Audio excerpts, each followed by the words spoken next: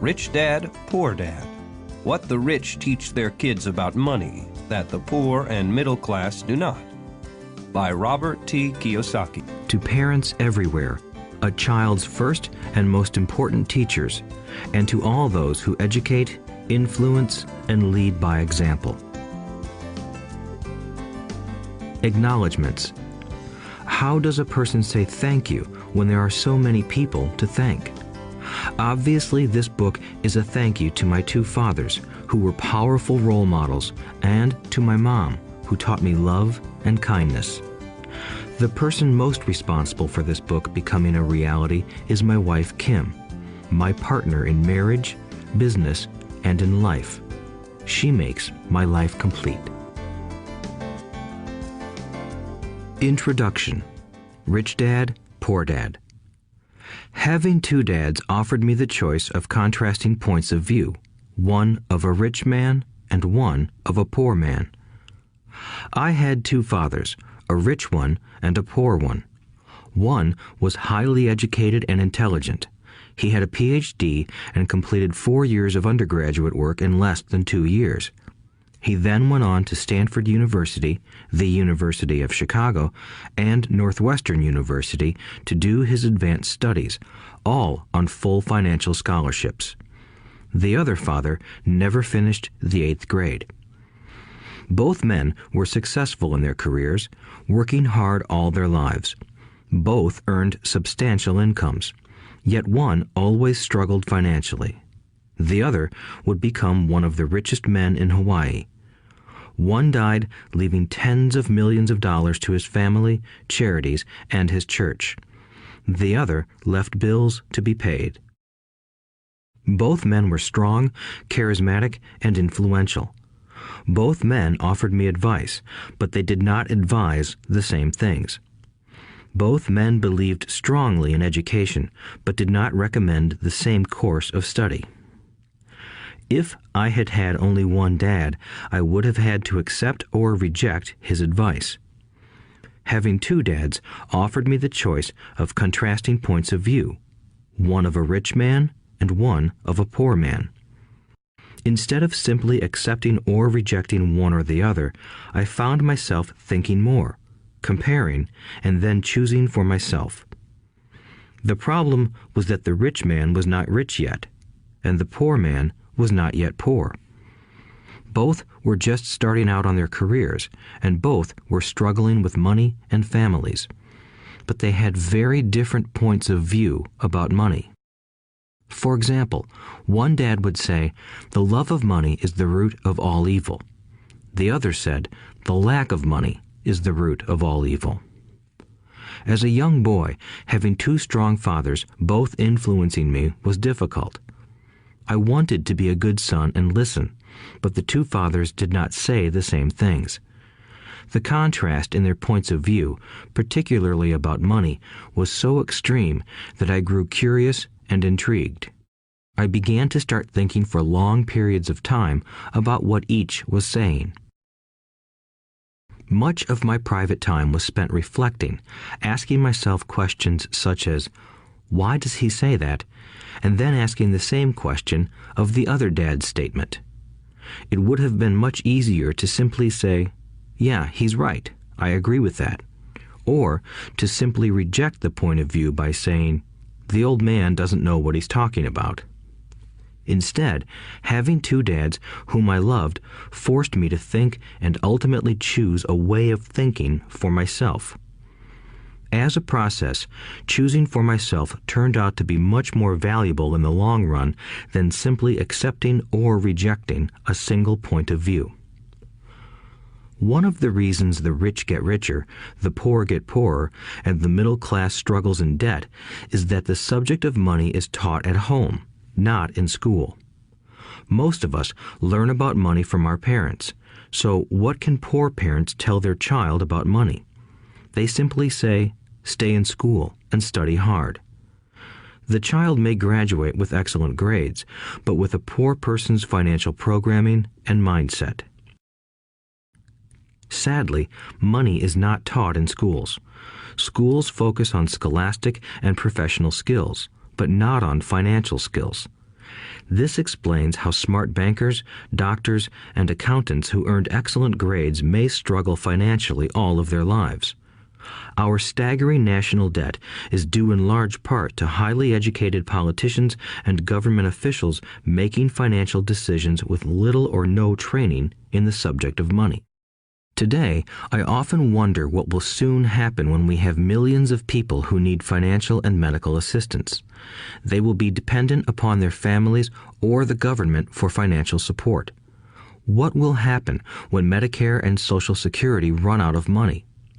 How will a nation survive if teaching children about money continues to be left to parents, most of whom will be, or already are, poor? Because I had two influential fathers, I learned from both of them. I had to think about each dad's advice, and in doing so, I gained valuable insight into the power and effect of one's thoughts on one's life. For example, one dad had a habit of saying, "I can't afford it." The other dad forbade those words to be used. He insisted I ask, "How can I afford it?" One is a statement, and the other is a question. One lets you off the hook, and the other forces you to think. My soon-to-be rich dad would explain that by automatically saying the words, "I can't afford it," your brain stops working. By asking the question, "How can I afford it?" your brain is put to work. He did not mean that you should buy everything you want. He was fanatical about exercising your mind, the most powerful computer in the world. He'd say, "My brain gets stronger every day because I exercise it. The stronger it gets, the more money I can make." He believed that automatically saying, "I can't afford it," was a sign of mental laziness. Although both dads worked hard, I noticed that one dad had a habit of putting his brain to sleep when it came to finances, and the other had a habit of exercising his brain. The long-term result was that one dad grew stronger financially, and the other grew weaker. It is not much different from a person who goes to the gym to exercise on a regular basis versus someone who sits on the couch watching television. Proper physical exercise increases your chances for health, and proper mental exercise increases your chances for wealth. My two dads had opposing attitudes, and that affected the way they thought. One dad thought that the rich should pay more in taxes to take care of those less fortunate. The other said, taxes punish those who produce and reward those who don't produce. One dad recommended, study hard so you can find a good company to work for. The other recommended, study hard so you can find a good company to buy. One dad said, the reason I'm not rich is because I have you kids. The other said, the reason I must be rich is because I have you kids. One encouraged talking about money and business at the dinner table, while the other forbade the subject of money to be discussed over a meal. One said, when it comes to money, play it safe, don't take risks. The other said, learn to manage risk. One believed, our home is our largest investment and our greatest asset. The other believed, my house is a liability, and if your house is your largest investment, you're in trouble. Both dads paid their bills on time, yet one paid his bills first while the other paid his bills last. One dad believed in a company or the government taking care of you and your needs. He was always concerned about pay raises, retirement plans, medical benefits, sick leave, vacation days, and other perks. He was impressed with two of his uncles who joined the military and earned a retirement and entitlement package for life after 20 years of active service. He loved the idea of medical benefits and PX privileges the military provided its retirees. He also loved the tenure system available through the university. The idea of job protection for life and job benefits seemed more important at times than the job. He would often say, I've worked hard for the government and I'm entitled to these benefits. The other believed in total financial self-reliance. He spoke out against the entitlement mentality and how it created weak and financially needy people.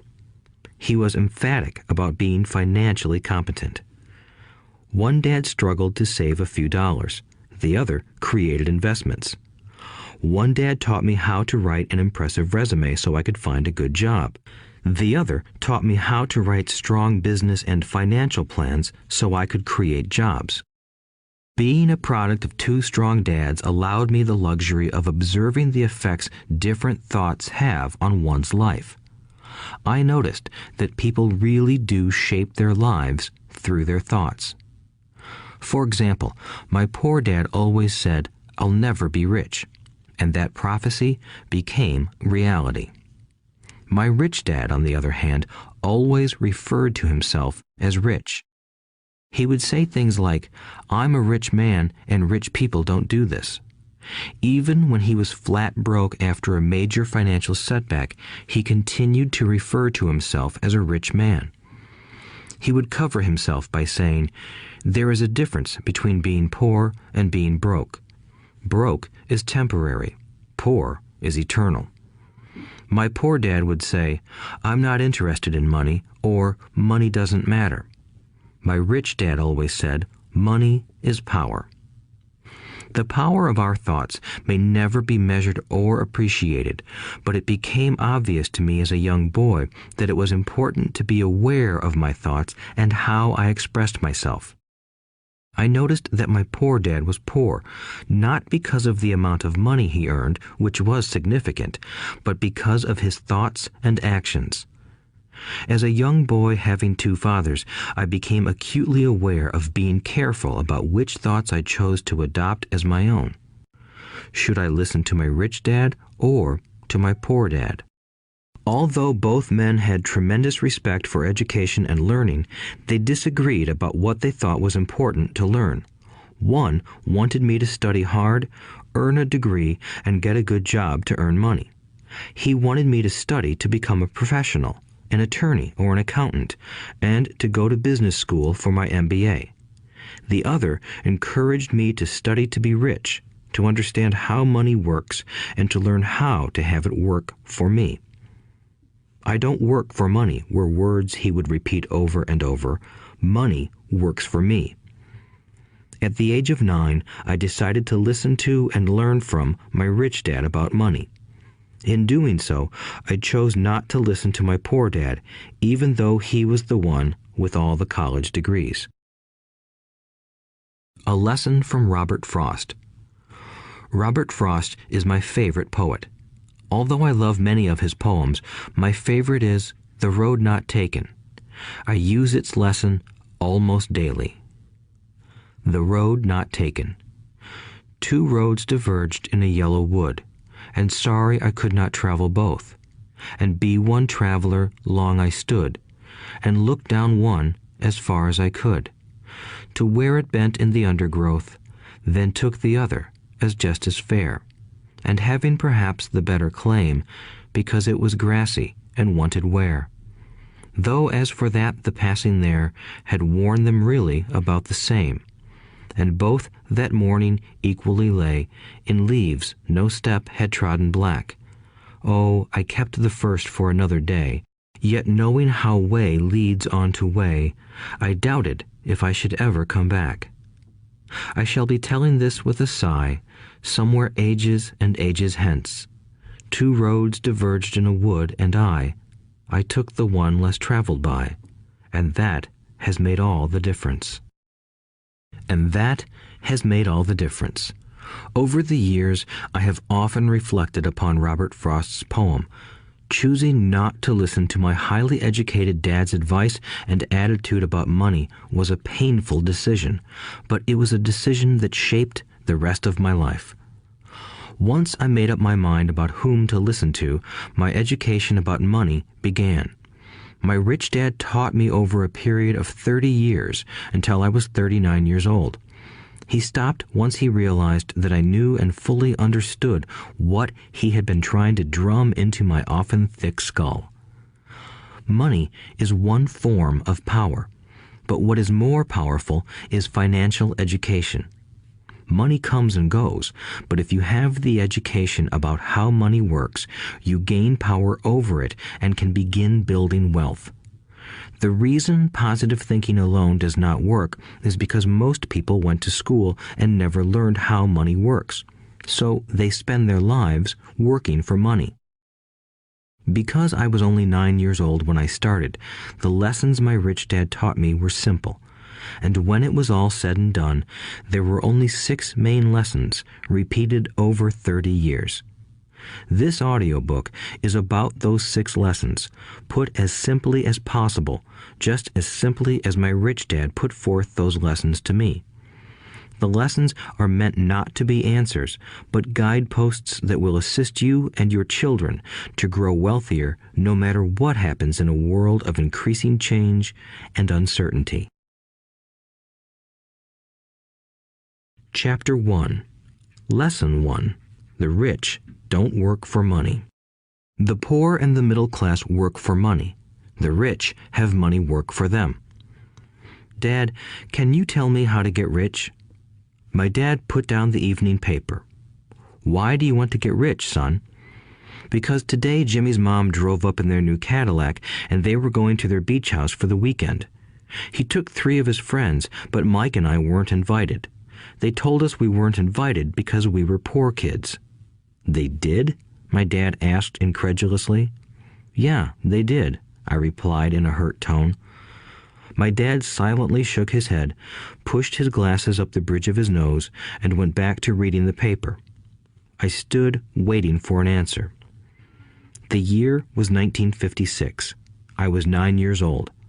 By some twist of fate, I attended the same public school where the rich people sent their kids. We were primarily a sugar plantation town. The managers of the plantation and the other affluent people, such as doctors, business owners, and bankers, sent their children to this elementary school. After grade 6, their children were generally sent off to private schools. Because my family lived on one side of the street, I went to this school. Had I lived on the other side of the street, I would have gone to a different school with kids from families more like mine. After grade 6, these kids and I would go on to the public intermediate and high school. There was no private school for them or for me. My dad finally put down the paper. I could tell he was thinking. Well, son, he began slowly, if you want to be rich, you have to learn to make money. How do I make money? I asked. Well, use your head, son, he said, smiling.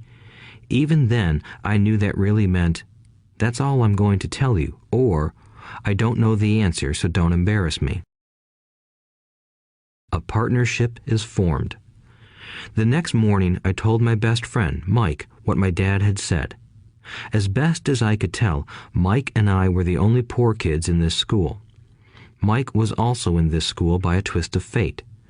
Someone had drawn a jog in the line for the school district, and we wound up in school with the rich kids. We weren't really poor, but we felt as if we were because all the other boys had new baseball gloves, new bicycles, new everything. Mom and Dad provided us with the basics, like food and shelter and clothes, but that was about it. My dad used to say, if you want something, work for it. We wanted things, but there was not much work available for 9-year-old boys. So what do we do to make money? Mike asked. I don't know, I said, but do you want to be my partner? He agreed, and so on that Saturday morning, Mike became my first business partner. We spent all morning coming up with ideas on how to make money.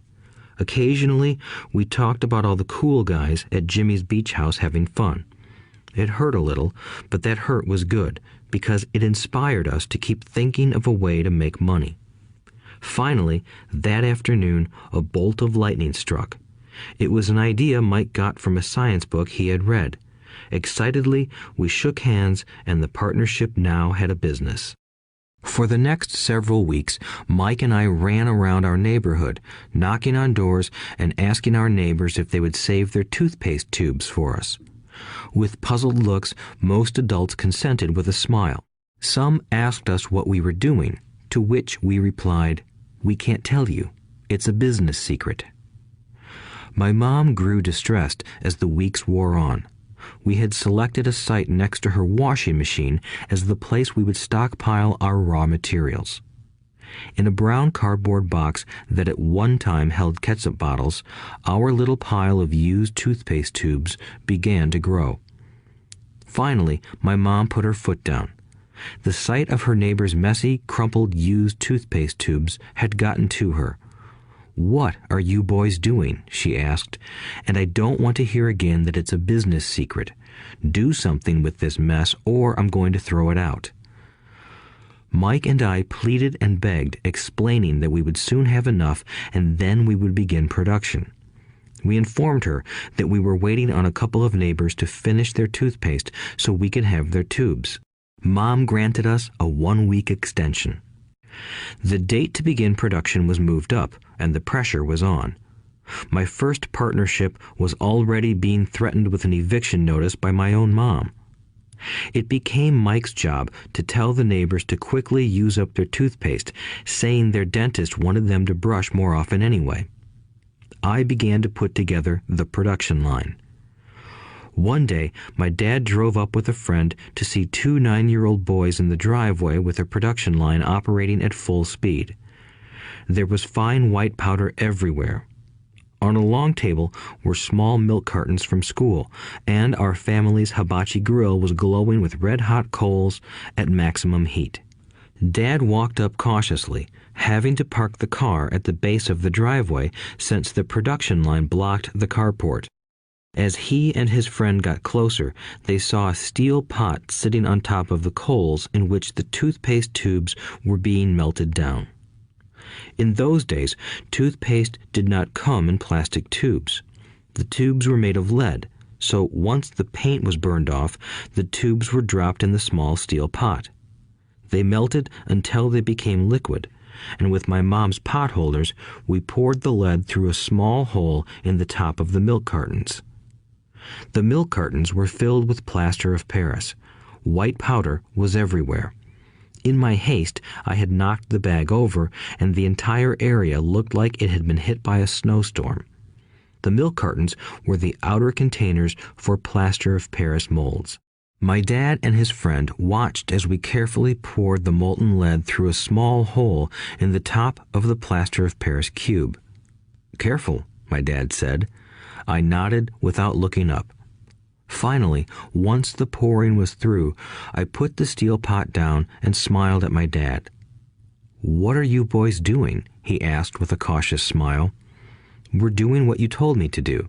We're going to be rich," I said. "Yup," said Mike, grinning and nodding his head. "We're partners." "And what is in those plaster molds?" my dad asked. "Watch," I said. "This should be a good batch." With a small hammer, I tapped at the seal that divided the cube in half. Cautiously, I pulled up the top half of the plaster mold, and a lead nickel fell out. "Oh my God," my dad said, "you're casting nickels out of lead." "That's right," Mike said. "We're doing as you told us to do. We're making money." My dad's friend turned and burst into laughter. My dad smiled and shook his head.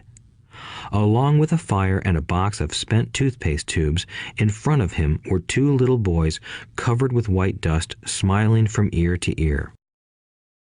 He asked us to put everything down and sit with him on the front step of our house. With a smile, he gently explained what the word counterfeiting meant. Our dreams were dashed. "You mean this is illegal?" asked Mike in a quivering voice. "Let them go," my dad's friend said. "They might be developing a natural talent." My dad glared at him. "Yes, it is illegal," my dad said gently, "but you boys have shown great creativity and original thought. Keep going. I'm really proud of you." Disappointed, Mike and I sat in silence for about 20 minutes before we began cleaning up our mess. The business was over on opening day. Sweeping the powder up, I looked at Mike and said, "I guess Jimmy and his friends are right. We are poor." My father was just leaving as I said that. "Boys," he said, "you're only poor if you give up. The most important thing is that you did something. Most people only talk and dream of getting rich. You've done something. I'm very proud of the two of you. I will say it again. Keep going. Don't quit." Mike and I stood there in silence. They were nice words, but we still did not know what to do. "So how come you're not rich, Dad?" I asked. "Because I chose to be a school teacher. School teachers really don't think about being rich. We just like to teach. I wish I could help you, but I really don't know how to make money." Mike and I turned and continued our cleanup. "I know," said my dad. "If you boys want to learn how to be rich, don't ask me. Talk to your dad, Mike." "My dad?" asked Mike with a scrunched-up face. "Yeah, your dad," repeated my dad with a smile. "Your dad and I have the same banker, and he raves about your father. He's told me several times that your father is brilliant when it comes to making money." "My dad?" Mike asked again in disbelief. "Then how come we don't have a nice car and a nice house like the rich kids at school?" "A nice car and a nice house don't necessarily mean you're rich or you know how to make money," my dad replied. "Jimmy's dad works for the sugar plantation. He's not much different from me. He works for a company and I work for the government. The company buys the car for him. The sugar company is in financial trouble, and Jimmy's dad may soon have nothing. Your dad is different, Mike. He seems to be building an empire, and I suspect in a few years he will be a very rich man." With that, Mike and I got excited again. With new vigor, we began cleaning up the mess caused by our now defunct first business. As we were cleaning, we made plans for how and when to talk to Mike's dad. The problem was that Mike's dad worked long hours and often did not come home until late. His father owned warehouses, a construction company, a chain of stores, and 3 restaurants. It was the restaurants that kept him out late. Mike caught the bus home after we had finished cleaning up. He was going to talk to his dad when he got home that night and ask him if he would teach us how to become rich. Mike promised to call as soon as he had talked to his dad, even if it was late. The phone rang at 8:30 p.m. "Okay," I said, "next Saturday." I put the phone down. Mike's dad had agreed to meet with us. On Saturday, I caught the 7:30 a.m. bus to the poor side of town. The lessons begin. Mike and I met with his dad that morning at 8 o'clock. He was already busy, having been at work for more than an hour. His construction supervisor was just leaving in his pickup truck as I walked up to his simple, small, and tidy home. Mike met me at the door. "Dad's on the phone, and he said to wait on the back porch," Mike said as he opened the door. The old wooden floor creaked as I stepped across the threshold of the aging house. There was a cheap mat just inside the door. The mat was there to hide the years of wear from countless footsteps that the floor had supported. Although clean, it needed to be replaced. I felt claustrophobic as I entered the narrow living room that was filled with old, musty, overstuffed furniture that today would be collector's items. Sitting on the couch were 2 women, both a little older than my mom. Across from the women sat a man in workman's clothes. He wore khaki slacks and a khaki shirt, neatly pressed but without starch, and polished work boots. He was about 10 years older than my dad. They smiled as Mike and I walked past them toward the back porch. I smiled back shyly. "Who are those people?" I asked. "Oh, they work for my dad. The older man runs his warehouses, and the women are the managers of the restaurants. And as you arrived, you saw the construction supervisor who was working on a road project about 50 miles from here. His other supervisor, who was building a track of houses, left before you got here." "Does this go on all the time?" I asked. "Not always, but quite often," said Mike, smiling as he pulled up a chair to sit down next to me. "I asked my dad if he would teach us to make money," Mike said. "Oh, and what did he say to that?" I asked with cautious curiosity. "Well, he had a funny look on his face at first, and then he said he would make us an offer." "Oh," I said, rocking my chair back against the wall. I sat there, perched on two rear legs of the chair. Mike did the same thing. "Do you know what the offer is?" I asked. "No, but we'll soon find out." Suddenly, Mike's dad burst through the rickety screen door and onto the porch. Mike and I jumped to our feet, not out of respect, but because we were startled. "Ready, boys?" he asked as he pulled up a chair to sit down with us. We nodded our heads as we pulled our chairs away from the wall to sit in front of him. He was a big man, about 6 feet tall and 200 pounds. My dad was taller, about the same weight, and 5 years older than Mike's dad. They sort of looked alike, though not of the same ethnic makeup. Maybe their energy was similar. "Mike says you want to learn to make money. Is that correct, Robert?" I nodded my head quickly, but with a little trepidation.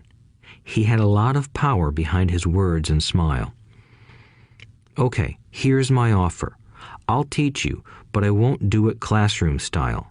You work for me, I'll teach you. You don't work for me, I won't teach you. I can teach you faster if you work, and I'm wasting my time if you just want to sit and listen like you do in school. That's my offer. Take it or leave it." May I ask a question first?" I asked. "No, take it or leave it. I've got too much work to do to waste my time. If you can't make up your mind decisively, then you'll never learn to make money anyway. Opportunities come and go. Being able to know when to make quick decisions is an important skill. You have the opportunity that you asked for. School is beginning, or it's over, in 10 seconds, Mike's dad said with a teasing smile. "Take it," I said. "Take it," said Mike. "Good," said Mike's dad. "Mrs. Martin will be by in 10 minutes. After I'm through with her, you'll ride with her to my superette and you can begin working. I'll pay you 10 cents an hour and you'll work 3 hours every Saturday." "But I have a softball game today," I said. Mike's dad lowered his voice to a stern tone. "Take it or leave it," he said.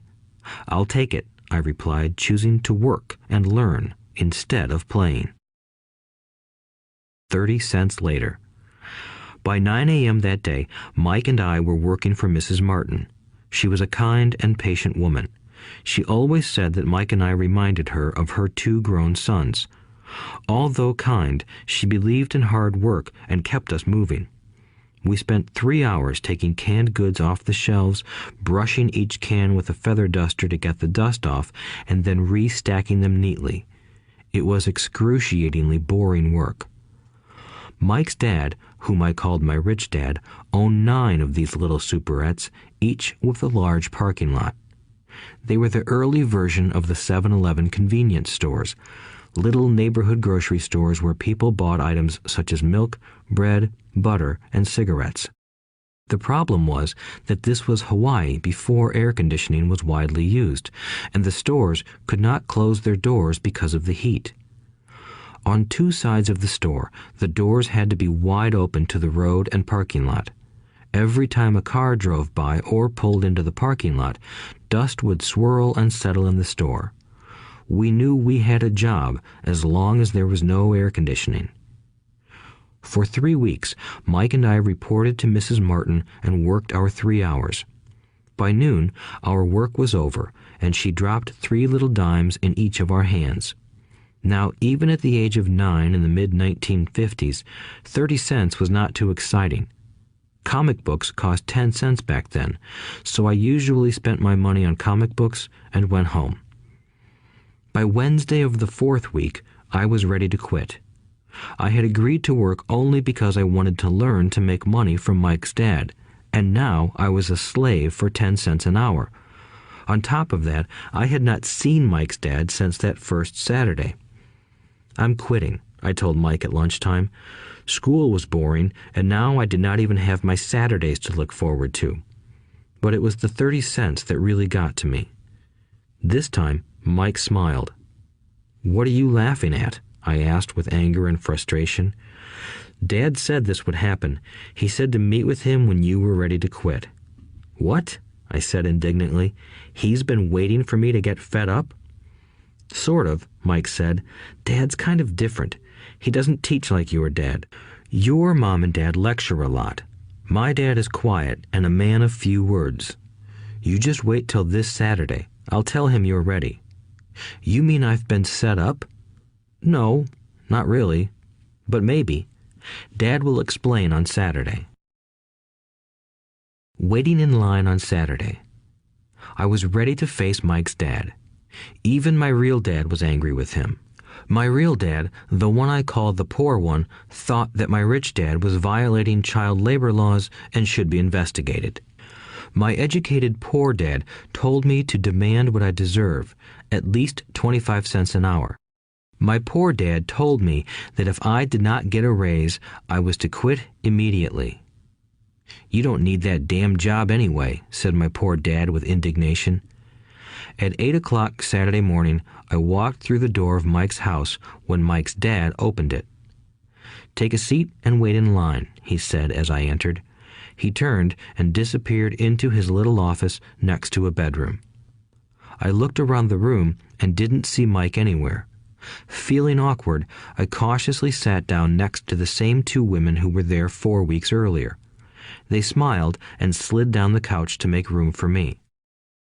45 minutes went by, and I was steaming.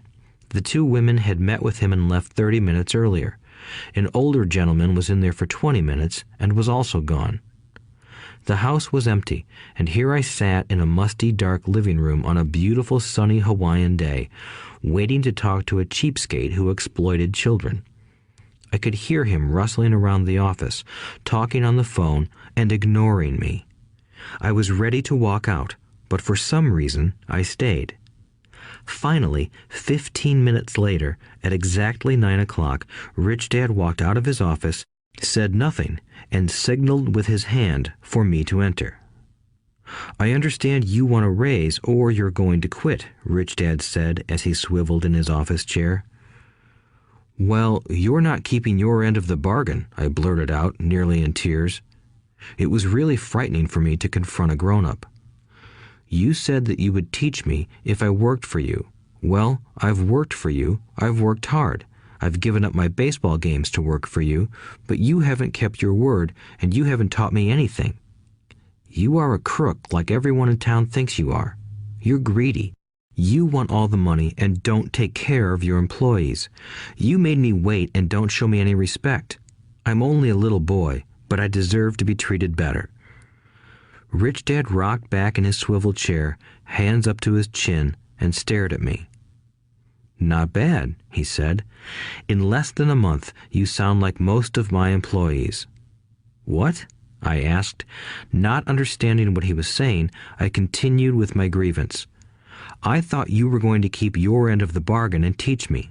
Instead, you want to torture me? That's cruel. That's really cruel. I am teaching you, Rich Dad said quietly. What have you taught me? Nothing, I said angrily. You haven't even talked to me once since I agreed to work for peanuts. 10 cents an hour. Ha! I should notify the government about you. We have child labor laws, you know.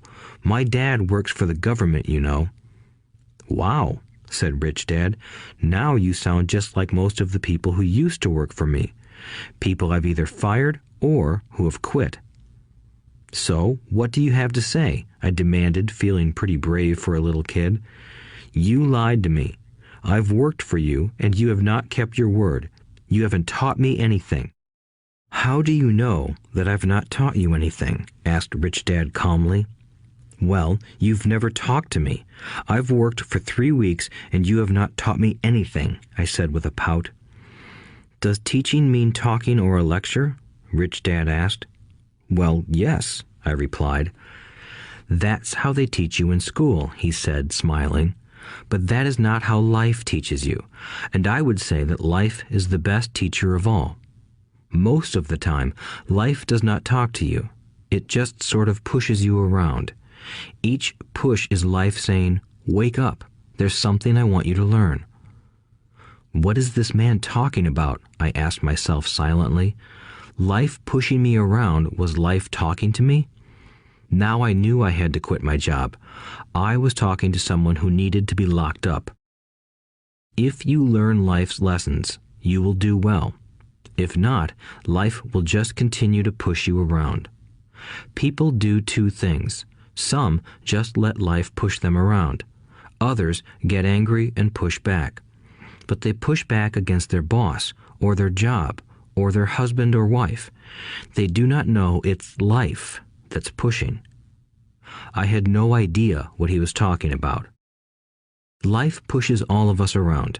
Some people give up and others fight. A few learn the lesson and move on.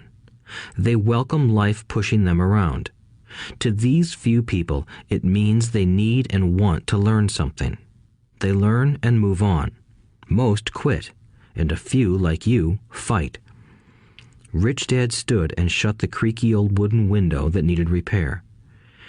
If you learn this lesson, you will grow into a wise, wealthy, and happy young man.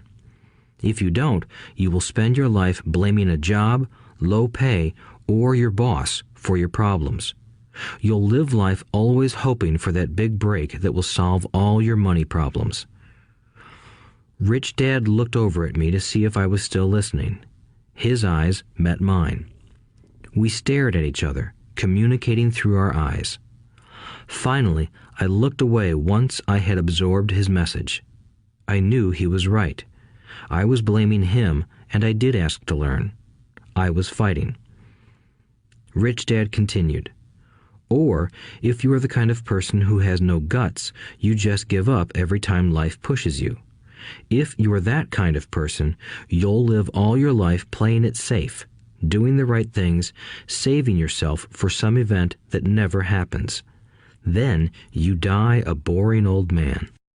You'll have lots of friends who really like you because you were such a nice, hard-working guy. But the truth is that you let life push you into submission. Deep down, you were terrified of taking risks. You really wanted to win, but the fear of losing was greater than the excitement of winning. Deep inside, you and only you will know you didn't go for it. You chose to play it safe." Our eyes met again. "You've been pushing me around?" I asked. "Some people might say that," smiled Rich Dad. "I would say that I just gave you a taste of life." "What taste of life?" I asked, still angry, but now curious and ready to learn. "You boys are the first people that have ever asked me to teach them how to make money. I have more than 150 employees, and not one of them has asked me what I know about money. They ask me for a job and a paycheck, but never to teach them about money. So most will spend the best years of their lives working for money, not really understanding what it is they are working for." I sat there listening intently. "So when Mike told me you wanted to learn how to make money, I decided to design a course that mirrored real life. I could talk until I was blue in the face, but you wouldn't hear a thing. So I decided to let life push you around a bit so you could hear me. That's why I only paid you 10 cents. "So what is the lesson I learned from working for only 10 cents an hour?" I asked. "That you're cheap and exploit your workers?" Rich Dad rocked back and laughed heartily. Finally, he said, "You'd best change your point of view. Stop blaming me and thinking I'm the problem. If you think I'm the problem, then you have to change me. If you realize that you're the problem, then you can change yourself, learn something, and grow wiser. Most people want everyone else in the world to change but themselves. Let me tell you, it's easier to change yourself than everyone else." "I don't understand," I said. "Don't blame me for your problems," Rich Dad said, growing impatient. "But you only pay me 10 cents. "So what are you learning?" Rich Dad asked, smiling. "That you're cheap," I said with a sly grin. "See, you think I'm the problem," said Rich Dad. "But you are. Well, keep that attitude and you'll learn nothing. Keep the attitude that I'm the problem, and what choices do you have?" "Well, if you don't pay me more or show me more respect and teach me, I'll quit." "Well put," Rich Dad said, "and that's exactly what most people do. They quit and go looking for another job, a better opportunity and higher pay, actually thinking that this will solve the problem. In most cases, it won't. So what should I do? I asked. Just take this measly 10 cents an hour and smile? Rich Dad smiled. That's what the other people do. But that's all they do, waiting for a raise, thinking that more money will solve their problems. Most just accept it, and some take a second job working harder, but again, accepting a small paycheck. I sat staring at the floor, beginning to understand the lesson Rich Dad was presenting. I could sense it was a taste of life. Finally, I looked up and asked, "So what will solve the problem?" "This," he said, leaning forward in his chair and tapping me gently on the head. "This stuff between your ears." It was at that moment that Rich Dad shared the pivotal point of view that separated him from his employees and my poor dad, and led him to eventually become one of the richest men in Hawaii, while my highly educated but poor dad struggled financially all his life. It was a singular point of view that made all the difference over a lifetime. Rich Dad said this point of view over and over, which I call lesson number 1. The poor and the middle class work for money. The rich have money work for them. On that bright Saturday morning, I learned a completely different point of view from what I had been taught by my poor dad. At the age of 9, I understood that both dads wanted me to learn. Both dads encouraged me to study, but not the same things. My highly educated dad recommended that I do what he did. "Son, I want you to study hard, get good grades so you can find a safe, secure job with a big company, and make sure it has excellent benefits." My rich dad wanted me to learn how money works so I could make it work for me.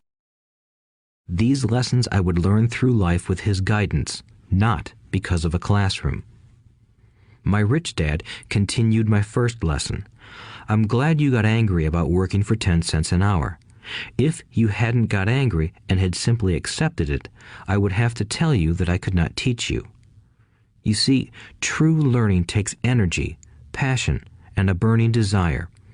Anger is a big part of that formula, for passion is anger and love combined. When it comes to money, most people want to play it safe and feel secure, so passion does not direct them. Fear does. So is that why they'll take jobs with low pay?" I asked. "Yes," said Rich Dad. "Some people say I exploit people because I don't pay as much as the sugar plantation or the government. I say the people exploit themselves. It's their fear, not mine." "But don't you feel you should pay them more?" I asked. "I don't have to. And besides, more money will not solve their problems. Just look at your dad. He makes a lot of money, and he still can't pay his bills. Most people, given more money, only get into more debt." "So that's why the 10 cents an hour," I said, smiling. "It's part of the lesson." "That's right," smiled Rich Dad. "You see, your dad went to school and got an excellent education so he could get a high-paying job. But he still has money problems because he never learned anything about money in school. On top of that, he believes in working for money."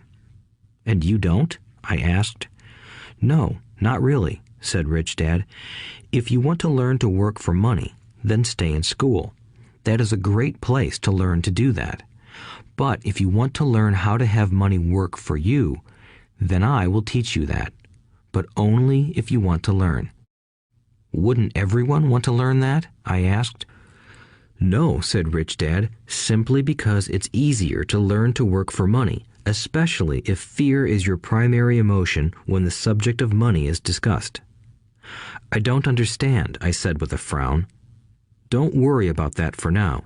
Just know that it's fear that keeps most people working at a job. The fear of not paying their bills, the fear of being fired, the fear of not having enough money, and the fear of starting over. That's the price of studying to learn a profession or trade and then working for money. Most people become a slave to money and then get angry at their boss. Learning to have money work for you is a completely different course of study? I asked. Absolutely, Rich Dad answered. Absolutely. We sat in the silence on that beautiful Hawaiian Saturday morning. My friends had just started their Little League baseball game, but for some reason I was now thankful I had decided to work for 10 cents an hour. I sensed that I was about to learn something my friends wouldn't learn in school. Ready to learn? Asked Rich Dad. Absolutely, I said with a grin. I have kept my promise. I've been teaching you from afar, my Rich Dad said. At 9 years old, you've gotten a taste of what it feels like to work for money. Just multiply your last month by 50 years, and you will have an idea of what most people spend their life doing. I don't understand, I said. How did you feel waiting in line to see me, once to get hired and once to ask for more money? Terrible, I said. If you choose to work for money, that is what life will be like, said Rich Dad. And how did you feel when Mrs. Martin dropped 3 dimes in your hand for 3 hours of work? I felt like it wasn't enough. It seemed like nothing. I was disappointed, I said. And that is how most employees feel when they look at their paychecks, especially after all the tax and other deductions are taken out. At least you got 100%. You mean most workers don't get paid everything? I asked with amazement. Heavens no, said Rich Dad. The government always takes its share first. How do they do that? I asked. Taxes, said Rich Dad. You're taxed when you earn. You're taxed when you spend. You're taxed when you save. You're taxed when you die. Why do people let the government do that to them? The rich don't, said Rich Dad with a smile. The poor and the middle class do. I'll bet you that I earn more than your dad, yet he pays more in taxes. How can that be? I asked. At my age, that made no sense to me. Why would someone let the government do that to them? Rich Dad rocked slowly and silently in his chair, just looking at me. Ready to learn? He asked. I nodded my head slowly. As I said, there is a lot to learn. Learning how to have money work for you is a lifetime study. Most people go to college for 4 years and their education ends. I already know that my study of money will continue over my lifetime, simply because the more I find out I need to know. Most people never study the subject. They go to work, get their paycheck, balance their checkbooks, and that's it. Then they wonder why they have money problems. They think that more money will solve the problem, and don't realize that it's their lack of financial education that is the problem. So my dad has tax problems because he doesn't understand money? I asked, confused. Look, said Rich Dad, taxes are just one small section on learning how to have money work for you. Today, I just wanted to find out if you still have the passion to learn about money. Most people don't. They want to go to school, learn a profession, have fun at their work, and earn lots of money. One day they wake up with big money problems, and then they can't stop working. That's the price of only knowing how to work for money instead of studying how to have money work for you. So, do you still have the passion to learn? Asked Rich Dad. I nodded my head. Good, said Rich Dad. Now get back to work. This time, I will pay you nothing. What? I asked in amazement. You heard me. Nothing. You will work the same 3 hours every Saturday, but this time you will not be paid 10 cents per hour. You said you wanted to learn to not work for money, so I'm not going to pay you anything. I couldn't believe what I was hearing. I've already had this conversation with Mike, and he's already working, dusting and stacking canned goods for free. You better hurry and get back there. That's not fair, I shouted. You've got to pay something. You said you wanted to learn. If you don't learn this now, you'll grow up to be like the two women and the older man sitting in my living room, working for money and hoping I don't fire them. Or, like your dad, earning lots of money only to be in debt up to his eyeballs, hoping more money will solve the problem. If that's what you want, I'll go back to our original deal of 10 cents an hour. Or you can do what most adults do. Complain that there is not enough pay, quit, and go looking for another job. But what do I do? I asked. Rich Dad tapped me on the head. Use this, he said. If you use it well, you will soon thank me for giving you an opportunity, and you will grow into a rich man.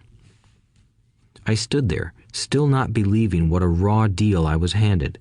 I came to ask for a raise, and somehow I was instead working for nothing. Rich Dad tapped me on the head again and said, "Use this. Now, get out of here and get back to work." Lesson number 1. The rich don't work for money. I didn't tell my poor dad I wasn't being paid. He wouldn't have understood, and I didn't want to try to explain something I didn't understand myself. For 3 more weeks, Mike and I worked 3 hours every Saturday for nothing. The work didn't bother me, and the routine got easier. But it was the missed baseball games and not being able to afford to buy a few comic books that got to me. Rich Dad stopped by at noon on the 3rd week. We heard his truck pull up in the parking lot and sputter when the engine was turned off. He entered the store and greeted Mrs. Martin with a hug. After finding out how things were going in the store, he reached into the ice cream freezer, pulled out 2 bars, paid for them, and signaled to Mike and me. "Let's go for a walk, boys." We crossed the street, dodging a few cars, and walked across a large grassy field where a few adults were playing softball. Sitting down at a lone picnic table, he handed Mike and me the treats. "How's it going, boys?" "Okay," Mike said. I nodded in agreement. "Learn anything yet?" Rich Dad asked. Mike and I looked at each other, shrugged our shoulders, and shook our heads in unison. Avoiding one of life's biggest traps. Well, you boys had better start thinking. You're staring at one of life's biggest lessons. If you learn it, you'll enjoy a life of great freedom and security. If you don't, you'll wind up like Mrs. Martin and most of the people playing softball in this park. They work very hard for little money, clinging to the illusion of job security and looking forward to a 3-week vacation each year and maybe a skimpy pension after 45 years of service. If that excites you, I'll give you a raise to 25 cents an hour. But these are good, hard-working people. Are you making fun of them? I demanded. A smile came over Rich Dad's face. Mrs. Martin is like a mother to me. I would never be that cruel. I may sound unkind because I'm doing my best to point something out to the 2 of you. I want to expand your point of view so you can see something most people never have the benefit of seeing because their vision is too narrow. Most people never see the trap they are in. Mike and I sat there, uncertain of his message. He sounded cruel, yet we could sense he was trying to drive home a point. With a smile, Rich Dad said, "Doesn't that 25 cents an hour sound good? Doesn't it make your heart beat a little faster?" I shook my head no, but it really did. 25 cents an hour would be big bucks to me. "Okay, I'll pay you $1 an hour," Rich Dad said, with a sly grin. Now my heart started to race. My brain was screaming, "Take it, take it." I could not believe what I was hearing. Still, I said nothing. "Okay, $2 an hour." My little brain and heart nearly exploded. After all, it was 1956, and being paid $2 an hour would have made me the richest kid in the world. I couldn't imagine earning that kind of money. I wanted to say yes. I wanted the deal. I could picture a new bicycle, new baseball glove, and the adoration of my friends when I flashed some cash. On top of that, Jimmy and his rich friends could never call me poor again. But somehow, my mouth stayed shut. The ice cream had melted and was running down my hand. Rich Dad was looking at two boys staring back at him, eyes wide open and brains empty. He was testing us, and he knew there was a part of our emotions that wanted to take the deal. He understood that every person has a weak and needy part of their soul that can be bought, and he knew that every individual also had a part of their soul that was resilient and could never be bought. It was only a question of which one was stronger. Okay, $5 an hour. Suddenly, I was silent. Something had changed. The offer was too big and ridiculous. Not many grown-ups in 1956 made more than that, but quickly my temptation disappeared and calm set in. Slowly, I turned to my left to look at Mike. He looked back at me. The part of my soul that was weak and needy was silenced. The part of me that had no price took over. I knew Mike had gotten to that point too. "Good," said Rich Dad softly. "Most people have a price, and they have a price because of human emotions named fear and greed. First, the fear of being without money motivates us to work hard, and then, once we get that paycheck, greed or desire starts us thinking about all the wonderful things money can buy. The pattern is then set." "What pattern?" I asked. "The pattern of get up, go to work, pay bills, get up, go to work, pay bills." People's lives are forever controlled by two emotions, fear and greed. Offer them more money, and they continue the cycle by increasing their spending. This is what I call the rat race. "There is another way?" Mike asked. "Yes," said Rich Dad slowly, "but only a few people find it."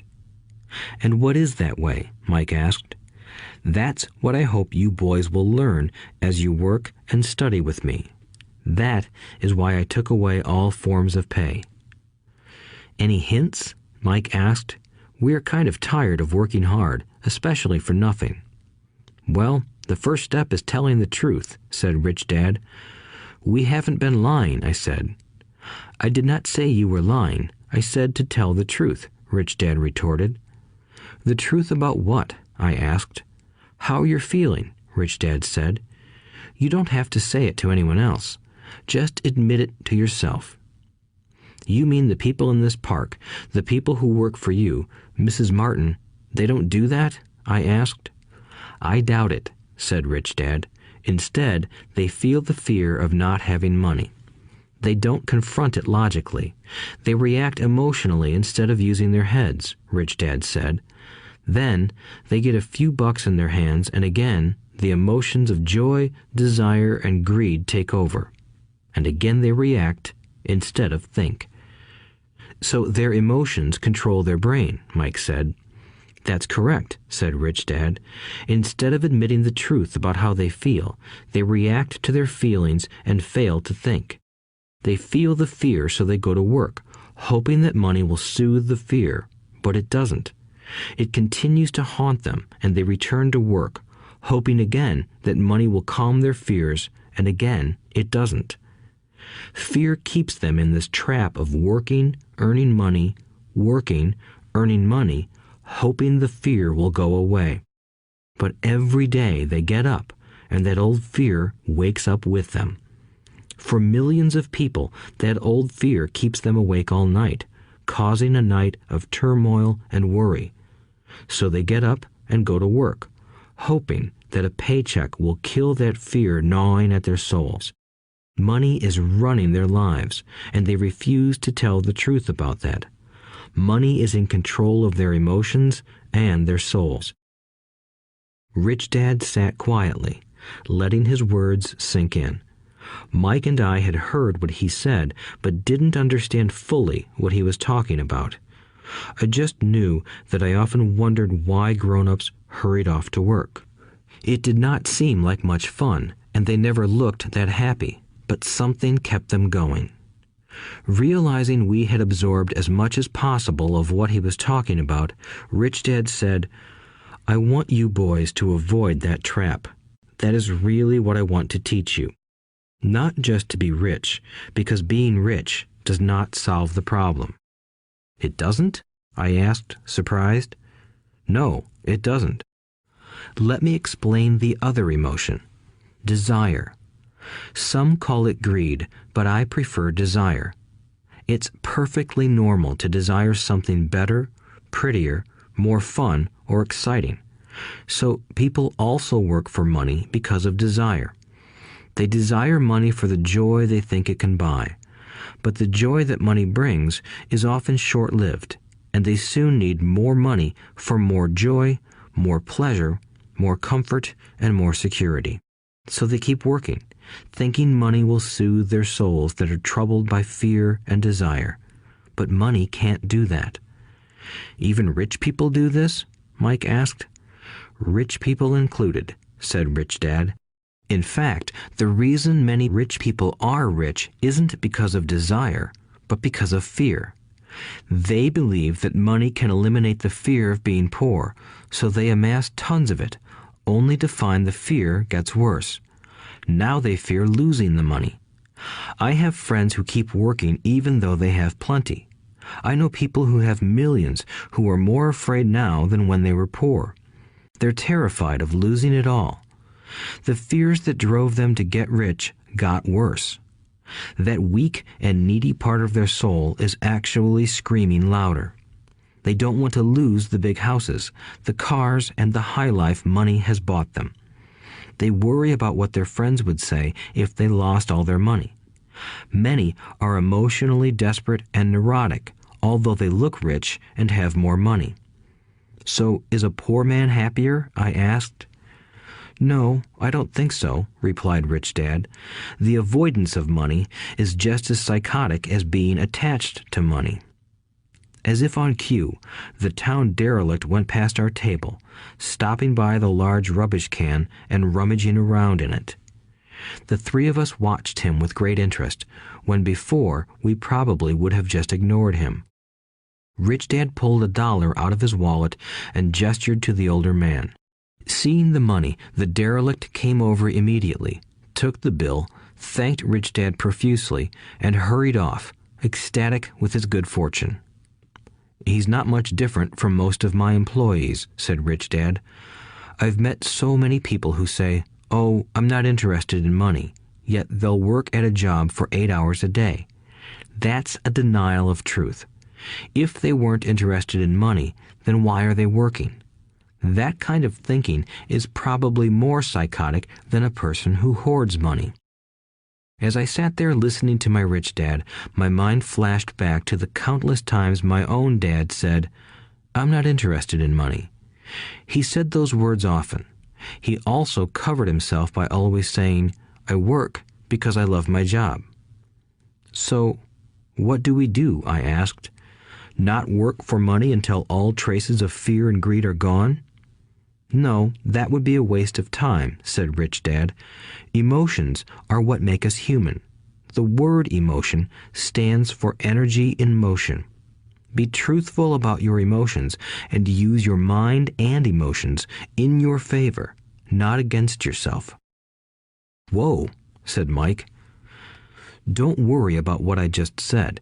It will make more sense in years to come. Just be an observer, not a reactor, to your emotions. Most people do not know that it's their emotions that are doing the thinking.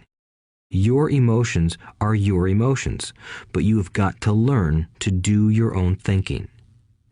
Can you give me an example? I asked. Sure, replied Rich Dad.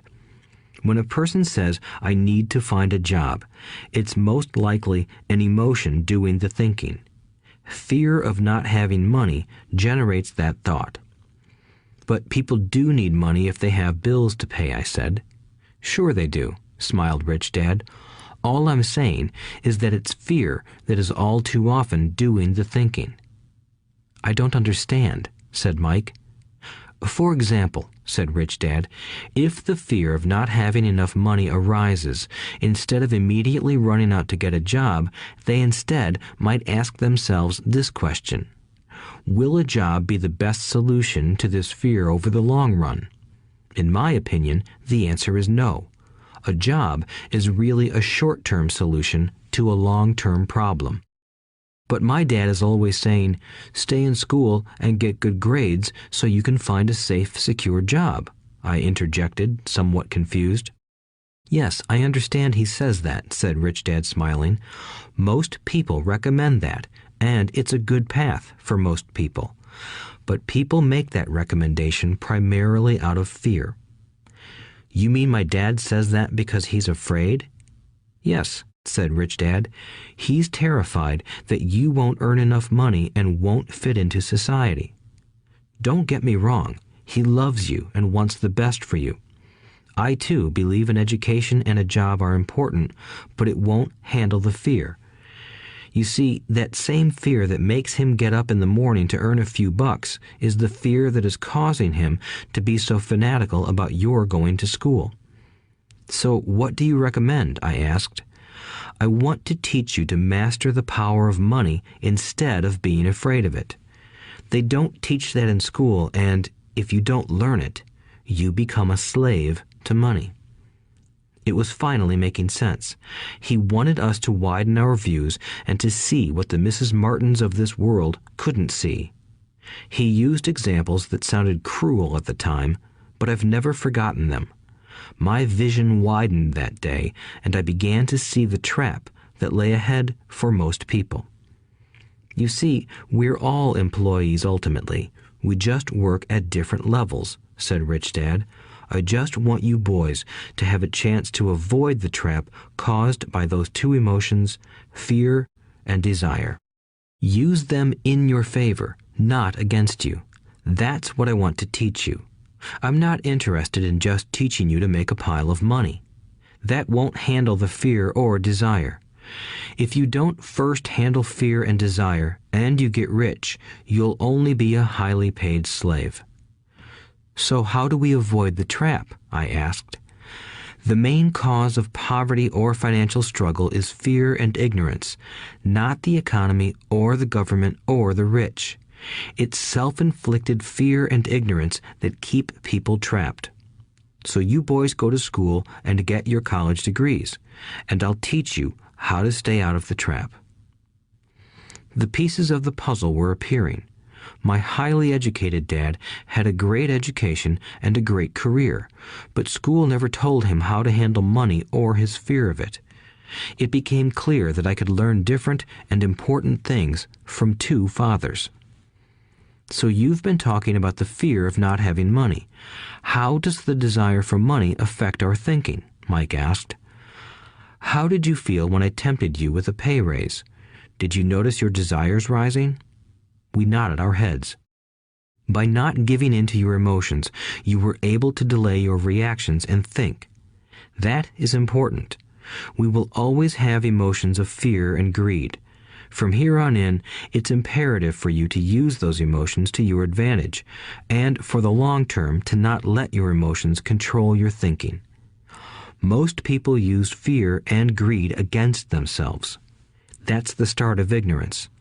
Most people live their lives chasing paychecks, pay raises, and job security because of the emotions of desire and fear, not really questioning where those emotion-driven thoughts are leading them. It's just like the picture of a donkey dragging a cart with its owner dangling a carrot just in front of its nose. The donkey's owner may be going where he wants to, but the donkey is chasing an illusion. Tomorrow, there will only be another carrot for the donkey. You mean the moment I pictured a new baseball glove, candy, and toys, that's like a carrot to a donkey? Mike asked. Yes, and as you get older, your toys get more expensive. A new car, a boat, and a big house to impress your friends, said Rich Dad with a smile. Fear pushes you out the door, and desire calls to you. That's the trap. So what's the answer? Mike asked. What intensifies fear and desire is ignorance. That is why rich people with lots of money often have more fear the richer they get. Money is the carrot, the illusion. If the donkey could see the whole picture, it might rethink its choice to chase the carrot. Rich Dad went on to explain that a human's life is a struggle between ignorance and illumination. He explained that once a person stops searching for information and self-knowledge, ignorance sets in. That struggle is a moment-to-moment decision to learn to open or close one's mind. Look, school is very important. You go to school to learn a skill or profession to become a contributing member of society. Every culture needs teachers, doctors, mechanics, artists, cooks, business people, police officers, firefighters, and soldiers. Schools train them so society can thrive and flourish, said Rich Dad. Unfortunately, for many people, school is the end, not the beginning. There was a long silence. Rich Dad was smiling. I didn't comprehend everything he said that day, but as with most great teachers, his words continued to teach for years. I've been a little cruel today, said Rich Dad, but I want you to always remember this talk. I want you to always think of Mrs. Martin, and I want you always to remember that donkey. Never forget that fear and desire can lead you into life's biggest trap if you are not aware of them controlling your thinking. To spend your life living in fear, never exploring your dreams, is cruel. To work hard for money, thinking that it will buy you things that will make you happy, is also cruel. To wake up in the middle of the night terrified about paying bills is a horrible way to live. To live a life dictated by the size of a paycheck is not really living a life. Thinking that a job makes you secure is lying to yourself. That's cruel, and that's the trap I want you to avoid. I've seen how money runs people's lives. Don't let that happen to you. Please, don't let money run your life. A softball rolled under our table. Rich Dad picked it up and threw it back. So what does ignorance have to do with greed and fear? I asked. Because it is ignorance about money that causes so much greed and fear, said Rich Dad. Let me give you some examples. A doctor, wanting more money to better provide for his family, raises his fees. By raising his fees, it makes healthcare more expensive for everyone. It hurts the poor people the most, so they have worse health than those with money. Because the doctors raise their fees, the attorneys raise their fees. Because the attorneys' fees have gone up, school teachers want a raise, which raises our taxes, and on and on and on. Soon, there will be such a horrifying gap between the rich and the poor that chaos will break out and another great civilization will collapse. History proves that great civilizations collapse when the gap between the haves and have-nots is too great.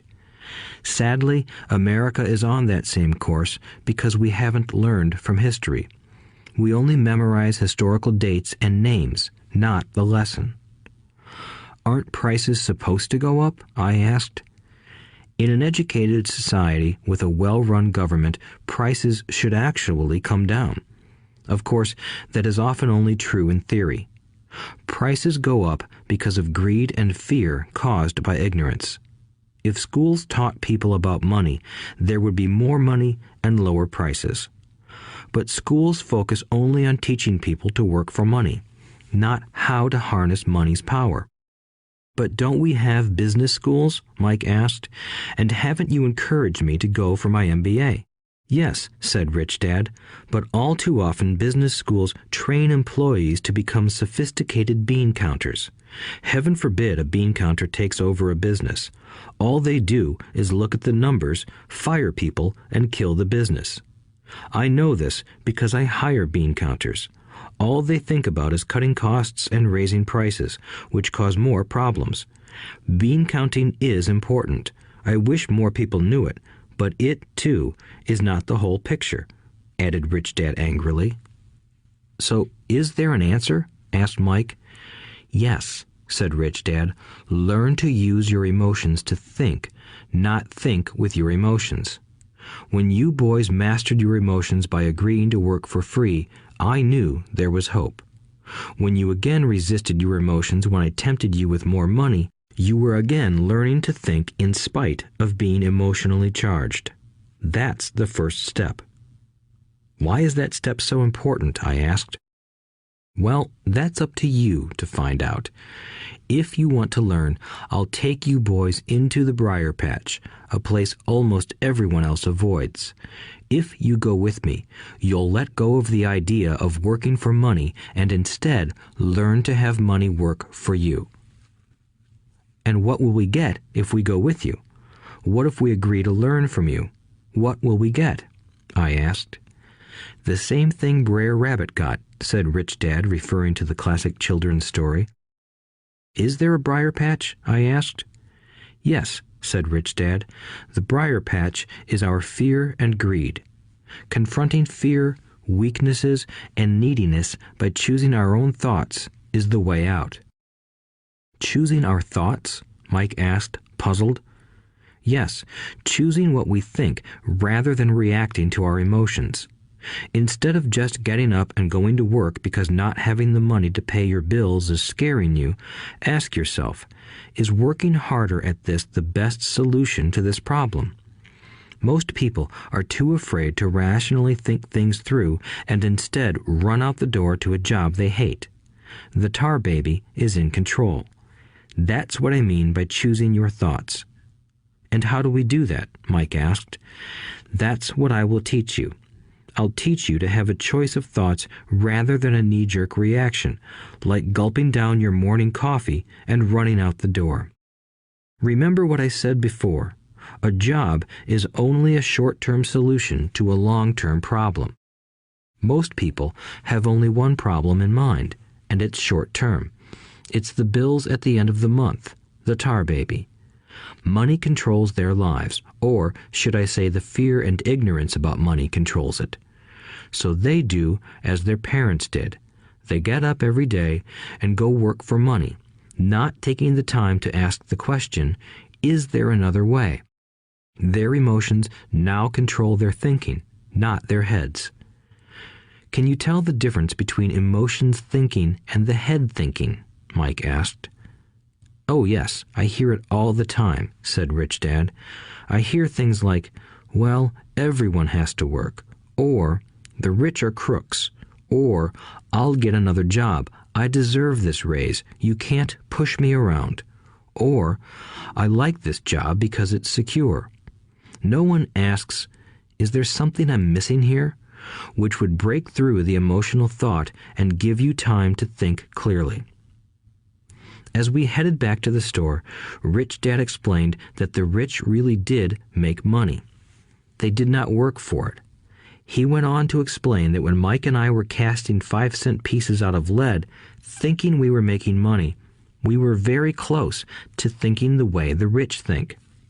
The problem was that creating money is legal for the government and banks to do, but illegal for us to do. There are legal ways to create money from nothing, he told us. Rich Dad went on to explain that the rich know that money is an illusion, truly like the carrot for the donkey. It's only out of fear and greed that the illusion of money is held together by billions of people who believe that money is real. It's not. Money is really made up. It is only because of the illusion of confidence and the ignorance of the masses that this house of cards stands. He talked about the gold standard that America was on, and that each dollar bill was actually a silver certificate. What concerned him was the rumor that we would someday go off the gold standard and our dollars would no longer be backed by something tangible. If that happens, boys, all hell will break loose. The poor, the middle class, and the ignorant will have their lives ruined simply because they will continue to believe that money is real and that the company they work for, or the government, will look after them. We really did not understand what he was saying that day, but over the years, it made more and more sense. Seeing what others miss. As he climbed into his pickup truck outside his convenience store, Rich Dad said, "Keep working, boys, but the sooner you forget about needing a paycheck, the easier your adult life will be. Keep using your brain, work for free, and soon your mind will show you ways of making money far beyond what I could ever pay you. You will see things that other people never see. Most people never see these opportunities because they're looking for money and security, so that's all they get. The moment you see one opportunity, you'll see them for the rest of your life. The moment you do that, I'll teach you something else. Learn this, and you'll avoid one of life's biggest traps. Mike and I picked up our things from the store and waved goodbye to Mrs. Martin. We went back to the park, to the same picnic bench, and spent several more hours thinking and talking. We spent the next week at school thinking and talking too. For 2 more weeks, we kept thinking, talking, and working for free. At the end of the second Saturday, I was again saying goodbye to Mrs. Martin and looking at the comic book stand with a longing gaze. The hard thing about not even getting 30 cents every Saturday was that I didn't have any money to buy comic books. Suddenly, as Mrs. Martin said goodbye to Mike and me, I saw her do something I'd never seen her do before. Mrs. Martin was cutting the front page of the comic book in half. She kept the top half of the comic book cover and threw the rest of the book into a large cardboard box. When I asked her what she did with the comic books, she said, "I throw them away. I give the top half of the cover back to the comic book distributor for credit when he brings in the new comics. He's coming in an hour." Mike and I waited for an hour. Soon the distributor arrived, and I asked him if we could have the comic books. To my delight, he said, "You can have them if you work for this store and do not resell them." Remember our old business partnership? Well, Mike and I revived it. Using a spare room in Mike's basement, we began piling hundreds of comic books in that room. Soon, our comic book library was open to the public. We hired Mike's younger sister, who loved to study, to be head librarian. She charged each child 10 cents admission to the library, which was open from 2:30 p.m. to 4:30 p.m. every day after school. The customers, the children of the neighborhood, could read as many comics as they wanted in 2 hours. It was a bargain for them since a comic cost 10 cents each, and they could read 5 or 6 in 2 hours. Mike's sister would check the kids as they left to make sure they weren't borrowing any comic books. She also kept the books, logging in how many kids showed up each day, who they were, and any comments they might have. Mike and I averaged $9.50 per week over a 3-month period. We paid his sister $1 a week and allowed her to read the comics for free, which she rarely did since she was always studying. Mike and I kept our agreement by working in the store every Saturday and collecting all the comic books from the different stores. We kept our agreement to the distributor by not selling any comic books. We burned them once they got too tattered. We tried opening a branch office, but we could never quite find someone as trustworthy and dedicated as Mike's sister. At an early age, we found out how hard it was to find good staff. 3 months after the library first opened, a fight broke out in the room. Some bullies from another neighborhood pushed their way in, and Mike's dad suggested we shut down the business. So our comic book business shut down, and we stopped working on Saturdays at the convenience store. But Rich Dad was excited because he had new things he wanted to teach us. He was happy because we had learned our first lessons so well. We learned to make money work for us. By not getting paid for our work at the store, we were forced to use our imaginations to identify an opportunity to make money. By starting our own business, the comic book library, we were in control of our own finances, not dependent on an employer. The best part was that our business generated money for us even when we weren't physically there. Our money worked for us. Instead of paying us money, Rich Dad had given us so much more. Chapter 2. Lesson 2. Why teach financial literacy?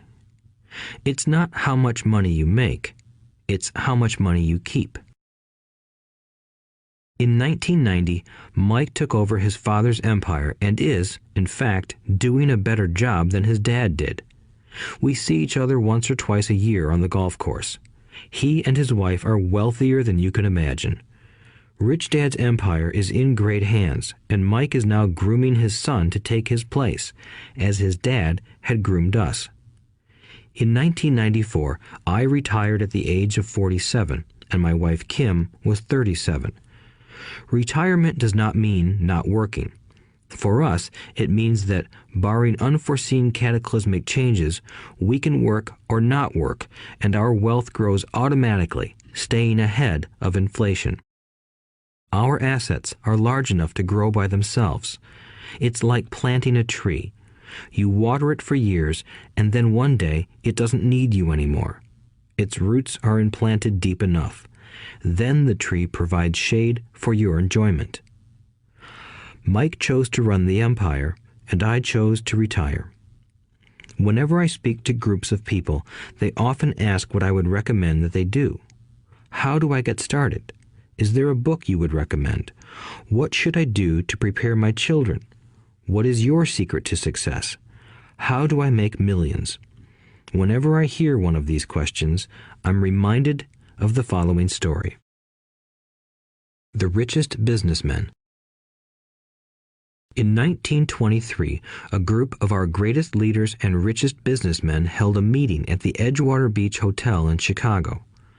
Among them were Charles Schwab, head of the largest independent steel company; Samuel Insull, president of the world's largest utility; Howard Hobson, head of the largest gas company; Ivar Kruger, president of International Match Company, one of the world's largest companies at that time; Leon Fraser, president of the Bank of International Settlements; Richard Whitney, president of the New York Stock Exchange; Arthur Cotton and Jesse Livermore, two of the biggest stock speculators; and Albert Fall, a member of President Harding's cabinet.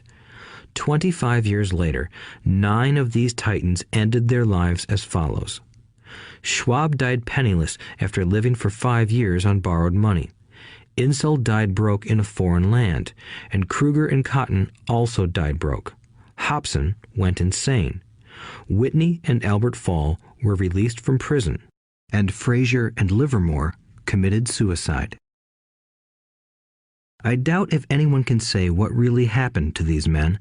If you look at the date, 1923, it was just before the 1929 market crash and the Great Depression, which I suspect had a great impact on these men and their lives. The point is this. Today, we live in times of greater and faster change than these men did. I suspect there will be many booms and busts in the coming years that will parallel the ups and downs these men faced. I am concerned that too many people are too focused on money and not on their greatest wealth, their education. If people are prepared to be flexible, keep an open mind and learn, they will grow richer and richer despite tough changes. If they think money will solve problems, they will have a rough ride. Intelligence solves problems and produces money.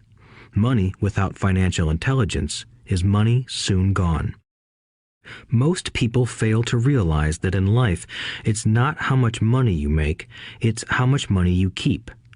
We've all heard stories of lottery winners who are poor, then suddenly rich, and then poor again. They win millions, yet are soon back where they started. Or stories of professional athletes who at the age of 24 are earning millions but are sleeping under a bridge 10 years later. I remember a story of a young basketball player who a year ago had millions. Today, at just 29, he claims his friends, attorney, and accountant took his money and he was forced to work at a car wash for minimum wage. He was fired from the car wash because he refused to take off his championship ring as he was wiping off the cars. His story made national news, and he is appealing his termination, claiming hardship and discrimination. He claims that the ring is all he has left, and if it was stripped away, he'll crumble. I know so many people who became instant millionaires, and while I am glad some people have become richer and richer, I caution them that in the long run, it's not how much money you make, it's how much you keep and how many generations you keep it. So when people ask, where do I get started, or tell me how to get rich quick, they often are greatly disappointed with my answer. I simply say to them what my rich dad said to me when I was a little kid. If you want to be rich, you need to be financially literate. That idea was drummed into my head every time we were together. As I said, my educated dad stressed the importance of reading books, while my rich dad stressed the need to master financial literacy. If you are going to build the Empire State Building, the first thing you need to do is dig a deep hole and pour a strong foundation. If you are going to build a home in the suburbs, all you need to do is pour a 6-inch slab of concrete. Most people, in their drive to get rich, are trying to build an Empire State Building on a 6-inch slab. Our school system, created in the agrarian age, still believes in homes with no foundation. Dirt floors are still the rage, so kids graduate from school with virtually no financial foundation. One day, sleepless and deep in debt in suburbia, living the American dream, they decide that the answer to their financial problems is to find a way to get rich quick. Construction on the skyscraper begins. It goes up quickly, and soon, instead of the Empire State Building, we have the Leaning Tower of suburbia. The sleepless nights return. As for Mike and me in our adult years, both of our choices were possible because we were taught to pour a strong financial foundation when we were just kids. Accounting is possibly the most confusing, boring subject in the world, but if you want to be rich long term, it could be the most important subject. For Rich Dad, the question was how to take a boring and confusing subject and teach it to kids. The answer he found was to make it simple by teaching it in pictures. My rich dad poured a strong financial foundation for Mike and me. Since we were just kids, he created a simple way to teach us. For years, he only drew pictures and used few words. Mike and I understood the simple drawings, the jargon, the movement of money, and then in later years, Rich Dad began adding numbers. Today, Mike has gone on to master much more complex and sophisticated accounting analysis because he had to in order to run his empire. I am not as sophisticated because my empire is smaller, yet we come from the same simple foundation. Over the following pages, we will discuss those same simple line drawings Mike's dad created for us. Though basic, those drawings helped guide two little boys in building great sums of wealth on a solid and deep foundation. Rule number 1. You must know the difference between an asset and a liability, and buy assets. If you want to be rich, this is all you need to know. It is rule number 1. It is the only rule. This may sound absurdly simple, but most people have no idea how profound this rule is. Most people struggle financially because they do not know the difference between an asset and a liability. Rich people acquire assets. The poor and middle class acquire liabilities that they think are assets, said Rich Dad. When Rich Dad explained this to Mike and me, we thought he was kidding. Here we were, nearly teenagers, and waiting for the secret to getting rich. And this was his answer. It was so simple that we stopped for a long time to think about it. "What is an asset?" asked Mike. "Don't worry right now," said Rich Dad. "Just let the idea sink in. If you can comprehend the simplicity, your life will have a plan and be financially easy. It is simple. That is why the idea is missed." "You mean all we need to know is what an asset is, acquire them, and we'll be rich?" I asked. Rich Dad nodded his head. "It's that simple." "If it's that simple, how come everyone is not rich?" I asked. Rich Dad smiled. "Because people do not know the difference between an asset and a liability." I remember asking, how could adults be so misguided? If it is that simple, if it is that important, why would everyone not want to find out? It took Rich Dad only a few minutes to explain what assets and liabilities were. As an adult, I have difficulty explaining it to other adults. The simplicity of the idea escapes them because they have been educated differently. They were taught by other educated professionals, such as bankers, accountants, real estate agents, financial planners, and so forth. The difficulty comes in asking adults to unlearn or become children again. An intelligent adult often feels it is demeaning to pay attention to simplistic definitions. Rich Dad believed in the KISS principle: keep it simple, stupid, or keep it super simple. So he kept it simple for us, and that made our financial foundation strong. So what causes the confusion? How could something so simple be so screwed up? Why would someone buy an asset that was really a liability? The answer is found in basic education. We focus on the word literacy and not financial literacy. What defines something to be an asset or a liability are not words. In fact, if you really want to be confused, look up the words asset and liability in the dictionary. I know the definition may sound good to a trained accountant, but for the average person, it makes no sense. But we adults are often too proud to admit that something does not make sense. To us young boys, Rich Dad said, "What defines an asset are not words, but numbers. And if you can't read the numbers, you can't tell an asset from a hole in the ground." In accounting, Rich Dad would say, it's not the numbers, but what the numbers are telling you. It's just like words. It's not the words, but the story the words are telling you. If you want to be rich, you've got to read and understand numbers. If I heard that once, I heard it 1,000 times from my rich dad. And I also heard the rich acquire assets and the poor and middle class acquire liabilities. Here is how to tell the difference between an asset and a liability. Most accountants and financial professionals do not agree with the definitions, but these simple drawings were the start of strong financial foundations for two young boys. An asset is something that puts money in my pocket. A liability is something that takes money out of my pocket. This is really all you need to know. If you want to be rich, simply spend your life buying assets.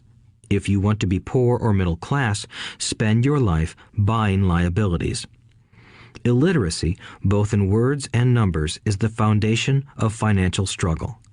If people are having difficulties financially, there is something that they don't understand, either in words or numbers. The rich are rich because they are more literate in different areas than people who struggle financially. So if you want to be rich and maintain your wealth, it's important to be financially literate in words as well as numbers. Numbers alone mean little, just as words out of context mean little. It's the story that counts. In financial reporting, reading numbers is looking for the plot, the story of where the cash is flowing. In 80% of most families, the financial story paints a picture of hard work to get ahead. However, this effort is for naught because they spend their lives buying liabilities instead of assets. Everyone has living expenses, the need for food, shelter, and clothing. It is the cash flow that tells the story of how a person handles their money.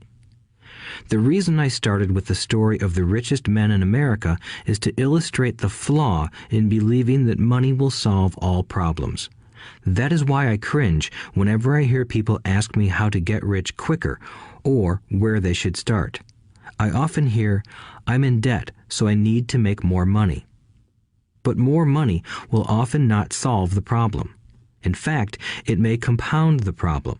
Money often makes obvious our tragic human flaws, putting a spotlight on what we don't know. That is why, all too often, a person who comes into a sudden windfall of cash, let's say an inheritance, a pay raise, or lottery winnings, soon returns to the same financial mess, if not worse than the mess they were in before. Money only accentuates the cash flow pattern running in your head. If your pattern is to spend everything you get, most likely an increase in cash will just result in an increase in spending. Thus the saying, "A fool and his money is one big party." I have said many times that we go to school to gain scholastic and professional skills, both of which are important. We learn to make money with our professional skills. In the 1960s, when I was in high school, if someone did well academically, people assumed this bright student would go on to be a medical doctor because it was the profession with the promise of the greatest financial reward. Today, doctors face financial challenges I wouldn't wish on my worst enemy. Insurance companies taking control of the business, managed health care, government intervention, and malpractice suits. Today, kids want to be famous athletes, movie stars, rock stars, beauty queens, or CEOs because that is where the fame, money, and prestige are. That is the reason it is so hard to motivate kids in school today. They know that professional success is no longer solely linked to academic success, as it once was. Because students leave school without financial skills, millions of educated people pursue their profession successfully, but later find themselves struggling financially. They work harder, but don't get ahead. What is missing from their education is not how to make money, but how to manage money. It's called financial aptitude, what you do with the money once you make it, how to keep people from taking it from you, how to keep it longer, and how to make that money work hard for you. Most people don't understand why they struggle financially because they don't understand cash flow. A person can be highly educated, professionally successful, and financially illiterate.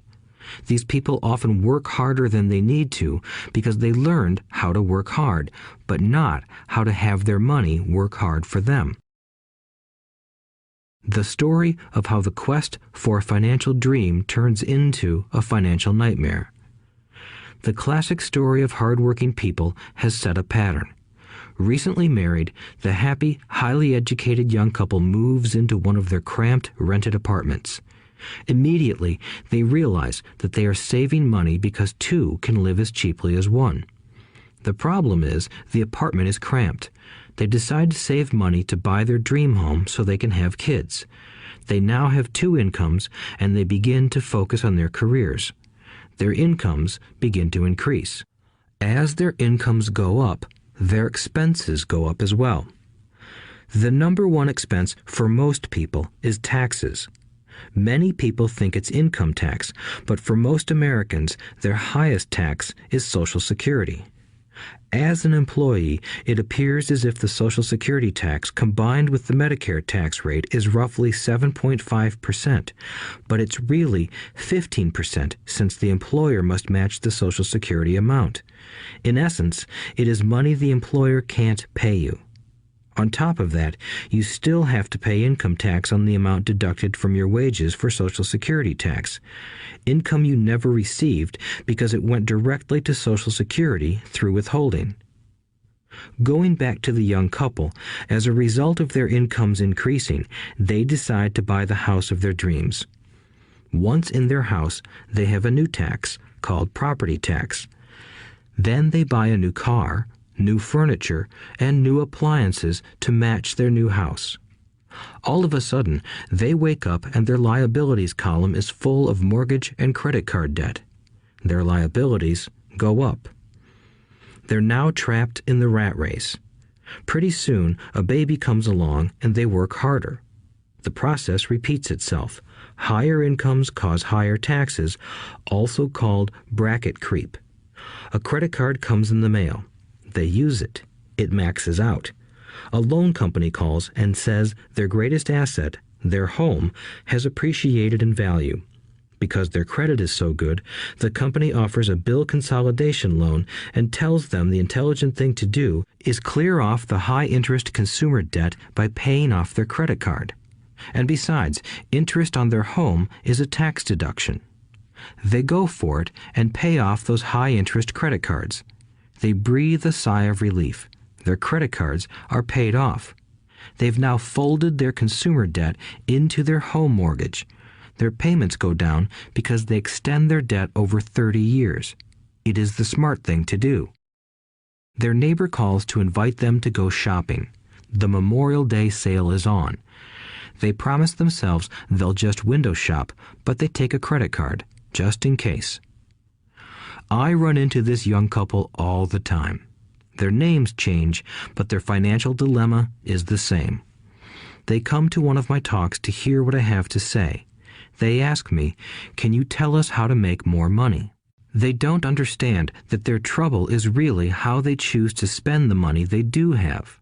It is caused by financial illiteracy and not understanding the difference between an asset and a liability. More money seldom solves someone's money problems. Intelligence solves problems.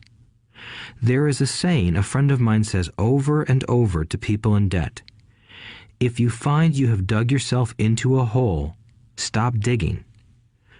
As a child, my dad often told us that the Japanese were aware of 3 powers: the power of the sword, the jewel, and the mirror. The sword symbolizes the power of weapons. America has spent trillions of dollars on weapons, and because of this is a powerful military presence in the world. The jewel symbolizes the power of money.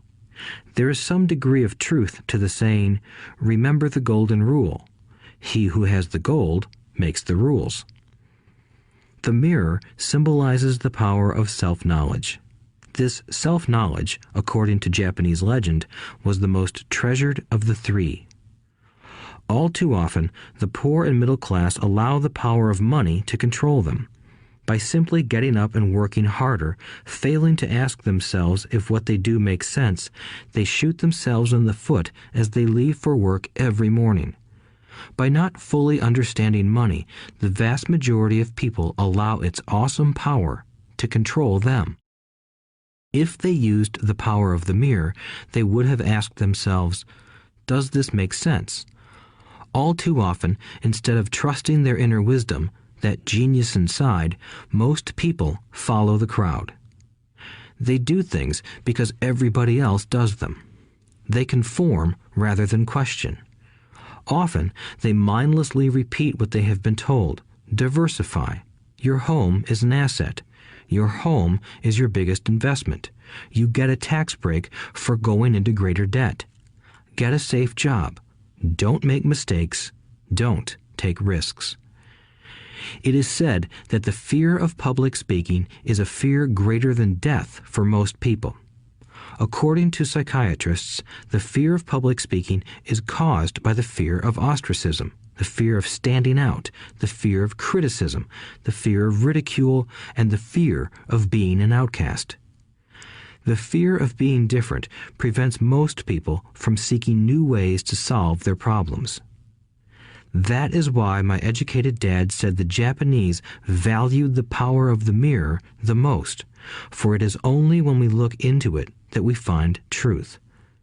Fear is the main reason that people say, "Play it safe." That goes for anything, be it sports, relationships, careers, or money. It is that same fear, the fear of ostracism, that causes people to conform to, and not question, commonly accepted opinions or popular trends. Your home is an asset. Get a bill consolidation loan and get out of debt. Work harder. It's a promotion. Someday I'll be a vice president. Save money. When I get a raise, I'll buy us a bigger house. Mutual funds are safe.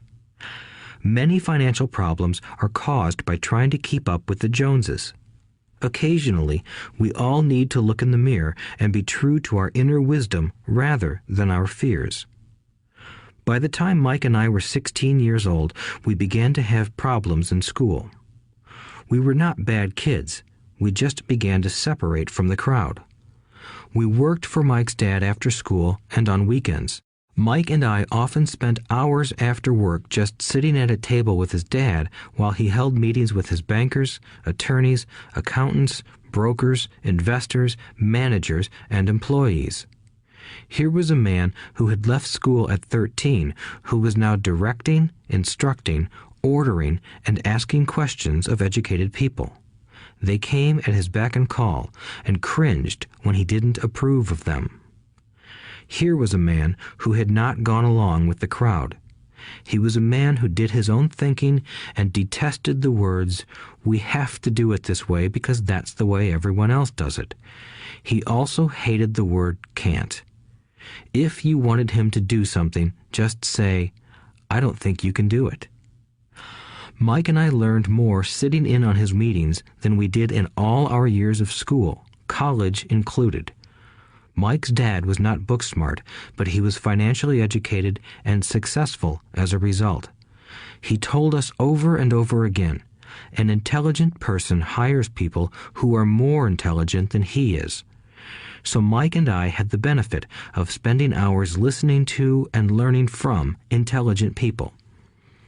But because of this, Mike and I couldn't go along with the standard dogma our teachers preached, and that caused problems. Whenever the teacher said, "If you don't get good grades, you won't do well in the real world," Mike and I just raised our eyebrows. When we were told to follow set procedures and not deviate from the rules, we could see how school discouraged creativity. We started to understand why our rich dad told us that schools were designed to produce good employees instead of employers. Occasionally, Mike or I would ask our teachers how what we studied was applicable to the real world, or why we never studied money and how it worked. To the latter question, we often got the answer that money was not important, that if we excelled in our education, the money would follow. The more we knew about the power of money, the more distant we grew from the teachers and our classmates. My highly educated dad never pressured me about my grades, but we did begin to argue about money. By the time I was 16, I probably had a far better foundation with money than both my parents.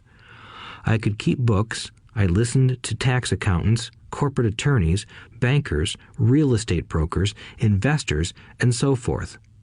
By contrast, my dad talked to other teachers. One day, my dad told me that our home was his greatest investment. A not too pleasant argument took place when I showed him why I thought a house was not a good investment. I showed him the ancillary expenses that went along with owning the home. A bigger home meant bigger expenses, and the cash flow kept going out through the expense column.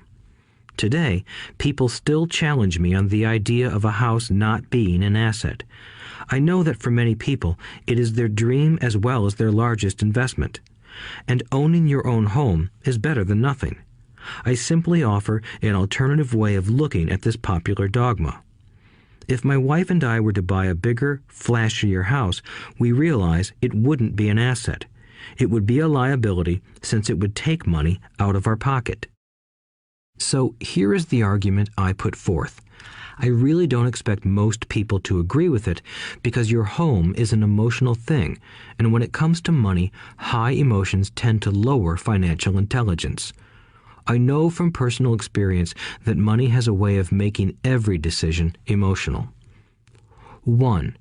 When it comes to houses, most people work all their lives paying for a home they never own.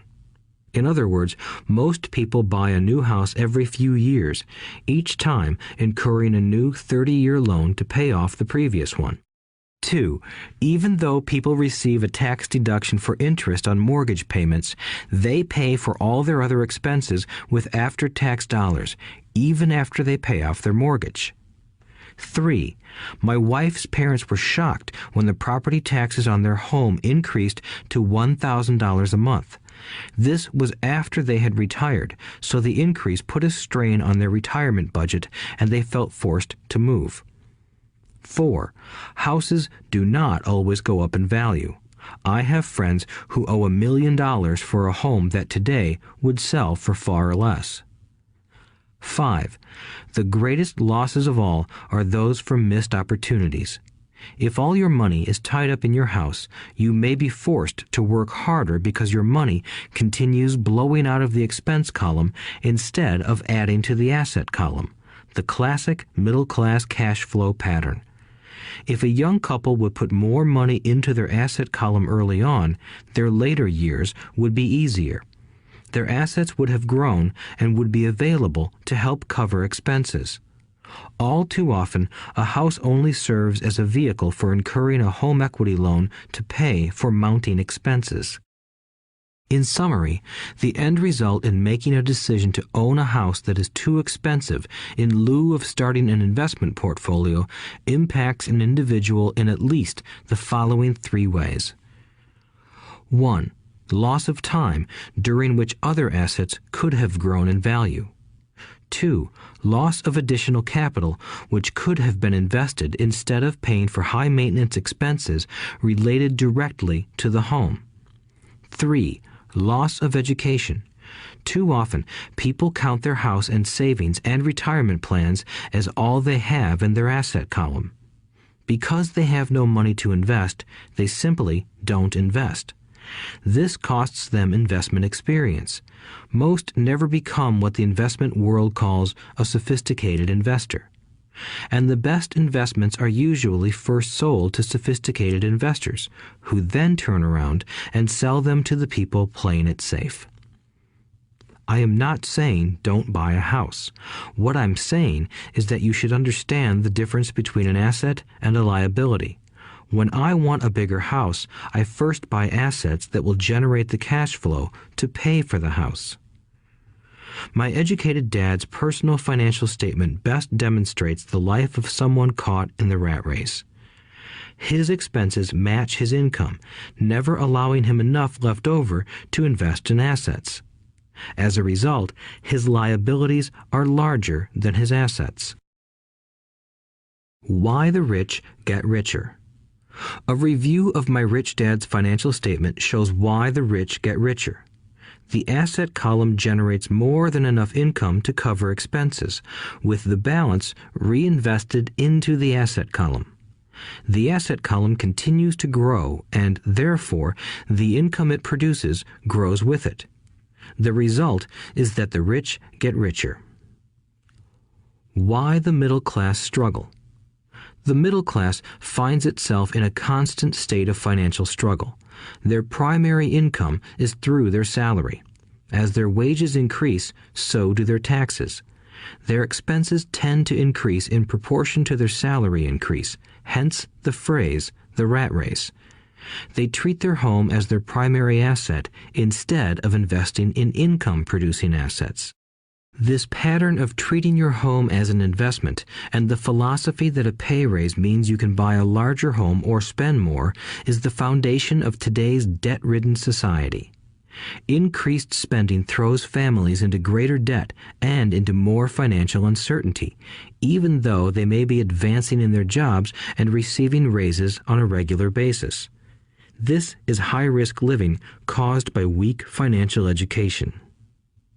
The massive loss of jobs in recent times proves how shaky the middle class really is financially. Company pension plans are being replaced by 401k plans. Social Security is obviously in trouble and can't be relied upon as a source for retirement. Panic has set in for the middle class. Today, mutual funds are popular because they supposedly represent safety. Average mutual fund buyers are too busy working to pay taxes and mortgages, save for their children's college, and pay off credit cards. They do not have time to study investing, so they rely on the expertise of the manager of a mutual fund. Also, because the mutual fund includes many different types of investments, they feel their money is safer because it is diversified. This educated middle class subscribes to the dogma put out by mutual fund brokers and financial planners. Play it safe, avoid risk. The real tragedy is that the lack of early financial education is what creates the risk faced by average middle class people. The reason they have to play it safe is because their financial positions are tenuous at best. Their balance sheets are not balanced. Instead, they are loaded with liabilities and have no real assets that generate income. Typically, their only source of income is their paycheck. Their livelihood becomes entirely dependent on their employer. So when genuine deals of a lifetime come along, these people can't take advantage of them because they are working so hard, are taxed to the max, and are loaded with debt.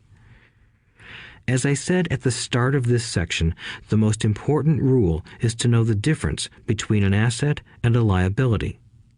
Once you understand the difference, concentrate your efforts on buying income-generating assets. That's the best way to get started on a path to becoming rich. Keep doing that and your asset column will grow. Keep liabilities and expenses down so more money is available to continue pouring into the asset column.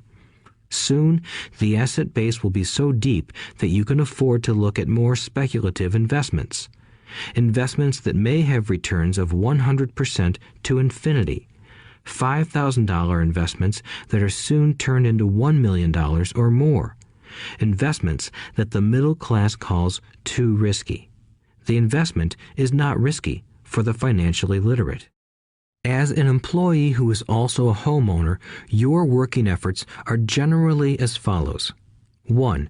You work for the company. Employees make their business owner or the shareholders rich, not themselves. Your efforts and success will help provide for the owner's success and retirement. 2. You work for the government. The government takes its share from your paycheck before you even see it. By working harder, you simply increase the amount of taxes taken by the government. Most people work from January to May just for the government. 3. You work for the bank. After taxes, your next largest expense is usually your mortgage and credit card debt.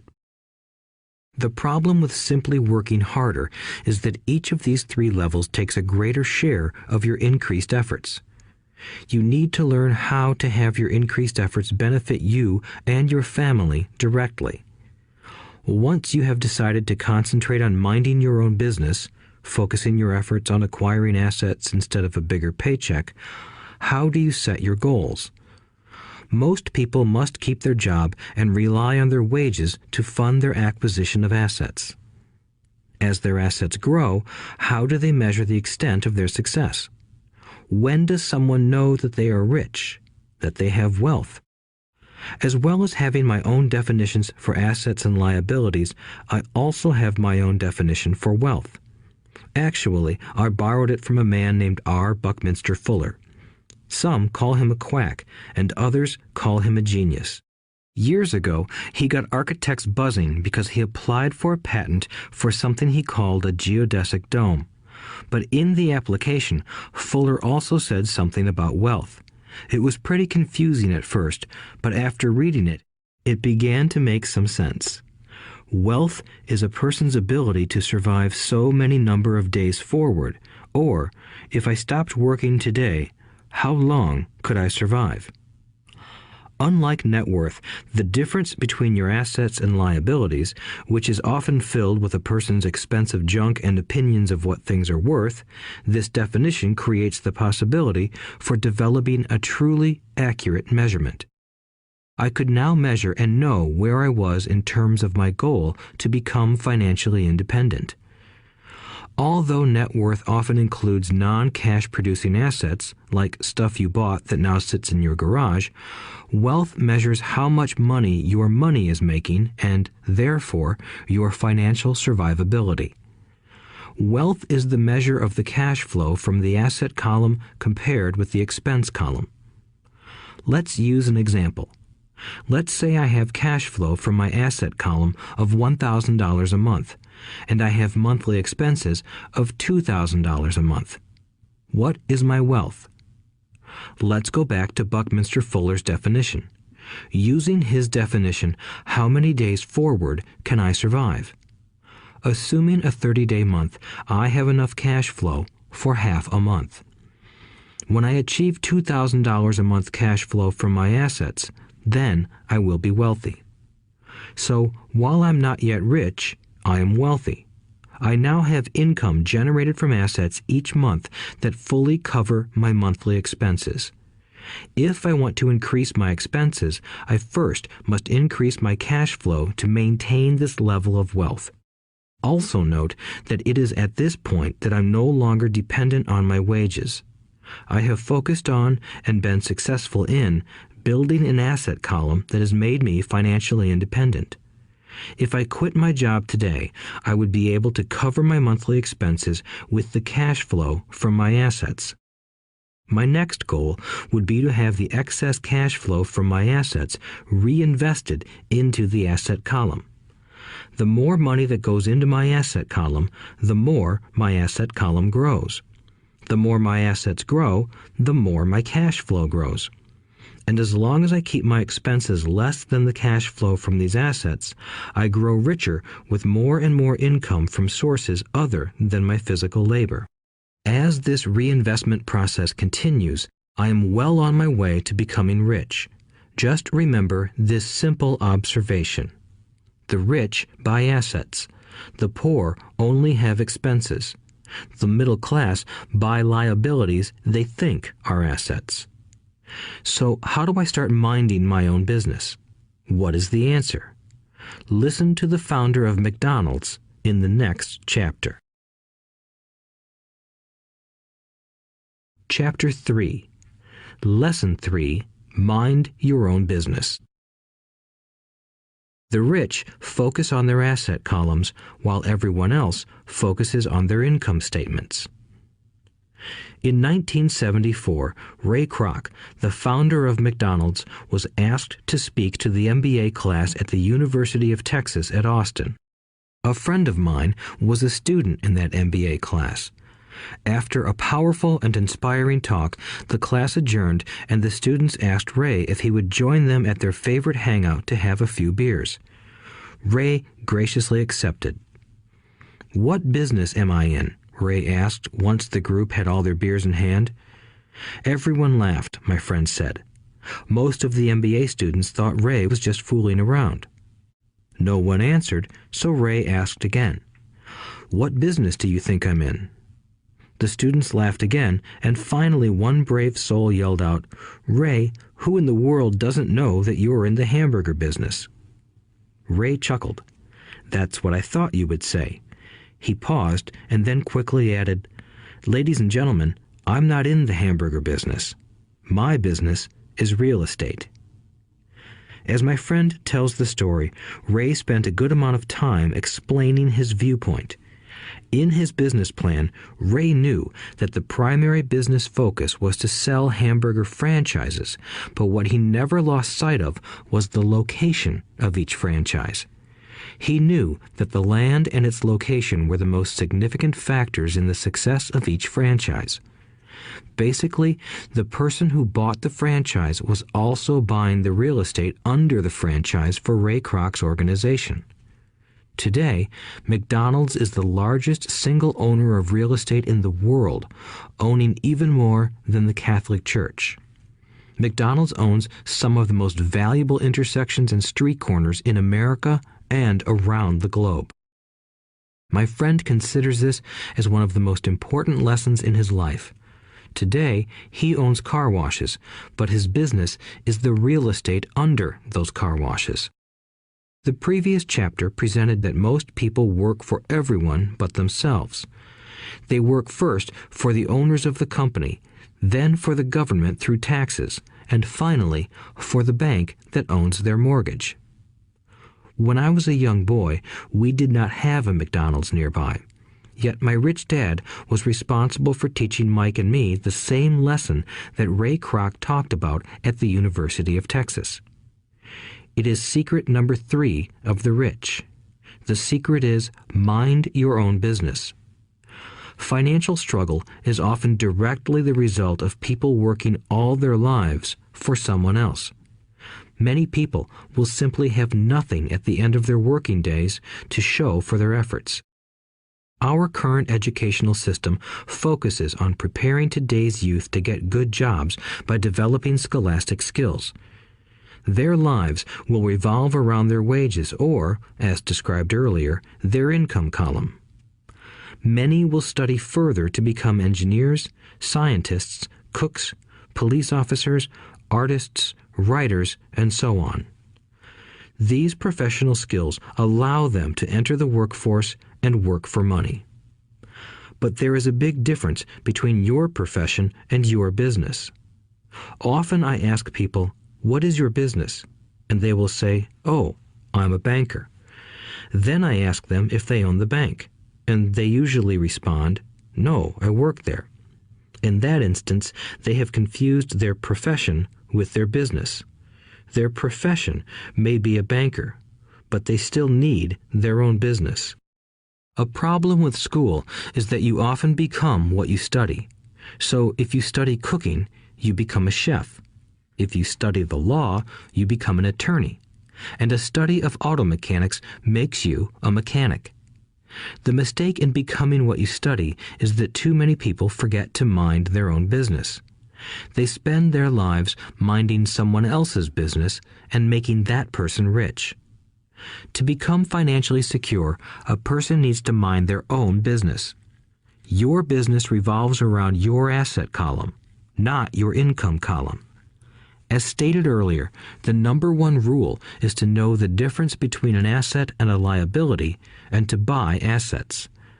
The rich focus on their asset columns, while everyone else focuses on their income statements. That is why we hear so often, "I need a raise.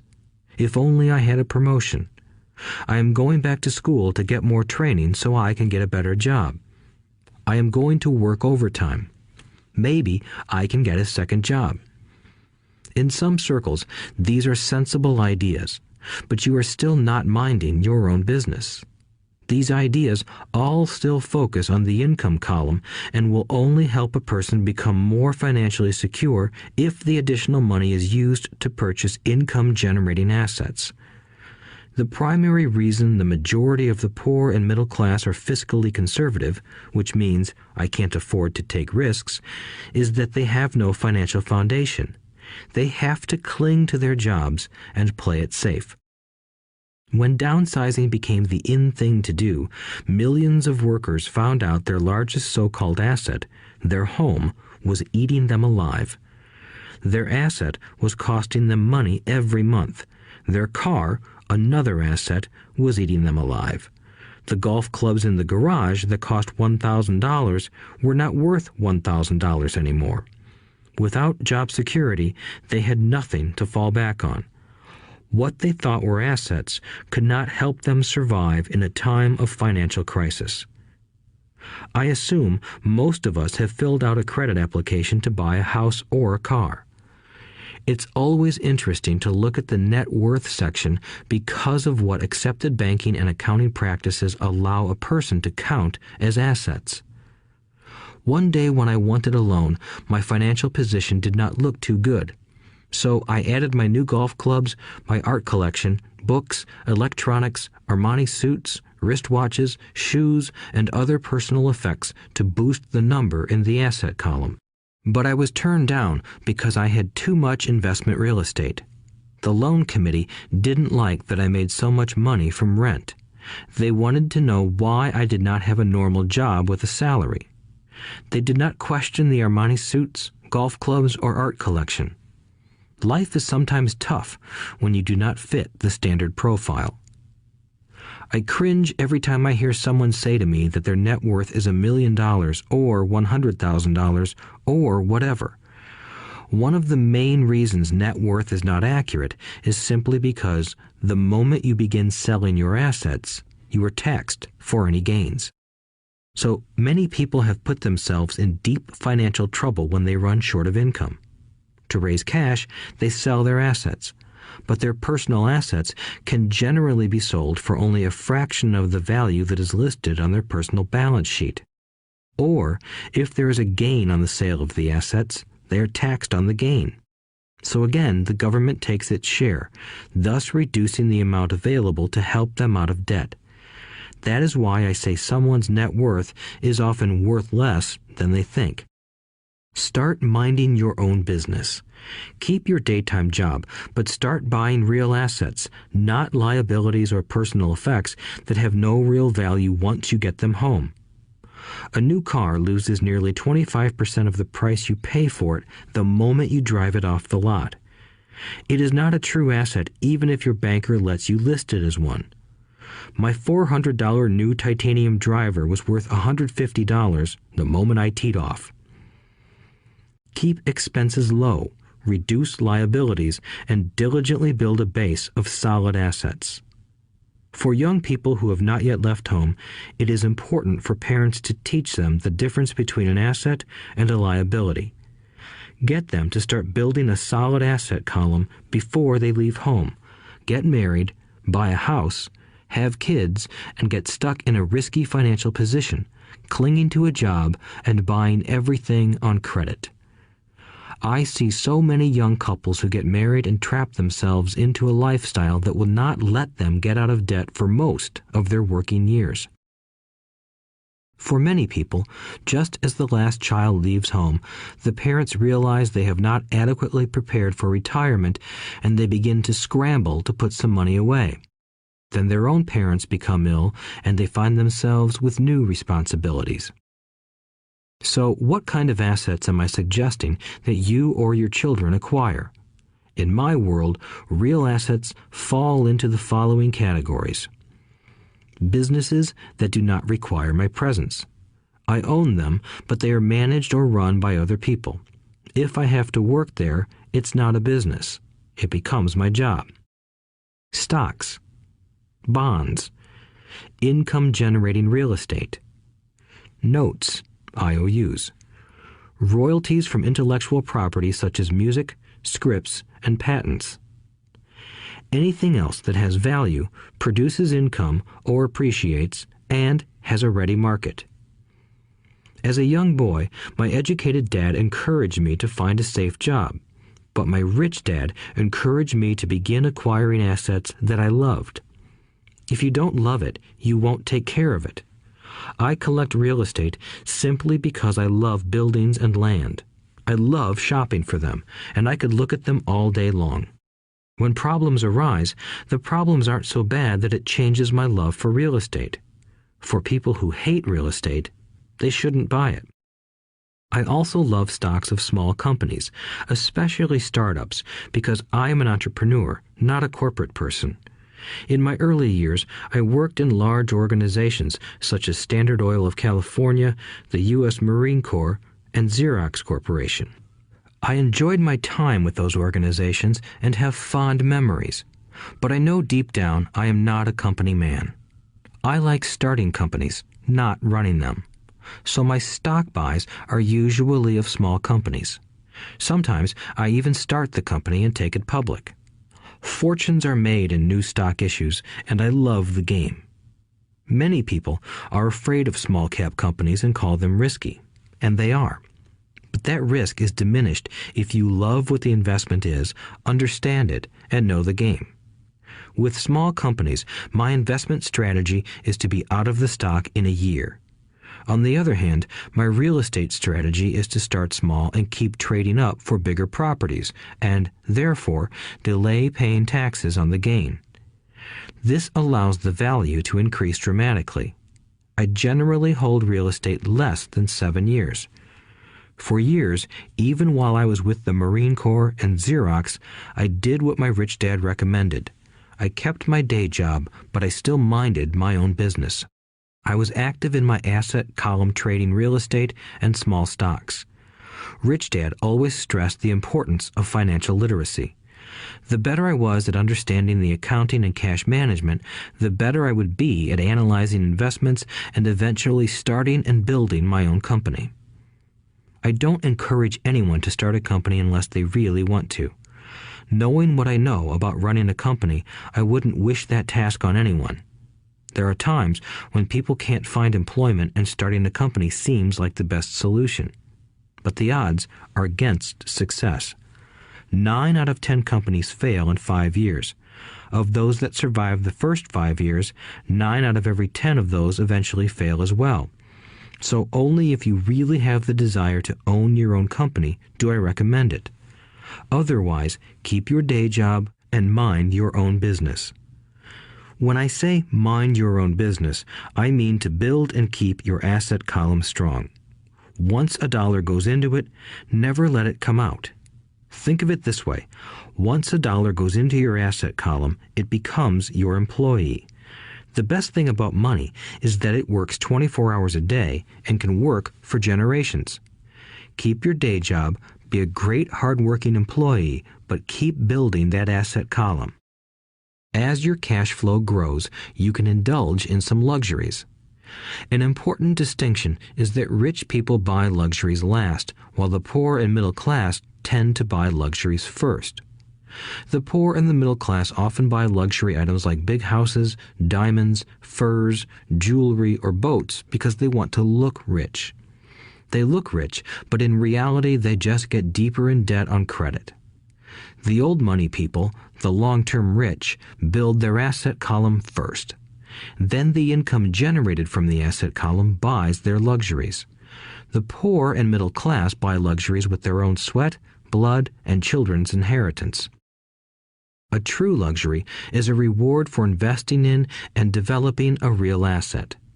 For example, when my wife Kim and I had extra money coming from our apartment houses, she went out and bought her Mercedes. It didn't take any extra work or risk on her part because the apartment house bought the car.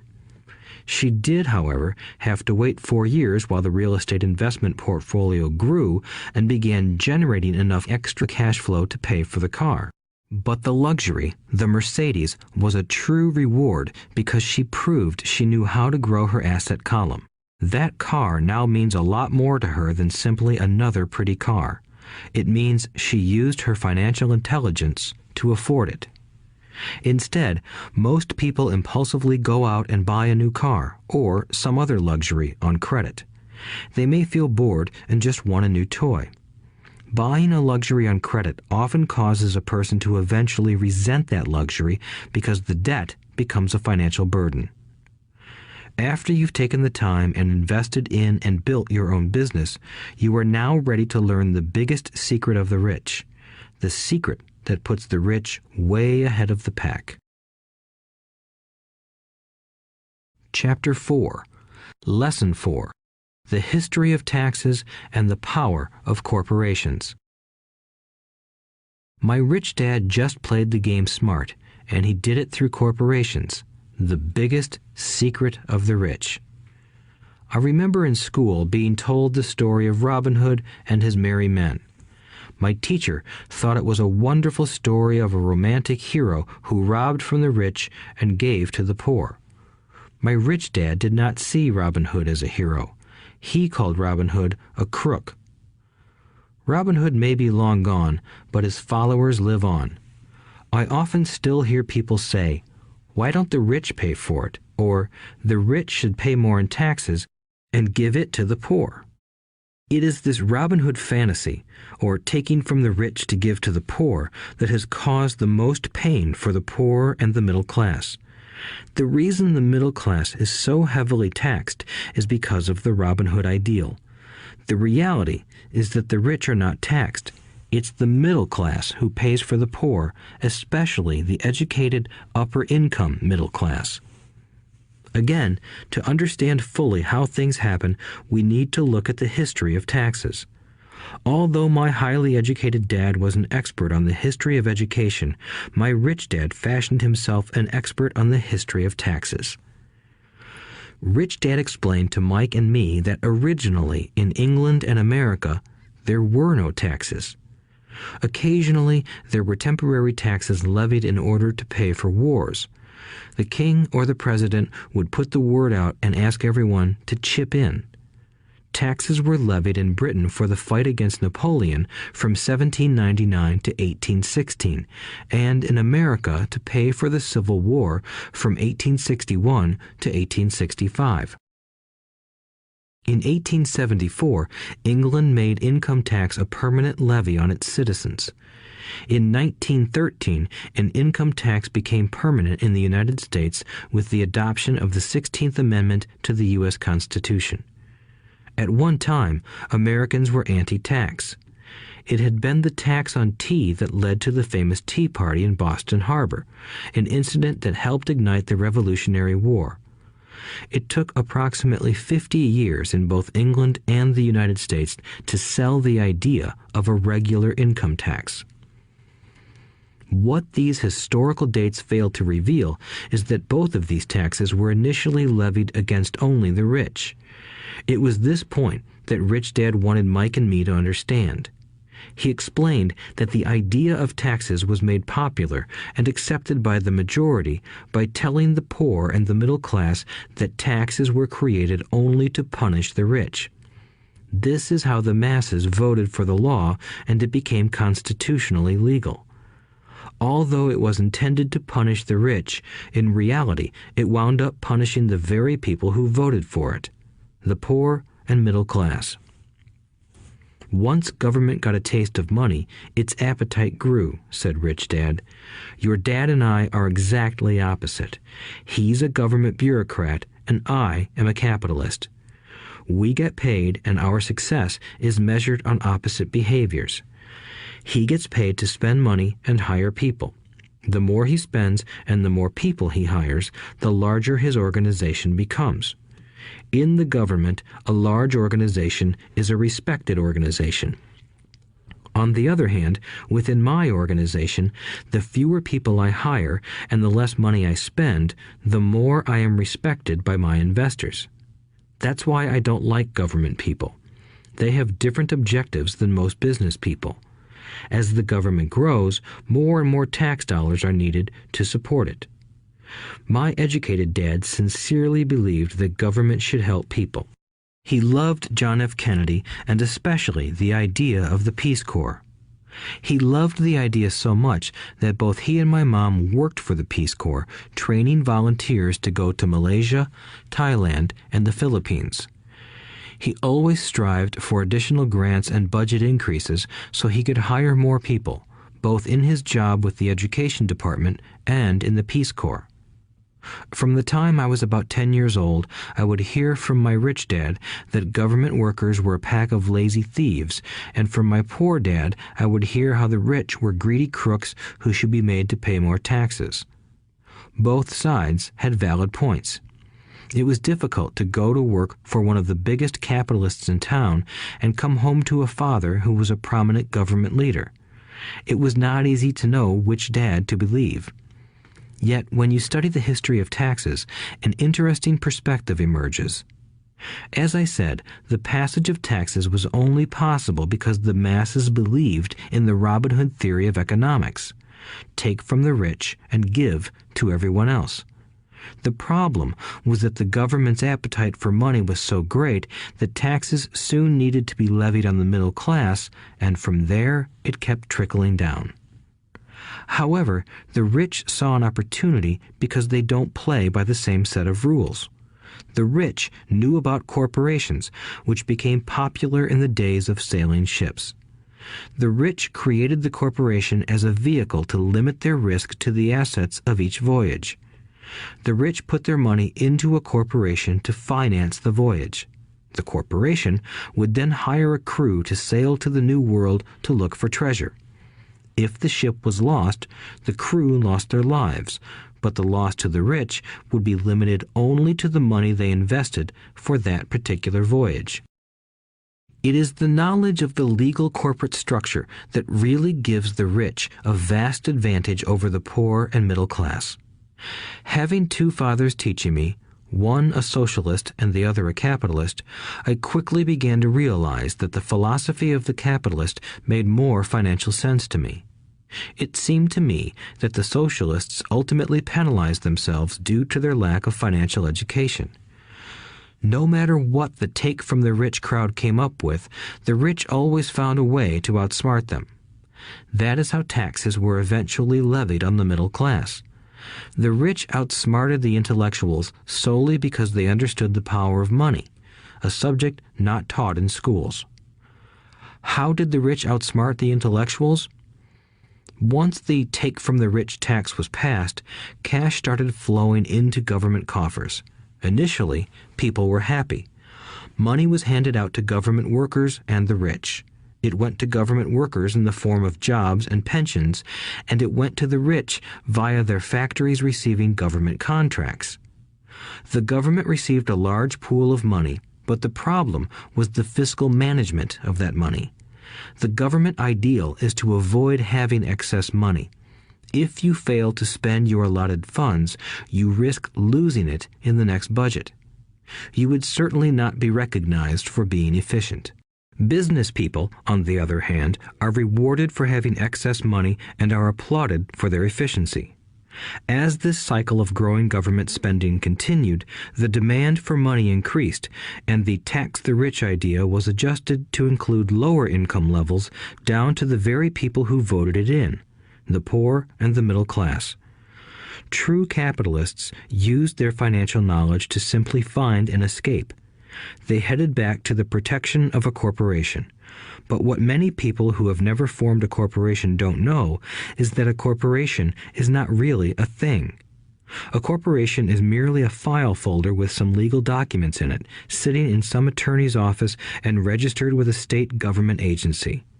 It's not a big building or a factory or a group of people. A corporation is merely a legal document that creates a legal body without a soul. Using it, the wealth of the rich was once again protected. It was popular because the income tax rate of a corporation is less than the individual income tax rates. In addition, certain expenses could be paid by a corporation with pre-tax dollars.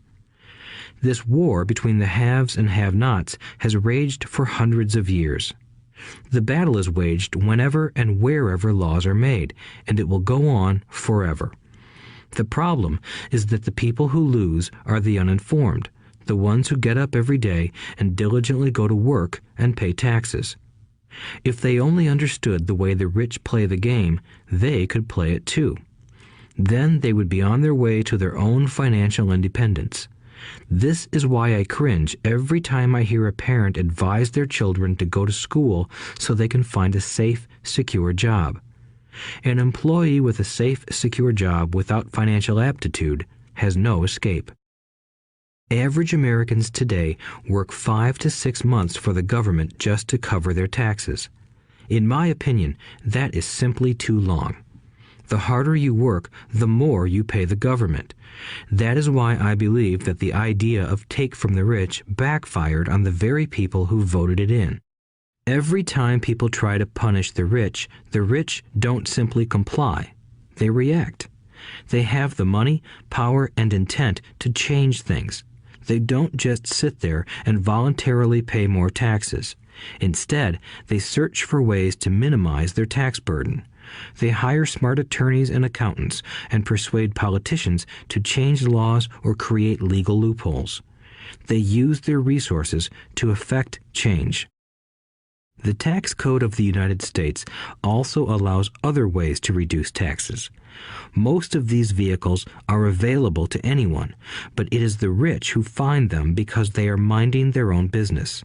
For example, 1031 is jargon for Section 1031 of the Internal Revenue Code, which allows a seller to delay paying taxes on a piece of real estate that is sold for a capital gain through an exchange for a more expensive piece of real estate. Real estate is one investment vehicle that has a great tax advantage. As long as you keep trading up in value, you will not be taxed on the gains until you liquidate. People who don't take advantage of these legal tax savings are missing a great opportunity to build their asset columns.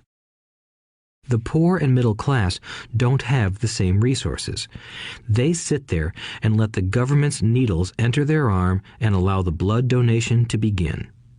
Today, I am constantly shocked at the number of people who pay more taxes or take fewer deductions simply because they are afraid of the government. I have friends who have had their businesses shut down and destroyed, only to find out it was a mistake on the part of the government. I realize all that, but the price of working from January to May is a high price to pay for that intimidation. My poor dad never fought back. My rich dad didn't either. He just played the game smarter, and he did it through corporations, the biggest secret of the rich. You may remember the first lesson I learned from my rich dad. I was a little boy of 9 who had to sit and wait for him to choose to talk to me. I sat in his office waiting for him to get to me. He was ignoring me on purpose. He wanted me to recognize his power and to desire to have that power for myself one day. During all the years I studied and learned from him, he always reminded me that knowledge is power. And with money comes great power that requires the right knowledge to keep it and make it multiply. Without that knowledge, the world pushes you around. Rich Dad constantly reminded Mike and me that the biggest bully was not the boss or the supervisor, but the tax man. The tax man will always take more if you let him. The first lesson of having money work for you, as opposed to you working for money, is all about power. If you work for money, you give the power to your employer. If money works for you, you keep the power and control it. Once we had this knowledge of the power of money working for us, he wanted us to be financially smart and not let anyone or anything push us around. If you're ignorant, it's easy to be bullied. If you know what you're talking about, you have a fighting chance. That is why he paid so much for smart tax accountants and attorneys.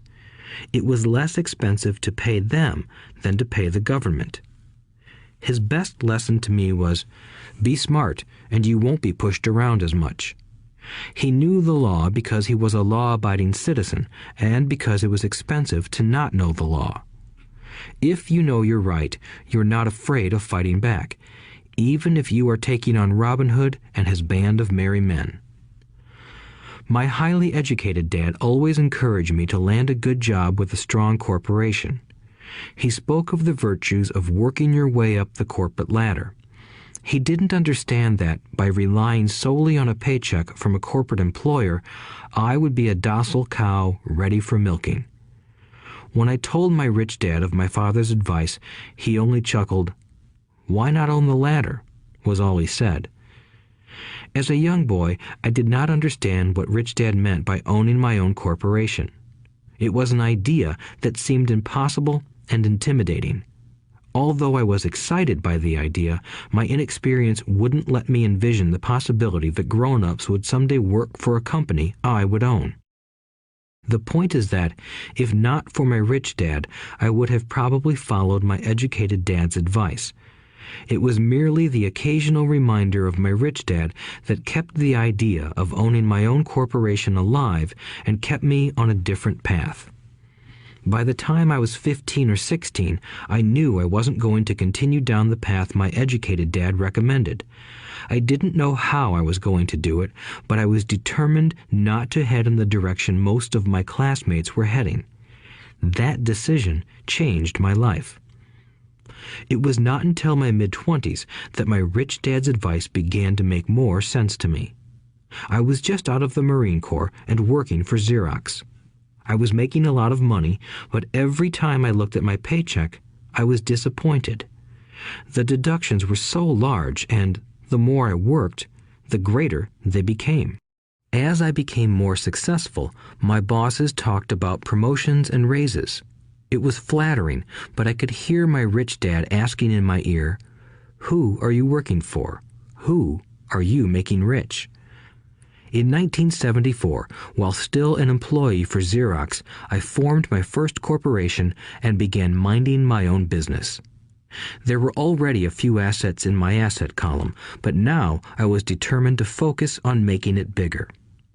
Those paychecks, with all the deductions, made all the years of my rich dad's advice make total sense. I could see the future if I followed my educated dad's advice. Many employers feel that advising their workers to mind their own business is bad for business. But for me, focusing on my own business and developing assets made me a better employee because I now had a purpose. I came in early and worked diligently, amassing as much money as possible so I could invest in real estate. Hawaii was just set to boom, and there were fortunes to be made. The more I realized that we were in the beginning stages of a boom, the more Xerox machines I sold. The more I sold, the more money I made, and, of course, the more deductions came out of my paycheck. It was inspiring. I wanted out of the employee trap so badly that I worked even harder so I could invest more. By 1978, I was consistently one of the top 5 salespeople at the company. I badly wanted out of the rat race. In less than 3 years, I was making more in my real estate holding corporation than I was making at Xerox, and the money I was making in my asset column in my own corporation was money working for me, not me pounding on doors selling copiers. My rich dad's advice made much more sense. Soon, the cash flow from my properties were so strong that my company bought me my first Porsche. My fellow Xerox salespeople thought I was spending my commissions. I wasn't. I was investing my commissions in assets.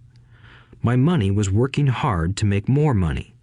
Each dollar in my asset column was a great employee, working hard to make more employees and buy the boss a new Porsche with before-tax dollars. I began to work harder for Xerox. The plan was working, and my Porsche was the proof. By using the lessons I learned from my rich dad, I was able to get out of the proverbial rat race at an early age. It was made possible because of the strong financial knowledge I had acquired through Rich Dad's lessons. Without this financial knowledge, which I call financial intelligence or financial IQ, my road to financial independence would have been much more difficult. I now teach others in the hope that I may share my knowledge with them. I remind people that financial IQ is made up of knowledge from 4 broad areas of expertise. 1. Accounting. Accounting is financial literacy or the ability to read numbers. This is a vital skill if you want to build an empire. The more money you are responsible for, the more accuracy is required, or the house comes tumbling down.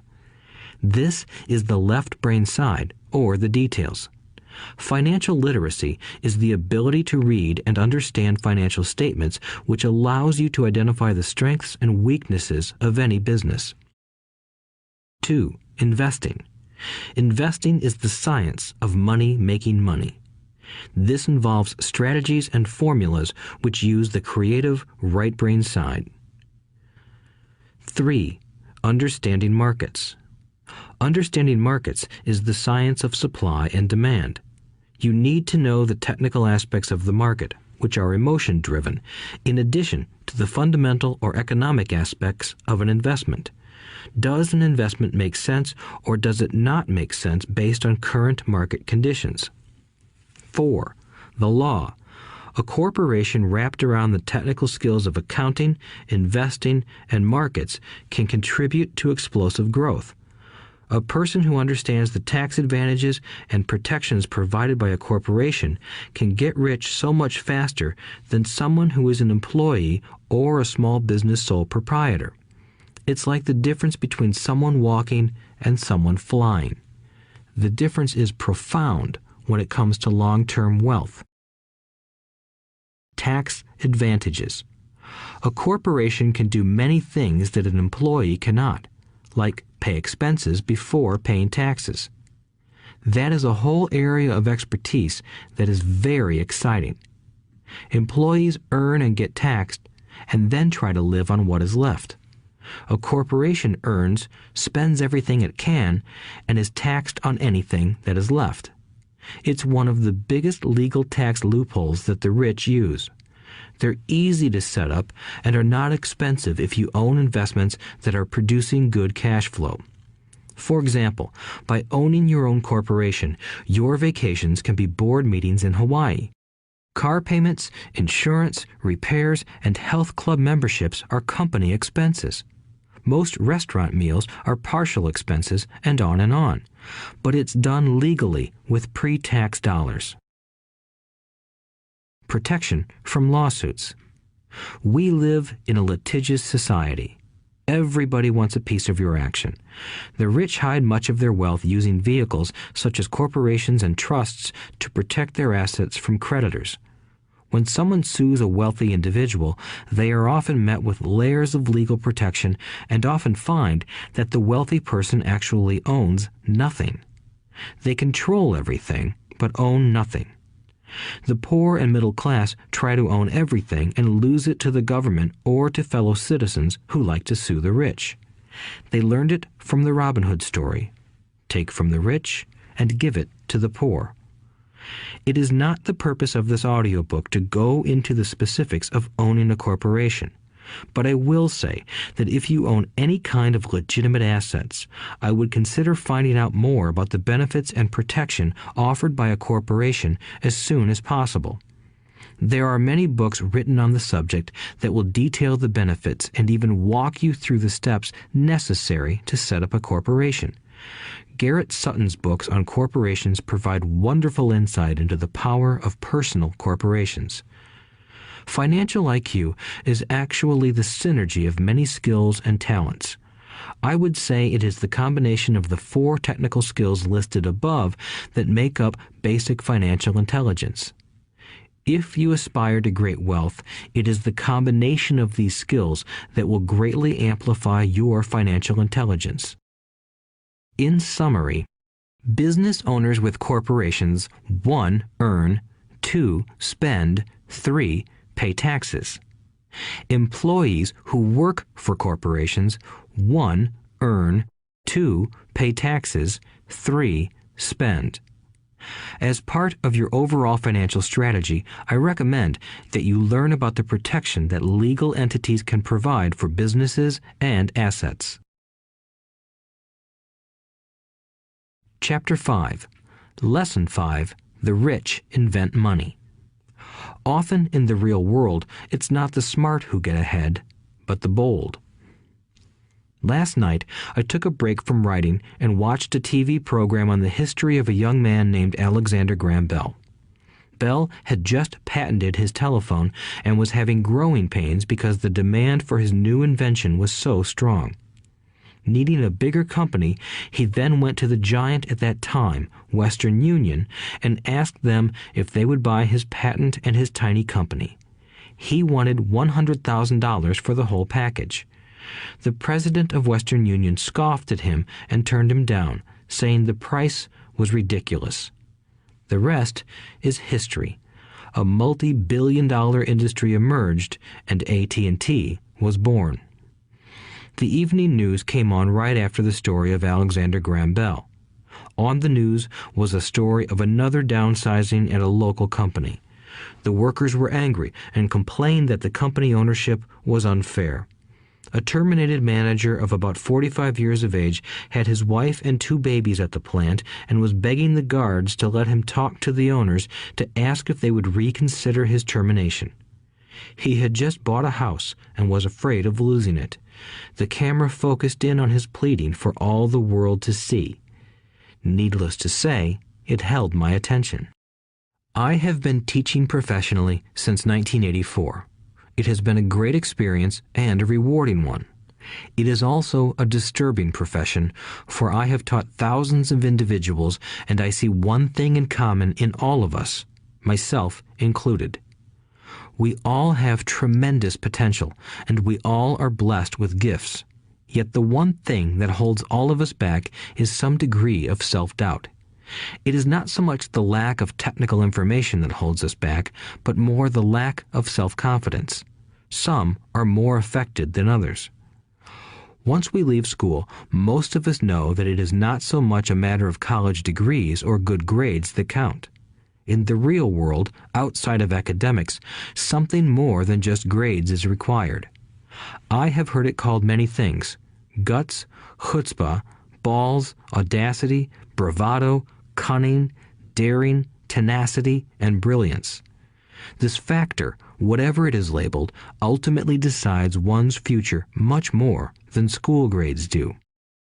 Inside each of us is one of these brave, brilliant, and daring characters.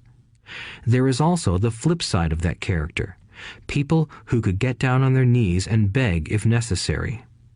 After a year in Vietnam as a Marine Corps pilot, I got to know both of those characters inside of me intimately. One is not better than the other. Yet, as a teacher, I recognized that it was excessive fear and self-doubt that were the greatest detractors of personal genius. It broke my heart to see students know the answers, yet lack the courage to act on the answer. Often in the real world, it's not the smart who get ahead, but the bold.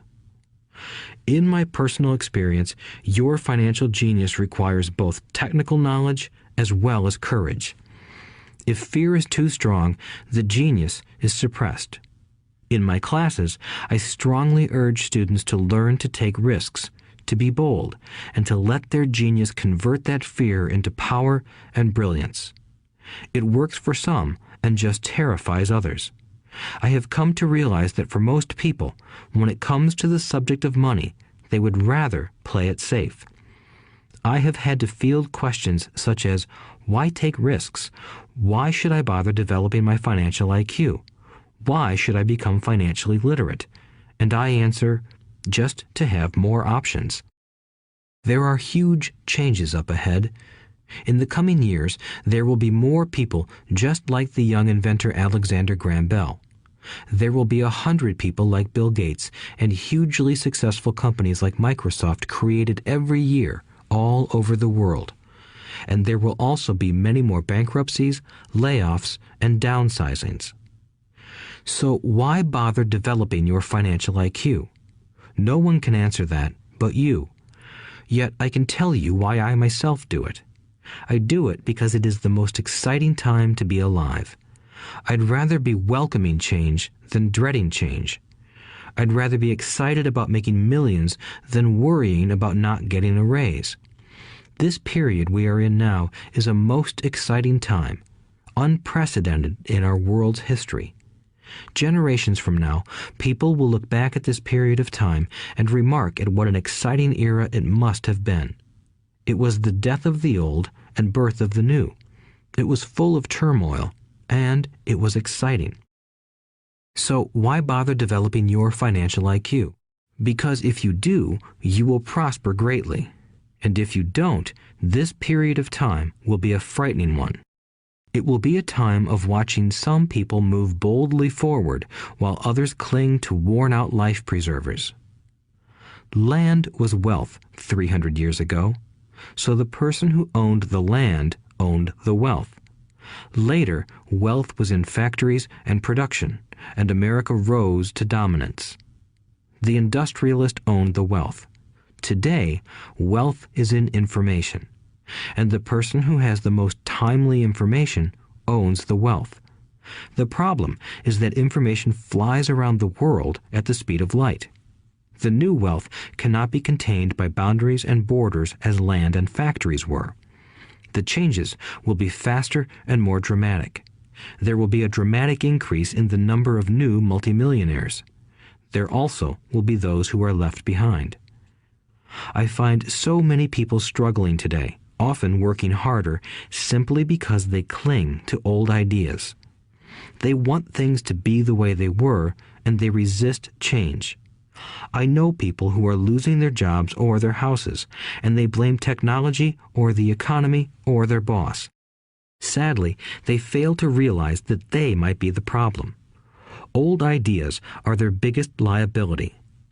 It is a liability simply because they fail to realize that while that idea or way of doing something was an asset yesterday, yesterday is gone. One afternoon, I was teaching how to invest using a board game I had invented, Cash Flow, as a teaching tool.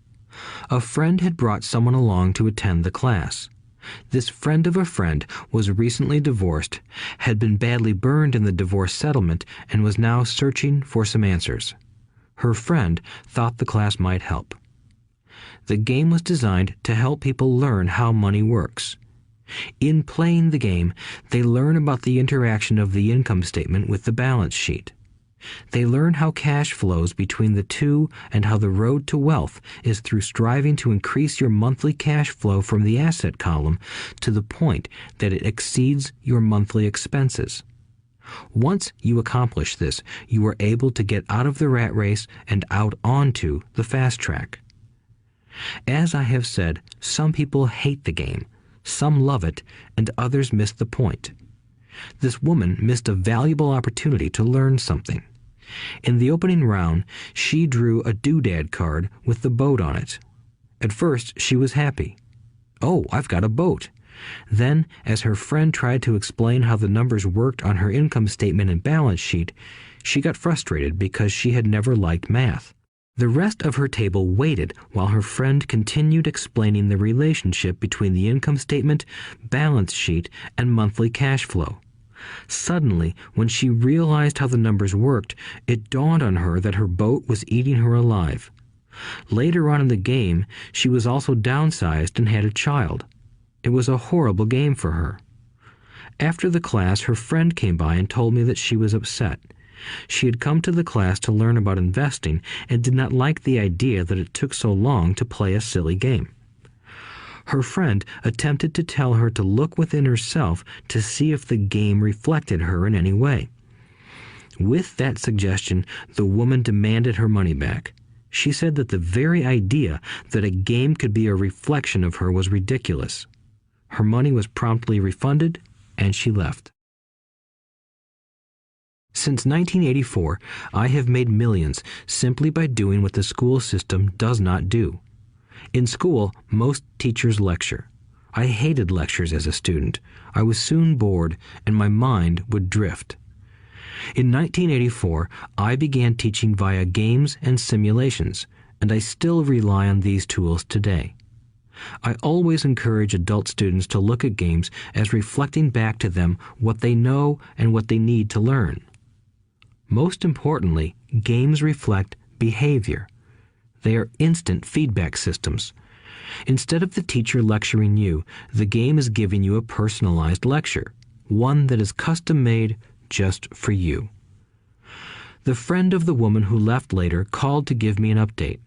She said her friend was fine and had calmed down. In her cooling off period, she could see some slight relationship between the game and her life. Although she and her husband did not own a boat, they did own everything else imaginable. She was angry after their divorce, both because he had run off with a younger woman and because, after 20 years of marriage, they had accumulated little in the way of assets.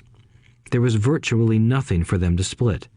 Their 20 years of married life had been incredible fun, but all they had accumulated was a ton of doodads. She realized that her anger at doing the numbers, the income statement and balance sheet, came from her embarrassment about not understanding them. She believed that finances were the man's job. She maintained the house and did the entertaining, and he handled the finances. She was now quite certain that in the last 5 years of their marriage, he had hidden money from her. She was angry at herself for not being more aware of where the money was going, as well as for not knowing about the other woman. Just like a board game, the world is always providing us with instant feedback. We could learn a lot if we tuned in more. One day, not long ago, I complained to my wife that the cleaners must have shrunk my pants. My wife gently smiled and poked me in the stomach to inform me that the pants had not shrunk. Something else had expanded. Me. The cash flow game was designed to give every player personal feedback. Its purpose is to give you options. If you draw the boat card and it puts you into debt, the question is, now what can you do? How many different financial options can you come up with? That is the purpose of the game, to teach players to think and create new and various financial options. Thousands of people throughout the world have played this game. The players who get out of the rat race the quickest are the people who understand numbers and have creative financial minds. They recognize different financial options. Rich people are often creative and take calculated risks. People who take the longest are people who are not familiar with numbers and often do not understand the power of investing. Some people playing cash flow gain lots of money in the game, but they don't know what to do with it. Even though they have money, everyone else seems to be getting ahead of them. And that is true in real life. There are a lot of people who have a lot of money and do not get ahead financially. Limiting your options is the same as hanging on to old ideas. I have a friend from high school who now works at 3 jobs. Years ago, he was the richest of all my classmates. When the local sugar plantation closed, the company he worked for went down with the plantation. In his mind, he had but one option, and that was the old option: work hard. The problem was that he couldn't find an equivalent job that recognized his seniority from the old company. As a result, he is overqualified for the jobs he currently has.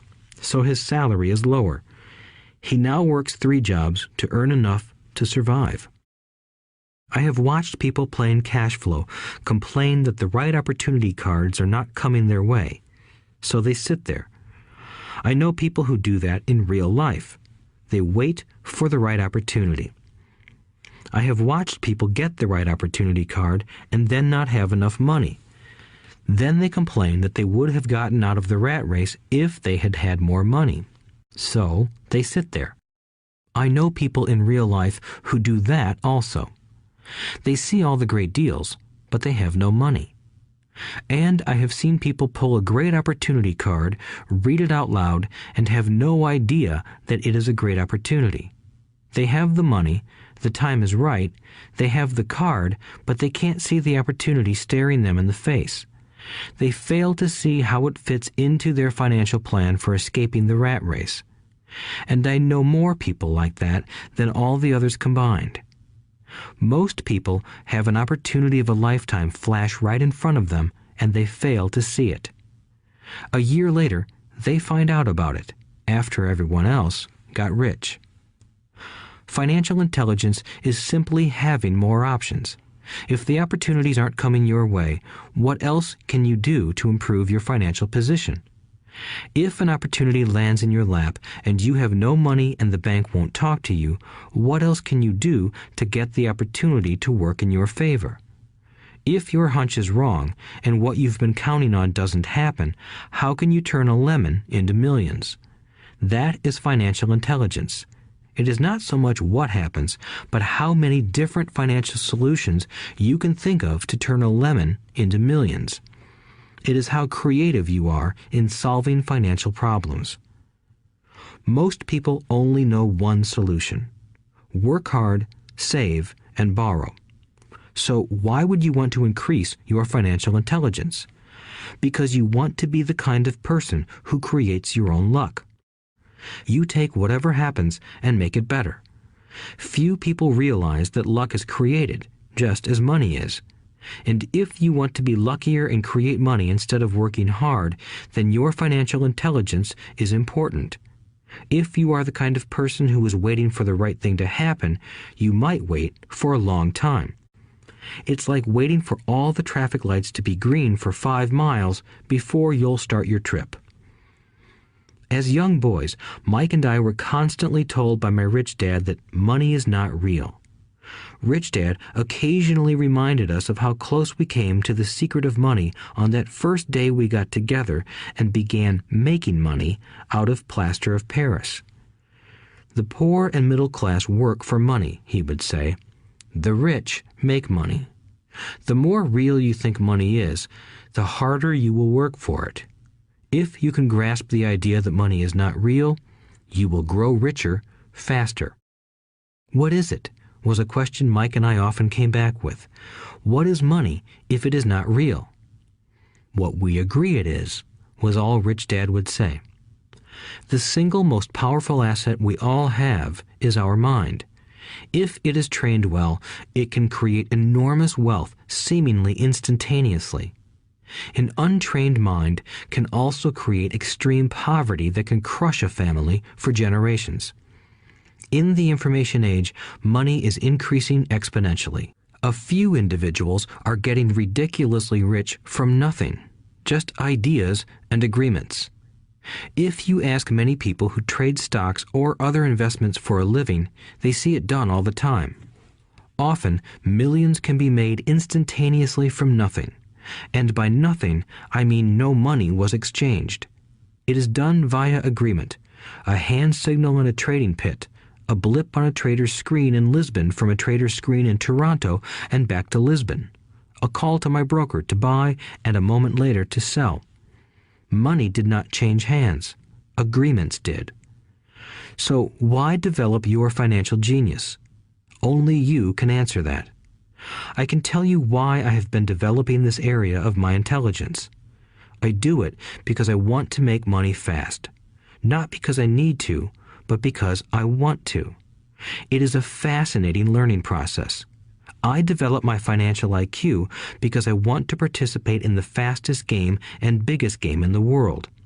And, in my own small way, I would like to be part of this unprecedented evolution of humanity, the era where humans work purely with their minds and not with their bodies. Besides, it is where the action is. It is what is happening. It's hip, it's scary, and it's fun. That is why I invest in my financial intelligence, developing the most powerful asset I have. I want to be with people moving boldly forward. I do not want to be with those left behind. I will give you a simple example of creating money. In the early 1990s, the economy of Phoenix, Arizona was horrible. I was watching a TV show when a financial planner came on and began forecasting doom and gloom. His advice was to save money. Put $100 away every month, he said. In 40 years, you will be a multimillionaire. Well, putting money away every month is a sound idea. It is one option, the option most people subscribe to. The problem is this.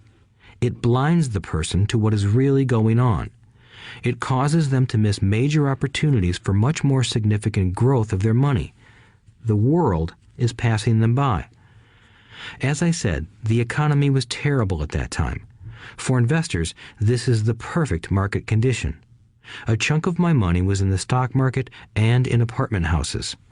I was short of cash. Because people were giving properties away, I was buying. I was not saving money. I was investing. Kim and I had more than $1 million in cash working in a market that was rising fast. It was the best opportunity to invest. The economy was terrible. I just could not pass up these small deals. Houses that were once $100,000 were now $75,000. But instead of shopping with local real estate agents, I began shopping at the bankruptcy attorney's office or the courthouse steps. In these shopping places, a $75,000 house could sometimes be bought for $20,000 or less.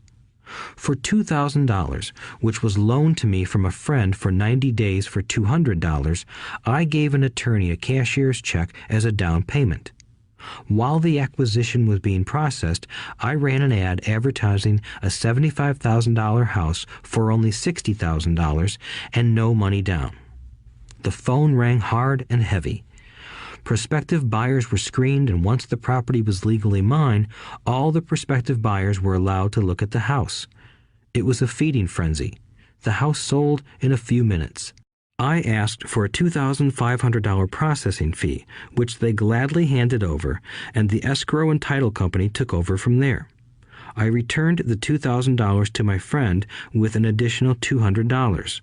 He was happy, the home buyer was happy, the attorney was happy, and I was happy.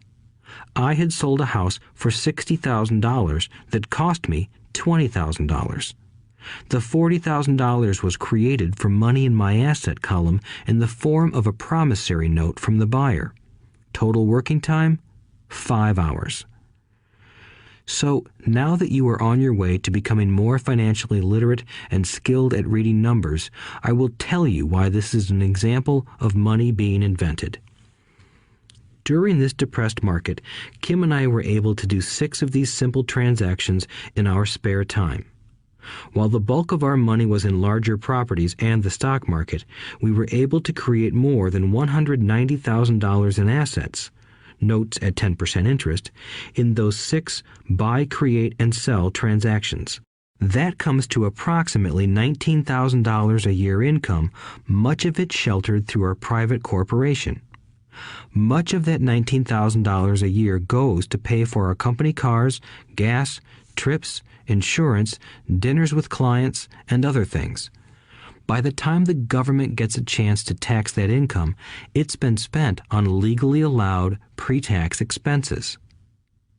This was a simple example of how money is invented, created, and protected using financial intelligence. Ask yourself, how long would it take to save $190,000? Would the bank pay you 10% interest on your money? And the promissory note is good for 30 years. I hope they never pay me the $190,000. I have to pay a tax if they pay me the principal, and besides, $19,000 paid over 30 years is a little over $500,000 in income. I have people ask what happens if the person doesn't pay. That does happen, and it's good news. That $60,000 home could be taken back and resold for $70,000 and another $2,500 collected as a loan processing fee. It would still be a zero-down transaction in the mind of the new buyer, and the process would go on. The first time I sold the house, I paid back the $2,000, so technically I have no money in the transaction. My return on investment, ROI, is infinity. It's an example of no money making a lot of money. In the second transaction, when resold, I would have put $2,000 in my pocket and re-extended the loan to 30 years. What would my ROI be if I got paid money to make money? I do not know, but it sure beats saving $100 a month, which actually starts out as $150 because it's after-tax income for 40 years earning low interest. And again, you're taxed on the interest. That is not too intelligent. It may be safe, but it's not smart. A few years later, as the Phoenix real estate market strengthened, those houses we sold for $60,000 became worth $110,000. Foreclosure opportunities were still available, but became rare. It cost a valuable asset, my time, to go out looking for them. Thousands of buyers were looking for the few available deals. The market had changed. It was time to move on and look for other opportunities to put in the asset column. You cannot do that here. That is against the law. You're lying. I hear those comments much more often than, "Can you show me how to do that?" The math is simple. You do not need algebra or calculus, and the escrow company handles the legal transaction and the servicing of the payments. I have no roofs to fix or toilets to unplug because the owners do that. It's their house.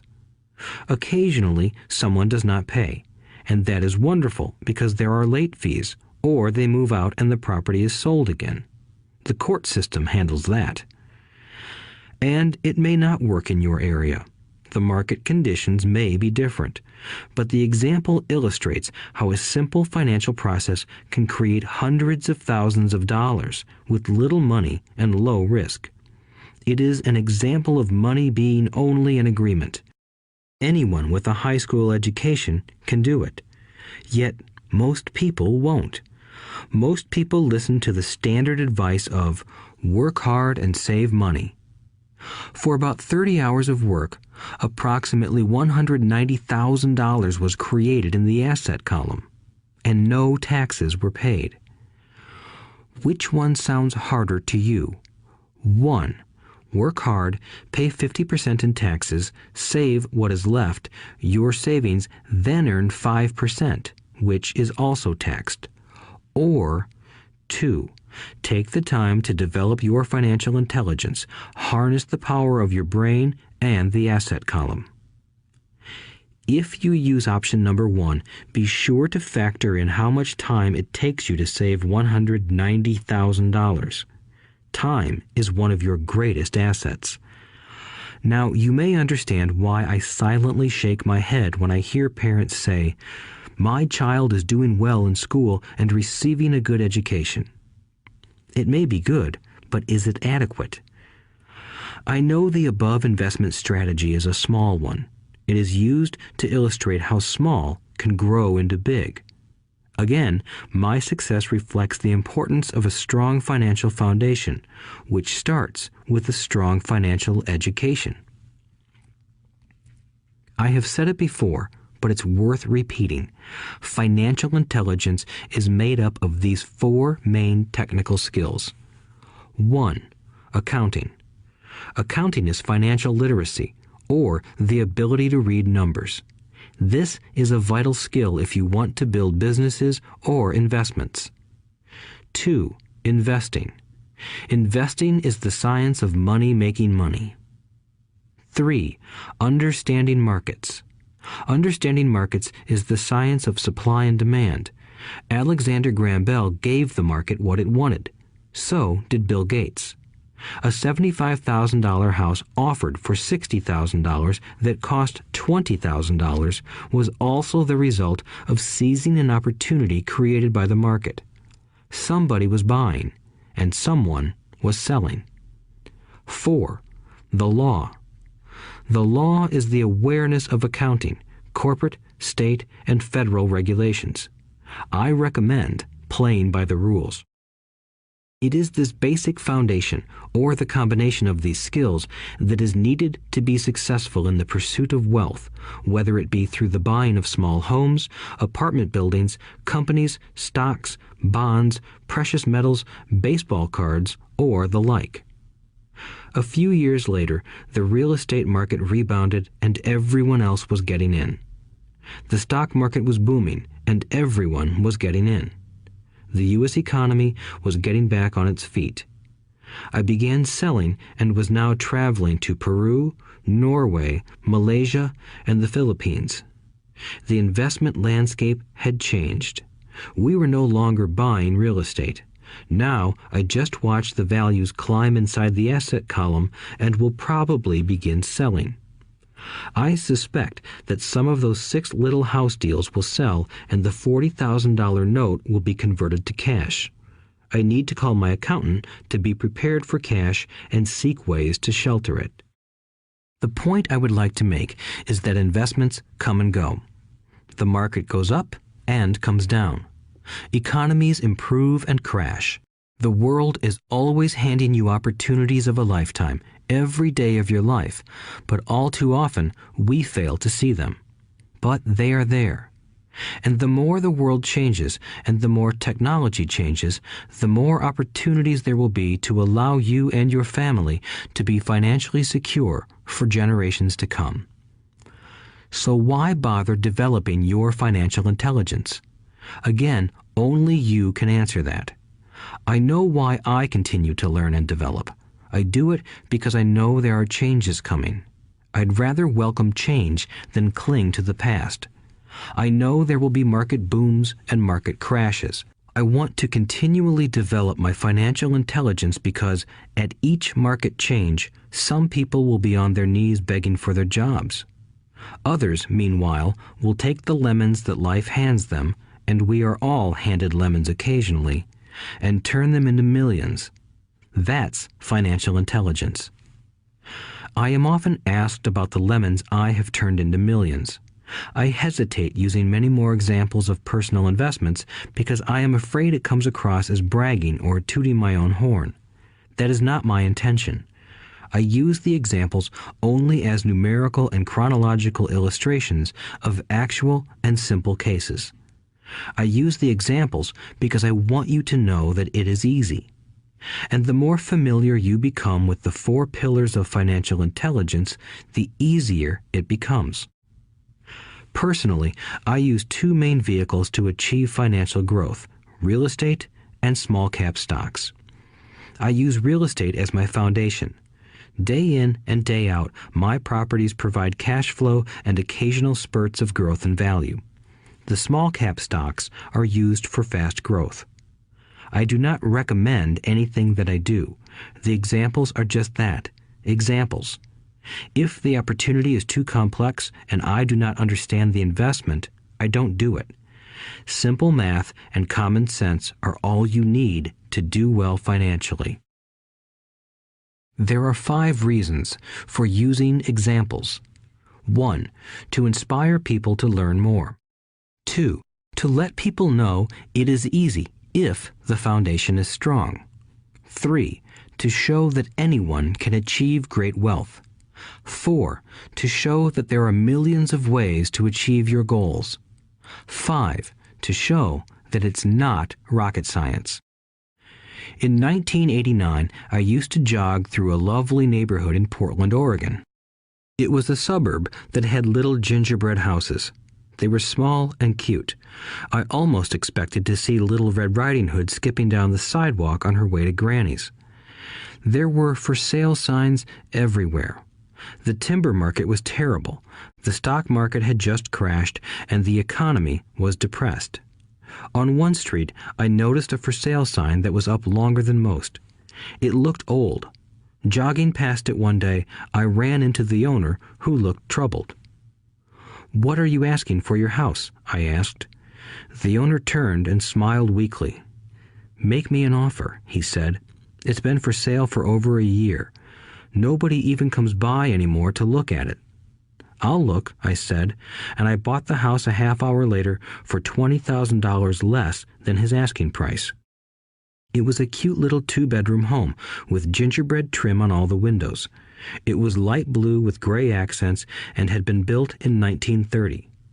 Inside, there was a beautiful rock fireplace, as well as 2 tiny bedrooms. It was a perfect rental house. I gave the owner $5,000 down for a $45,000 house that was really worth $65,000, except that no one wanted to buy it. The owner moved out in a week, happy to be free, and my first tenant moved in, a local college professor. After the mortgage, expenses, and management fees were paid, I put a little less than $40 in my pocket at the end of each month. Hardly exciting. A year later, the depressed Oregon real estate market had begun to pick up. California investors, flush with money from their still booming real estate market, were moving north and buying up Oregon and Washington. I sold that little house for $95,000 to a young couple from California who thought it was a bargain. My capital gains of approximately $40,000 were placed into a 1031 tax-deferred exchange, and I went shopping for a place to put my money. In about a month, I found a 12-unit apartment house right next to the Intel plant in Beaverton, Oregon.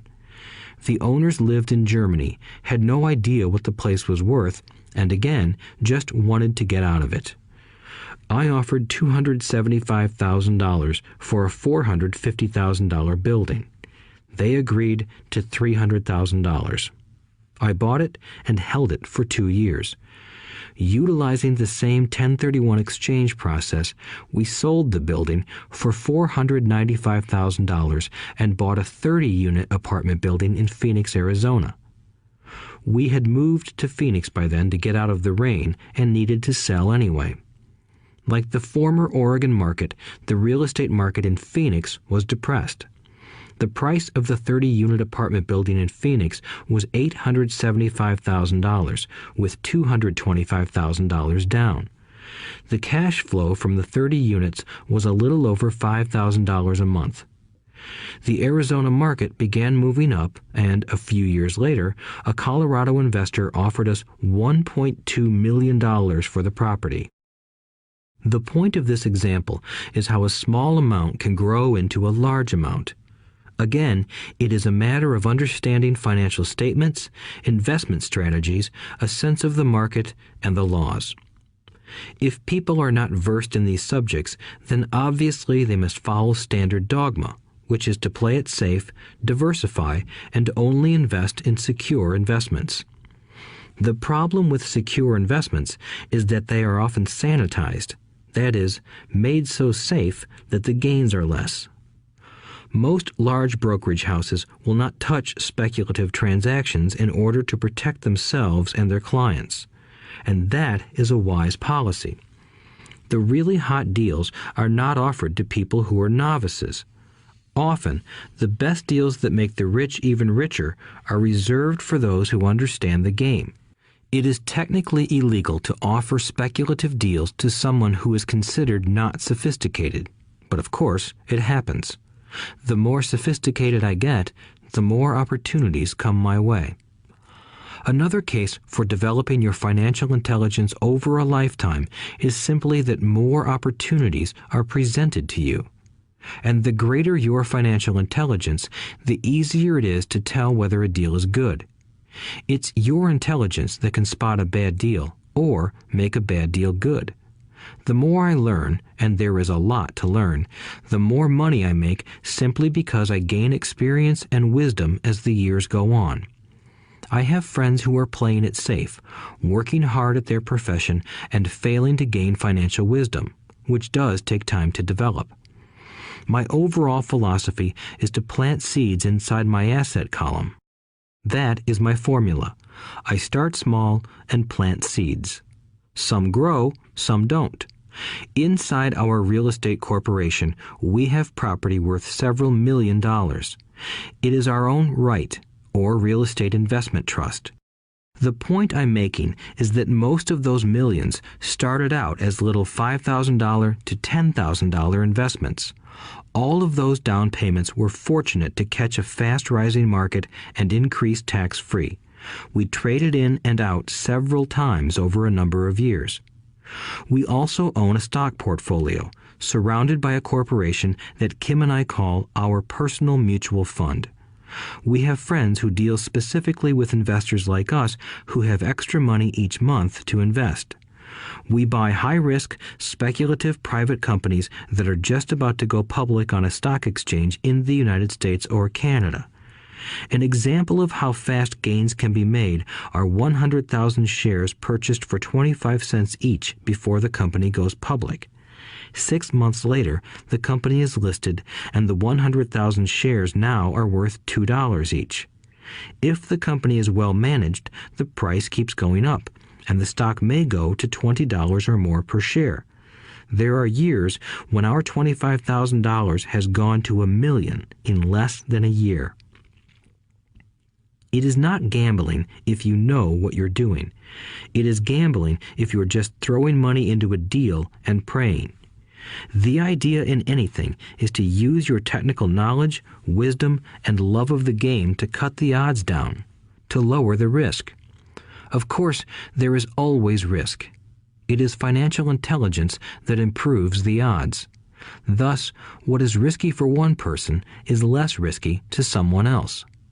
That is the primary reason I constantly encourage people to invest more in their financial education than in stocks, real estate, or other markets. The smarter you are, the better chance you have of beating the odds. The stock plays I personally invested in were extremely high risk for most people and absolutely not recommended. I have been playing that game since 1979 and have paid more than my share in dues. But if you will review why investments such as these are high risk for most people, you may be able to set your life up differently, so that the ability to take $25,000 and turn it into $1 million in a year is low risk for you. As stated earlier, nothing I have written is a recommendation. It is only used as an example of what is simple and possible. What I do is small potatoes in the grand scheme of things. Yet, for the average individual, a passive income of more than $100,000 a year is nice and not hard to achieve. Depending on the market and how smart you are, it could be done in 5 to 10 years. If you keep your living expenses modest, $100,000 coming in as additional income is pleasant, regardless of whether you work. You can work if you like, or take time off if you choose, and use the government tax system in your favor rather than against you. My personal basis is real estate. I love real estate because it's stable and slow-moving. I keep the base solid. The cash flow is fairly steady and, if properly managed, has a good chance of increasing in value. The beauty of a solid base of real estate is that it allows me to take greater risks, as I do with speculative stocks. If I make great profits in the stock market, I pay my capital gains tax on the gain and then reinvest what's left in real estate, again further securing my asset foundation. A last word on real estate. I have traveled all over the world and taught investing. In every city, I hear people say you cannot buy real estate cheap. That is not my experience. Even in New York or Tokyo, or just on the outskirts of the city, prime bargains are overlooked by most people. In Singapore, with their high real estate prices, there are still bargains to be found within a short driving distance. So whenever I hear someone say, "You can't do that here," pointing at me, I remind them that maybe the real statement is, "I don't know how to do that here. Yet." Great opportunities are not seen with your eyes. They are seen with your mind. Most people never get wealthy simply because they are not trained financially to recognize opportunities right in front of them. I am often asked, how do I start? In the final chapter of this audiobook, I offer 10 steps that I followed on the road to my financial freedom. But always remember to have fun. When you learn the rules and the vocabulary of investing and begin to build your asset column, I think you'll find that it's as fun a game as you've ever played. Sometimes you win, and sometimes you learn. But have fun. Most people never win because they're more afraid of losing. That is why I found school so silly. In school, we learn that mistakes are bad, and we are punished for making them. Yet if you look at the way humans are designed to learn, we learn by making mistakes. We learn to walk by falling down. If we never fell down, we would never walk. The same is true for learning to ride a bike. I still have scars on my knees, but today I can ride a bike without thinking. The same is true for getting rich. Unfortunately, the main reason most people are not rich is because they are terrified of losing. Winners are not afraid of losing, but losers are. Failure is part of the process of success. People who avoid failure also avoid success. I look at money much like my game of tennis.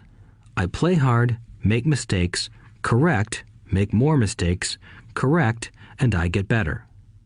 If I lose the game, I reach across the net, shake my opponent's hand, smile, and say, "See you next Saturday." There are two kinds of investors. One, the first and most common type is a person who buys a packaged investment. They call a retail outlet, such as a real estate company, a stockbroker, or a financial planner, and they buy something. It could be a mutual fund, a right, a stock, or bond. It is a clean and simple way of investing. An analogy would be a shopper who goes to a computer store and buys a computer right off the shelf. 2. The second type is an investor who creates investments. This investor usually assembles a deal in the same way a person who buys components builds a computer. I do not know the first thing about putting components of a computer together, but I do know how to put pieces of opportunities together, or know people who know how. It is this second type of investor who is the more professional investor. Sometimes it may take years for all the pieces to come together, and sometimes they never do. It is this second type of investor that my rich dad encouraged me to be. It is important to learn how to put the pieces together, because that is where the huge wins reside, and sometimes some huge losses if the tide goes against you. If you want to be the second type of investor, you need to develop 3 main skills. These skills are in addition to those required to become financially intelligent. 1. Find an opportunity that everyone else missed. You see with your mind what others miss with their eyes. For example, a friend bought this run-down old house. It was spooky to look at. Everyone wondered why he bought it. What he saw that we did not was that the house came with 4 extra empty lots. He discovered that after going to the title company. After buying the house, he tore the house down and sold the 5 lots to a builder for 3 times what he paid for the entire package. He made $75,000 for 2 months of work. It's not a lot of money, but it sure beats minimum wage, and it's not technically difficult. 2. Raise money. The average person only goes to the bank. This second type of investor needs to know how to raise capital, and there are many ways that don't require a bank. To get started, I learned how to buy houses without a bank.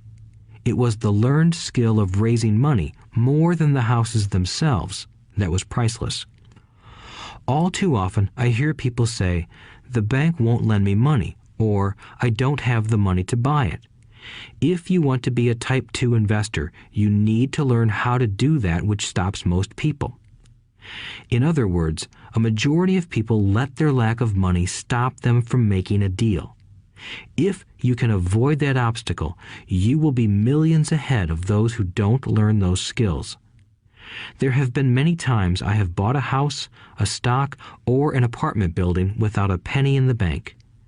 I once bought an apartment house for $1.2 million.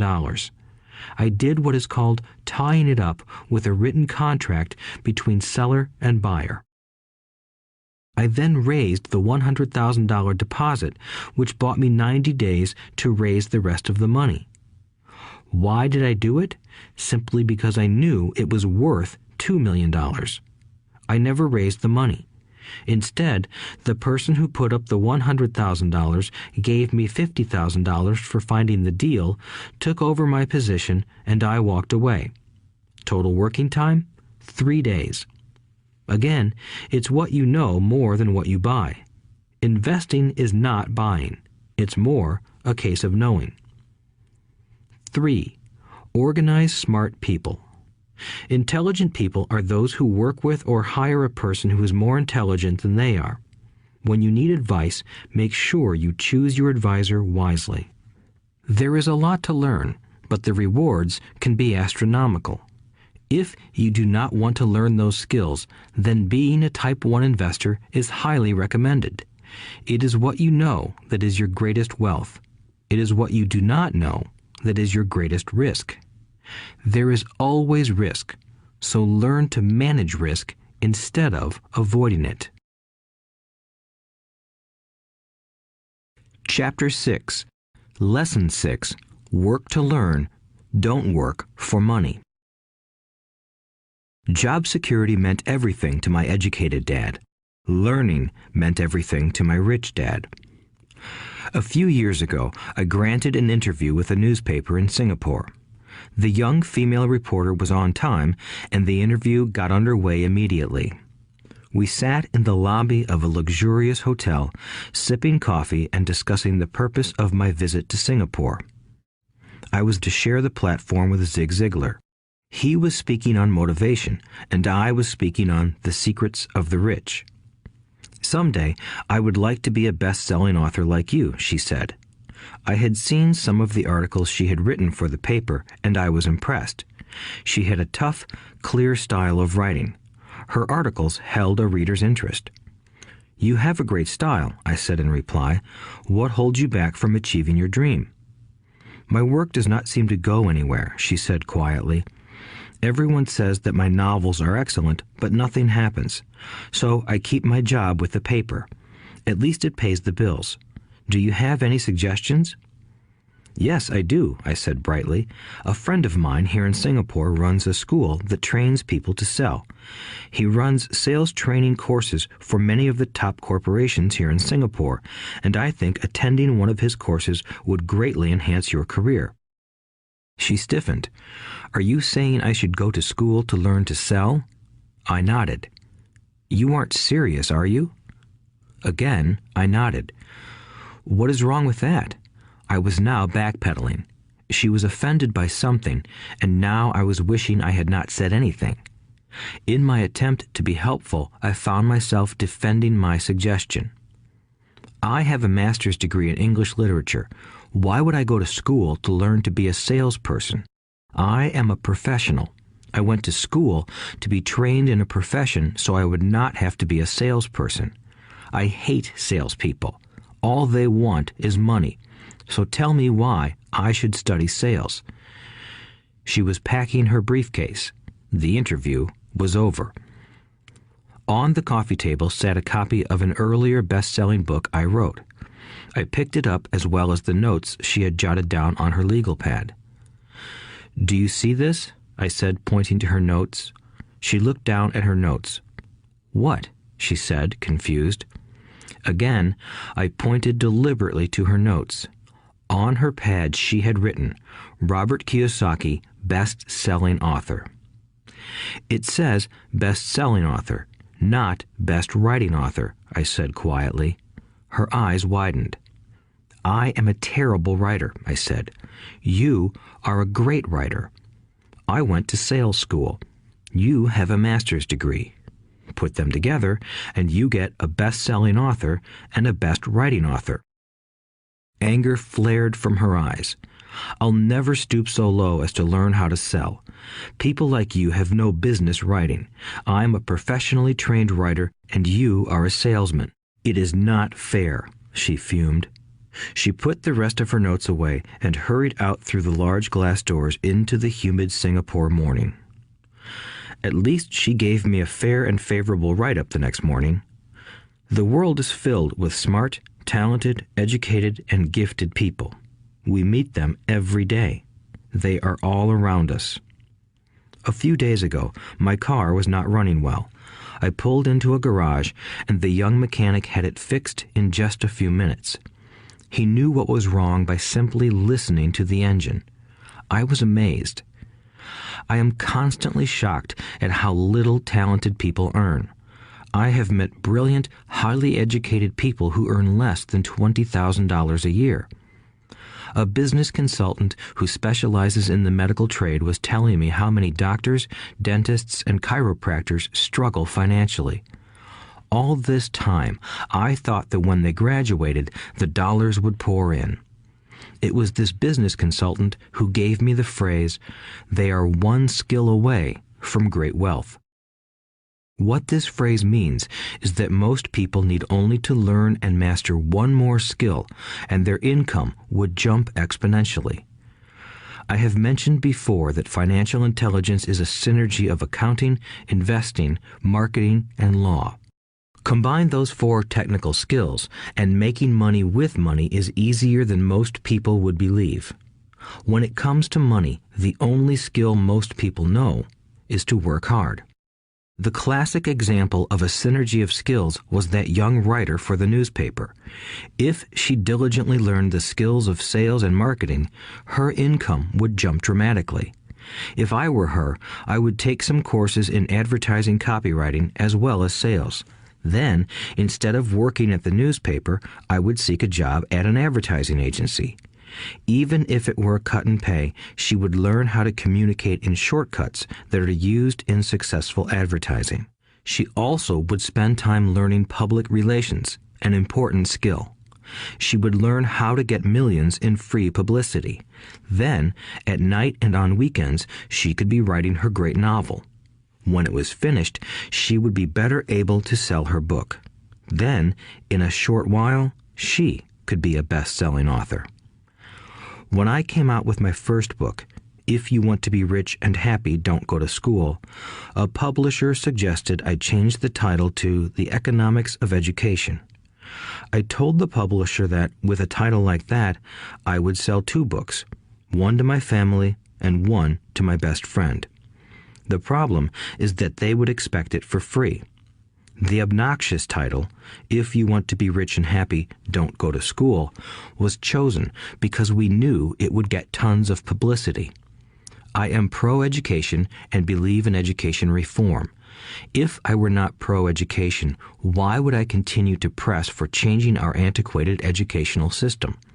So I chose a title that would get me on more TV and radio shows simply because I was willing to be controversial. Many people thought I was a fruitcake, but the book sold and sold. When I graduated from the U.S. Merchant Marine Academy in 1969, my educated dad was happy. Standard Oil of California had hired me for its oil tanker fleet as a third mate. The pay was low compared with my classmates, but it was okay for a first real job after college. My starting pay was about $42,000 a year, including overtime, and I only had to work for 7 months. I had 5 months of vacation. If I had wanted to, I could have taken the run to Vietnam with a subsidiary shipping company and easily doubled my pay instead of taking 5 months of vacation. I had a great career ahead of me, yet I resigned after 6 months with the company and joined the Marine Corps to learn how to fly. My educated dad was devastated. Rich Dad congratulated me. In school and in the workplace, the popular opinion is the idea of specialization. That is, in order to make more money or get promoted, you need to specialize. That is why medical doctors immediately begin to seek a specialty such as orthopedics or pediatrics. The same is true for accountants, architects, lawyers, pilots, and others. My educated dad believed in the same dogma. That is why he was thrilled when he eventually achieved his doctorate. He often admitted that schools reward people who study more and more about less and less. Rich Dad encouraged me to do exactly the opposite. You want to know a little about a lot, was his suggestion. That is why for years I worked in different areas of his companies. For a while, I worked in his accounting department. Although I would probably never have been an accountant, he wanted me to learn via osmosis. Rich Dad knew I would pick up jargon and a sense of what is important and what is not. I also worked as a busboy and construction worker as well as in sales, reservations, and marketing. He was grooming Mike and me.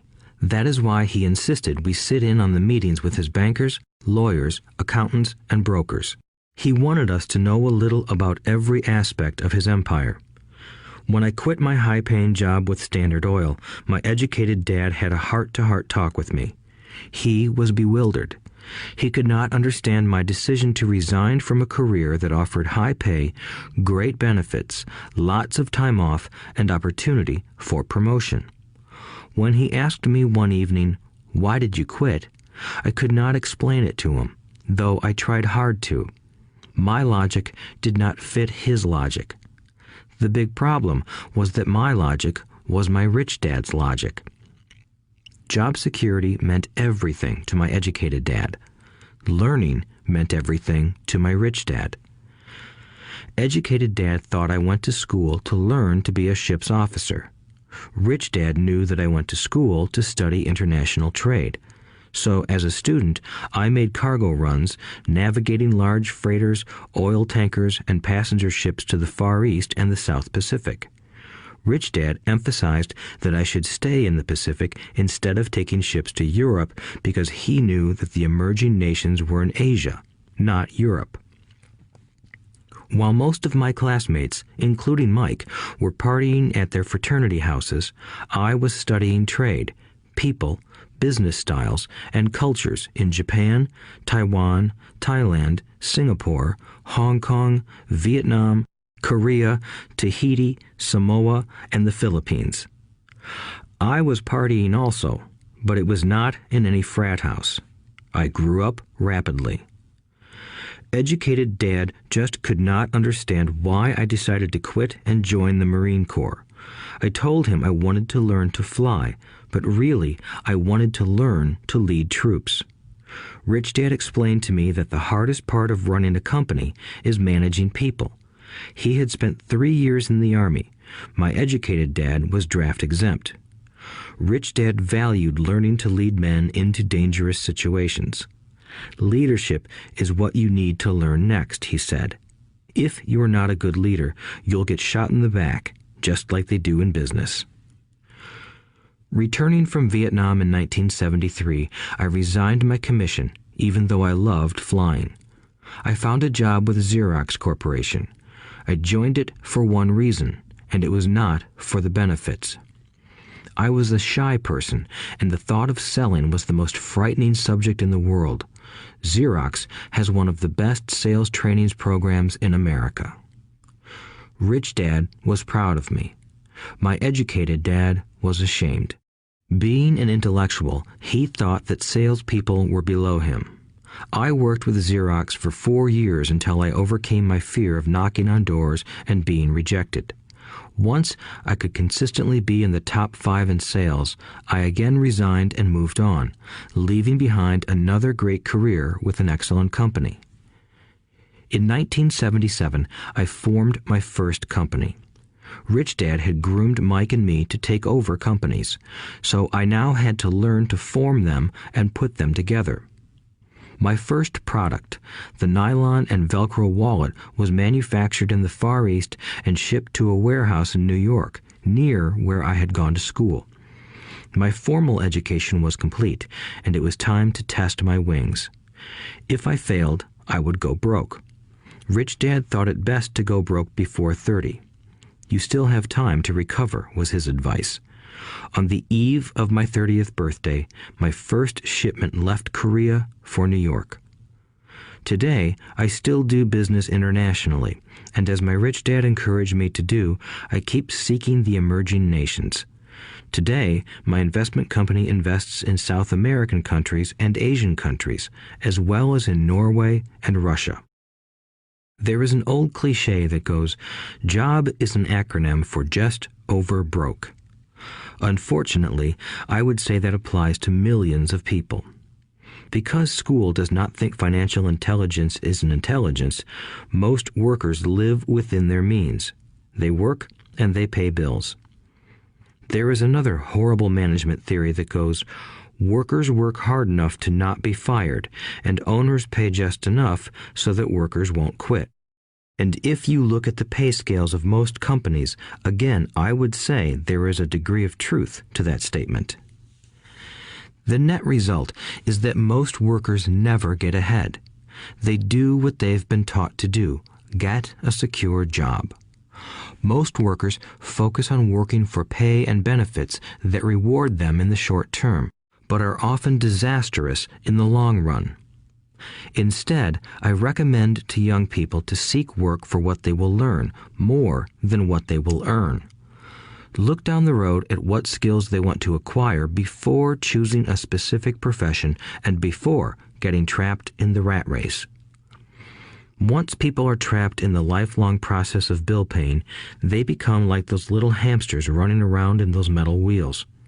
Their little furry legs are spinning furiously, the wheel is turning furiously, but come tomorrow morning, they'll still be in the same cage. Great job. In the movie Jerry Maguire, starring Tom Cruise, there are many great one-liners. Probably the most memorable is, "Show me the money." But there is one line I thought most truthful. It comes from the scene where Tom Cruise is leaving the firm. He has just been fired, and he is asking the entire company, "Who wants to come with me?" And the whole place is silent and frozen. Only one woman speaks up and says, "I'd like to, but I'm due for a promotion in 3 months." That statement is probably the most truthful statement in the whole movie. It is the type of statement that people use to keep themselves busy, working away to pay bills. I know my educated dad looked forward to his pay raise every year, and every year he was disappointed. So he would go back to school to earn more qualifications so he could get another raise. Then, once again, there would be another disappointment. The question I often ask people is, where is this daily activity taking you? Just like the little hamster, I wonder if people look at where their hard work is taking them. What does the future hold?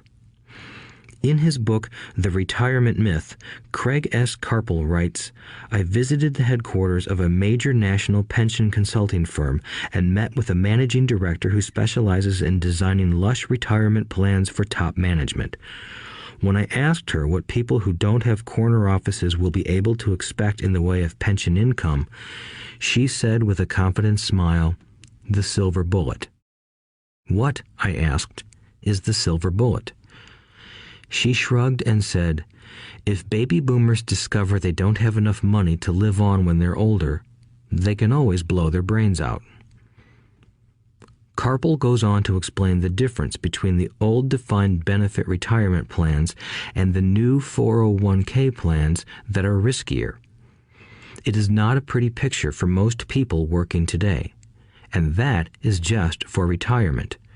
Add medical fees and long-term nursing home care, and the picture is frightening. Already, many hospitals in countries with socialized medicine need to make tough decisions such as who will live and who will die. They make those decisions purely on how much money they have and how old the patients are. If the patient is old, they often will give the medical care to someone younger. The older, poor patient gets put to the back of the line. Just as the rich can afford better education, the rich will be able to keep themselves alive, while those who have little wealth will die. So I wonder, are workers looking into the future or just until their next paycheck, never questioning where they are headed? When I speak to adults who want to earn more money, I always recommend the same thing. I suggest taking a long view of their life. Instead of simply working for the money and security, which I admit are important, I suggest they take a second job that will teach them a second skill. Often I recommend joining a network marketing company, also called multi-level marketing, if they want to learn sales skills. Some of these companies have excellent training programs that help people get over their fear of failure and rejection, which are the main reasons people are unsuccessful. Education is more valuable than money in the long run. When I offer this suggestion, I often hear in response, "Oh, that is too much hassle," or "I only want to do what I am interested in." If they say it's too much of a hassle, I ask, so you would rather work all your life giving 50% of what you earn to the government?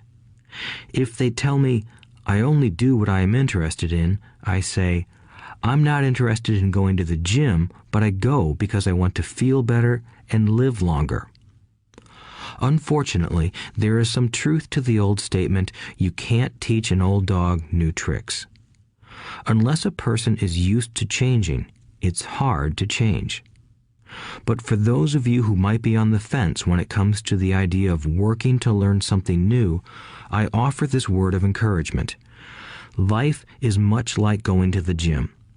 The most painful part is deciding to go. Once you get past that, it's easy. There have been many days I have dreaded going to the gym, but once I am there and in motion, it is a pleasure. After the workout is over, I am always glad I talked myself into going. If you are unwilling to work to learn something new and instead insist on becoming highly specialized within your field, make sure the company you work for is unionized. Labor unions are designed to protect specialists. My educated dad, after falling from grace with the governor, became the head of the teachers' union in Hawaii. He told me that it was the hardest job he ever held.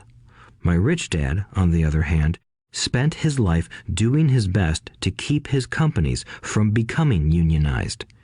He was successful. Although the unions came close, Rich Dad was always able to fight them off. Personally, I take no sides because I can see the need for and the benefits of both sides. If you do as school recommends, become highly specialized, then seek union protection. For example, had I continued with my flying career, I would have sought a company that had a strong pilots' union. Why? Because my life would be dedicated to learning a skill that was valuable in only one industry. If I were pushed out of that industry, my life's skills would not be as valuable to another industry. A displaced senior pilot with 100,000 hours of heavy airline transport time, earning $150,000 a year, would have a hard time finding an equivalent high-paying job teaching in school. Skills do not necessarily transfer from industry to industry. Skills the pilots are paid for in the airline industry are not as important in, say, the school system. The same is true even for doctors today. With all the changes in medicine, many medical specialists are needing to conform to medical organizations such as HMOs. School teachers definitely need to be union members. Today in America, the teachers' union is the largest and the richest labor union of all. The NEA, the National Education Association, has tremendous political clout. Teachers need the protection of their union because their skills are also of limited value to an industry outside of education. So the rule of thumb is highly specialized, then unionize. It's the smart thing to do. When I ask the classes I teach, how many of you can cook a better hamburger than McDonald's, almost all the students raise their hands. I then ask, so if most of you can cook a better hamburger, how come McDonald's makes more money than you? The answer is obvious. McDonald's is excellent at business systems. The reason so many talented people are poor is because they focus on building a better hamburger and know little to nothing about business systems. A friend of mine in Hawaii is a great artist. He makes a sizable amount of money. One day, his mother's attorney called to tell him that she had left him $35,000. That is what was left of her estate after the attorney and the government took their shares. Immediately, he saw an opportunity to increase his business by using some of this money to advertise. 2 months later, his first 4-color full-page ad appeared in an expensive magazine that targeted the very rich. The ad ran for 3 months. He received no replies from the ad, and all of his inheritance is now gone. He now wants to sue the magazine for misrepresentation. This is a common case of someone who can build a beautiful hamburger but knows little about business. When I asked him what he learned, his only reply was, "Advertising salespeople are crooks." I then asked him if he would be willing to take a course in sales and a course in direct marketing. His reply, "I don't have the time, and I don't want to waste my money." The world is filled with talented poor people. All too often, they're poor or struggle financially or earn less than they are capable of, not because of what they know, but because of what they do not know. They focus on perfecting their skills at building a better hamburger rather than the skills of selling and delivering the hamburger.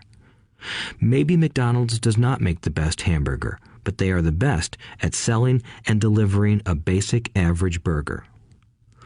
Poor Dad wanted me to specialize. That was his view on how to be paid more. Even after being told by the governor of Hawaii that he could no longer work in state government, my educated dad continued to encourage me to get specialized. Educated Dad then took up the cause of the teachers' union, campaigning for further protection and benefits for these highly skilled and educated professionals.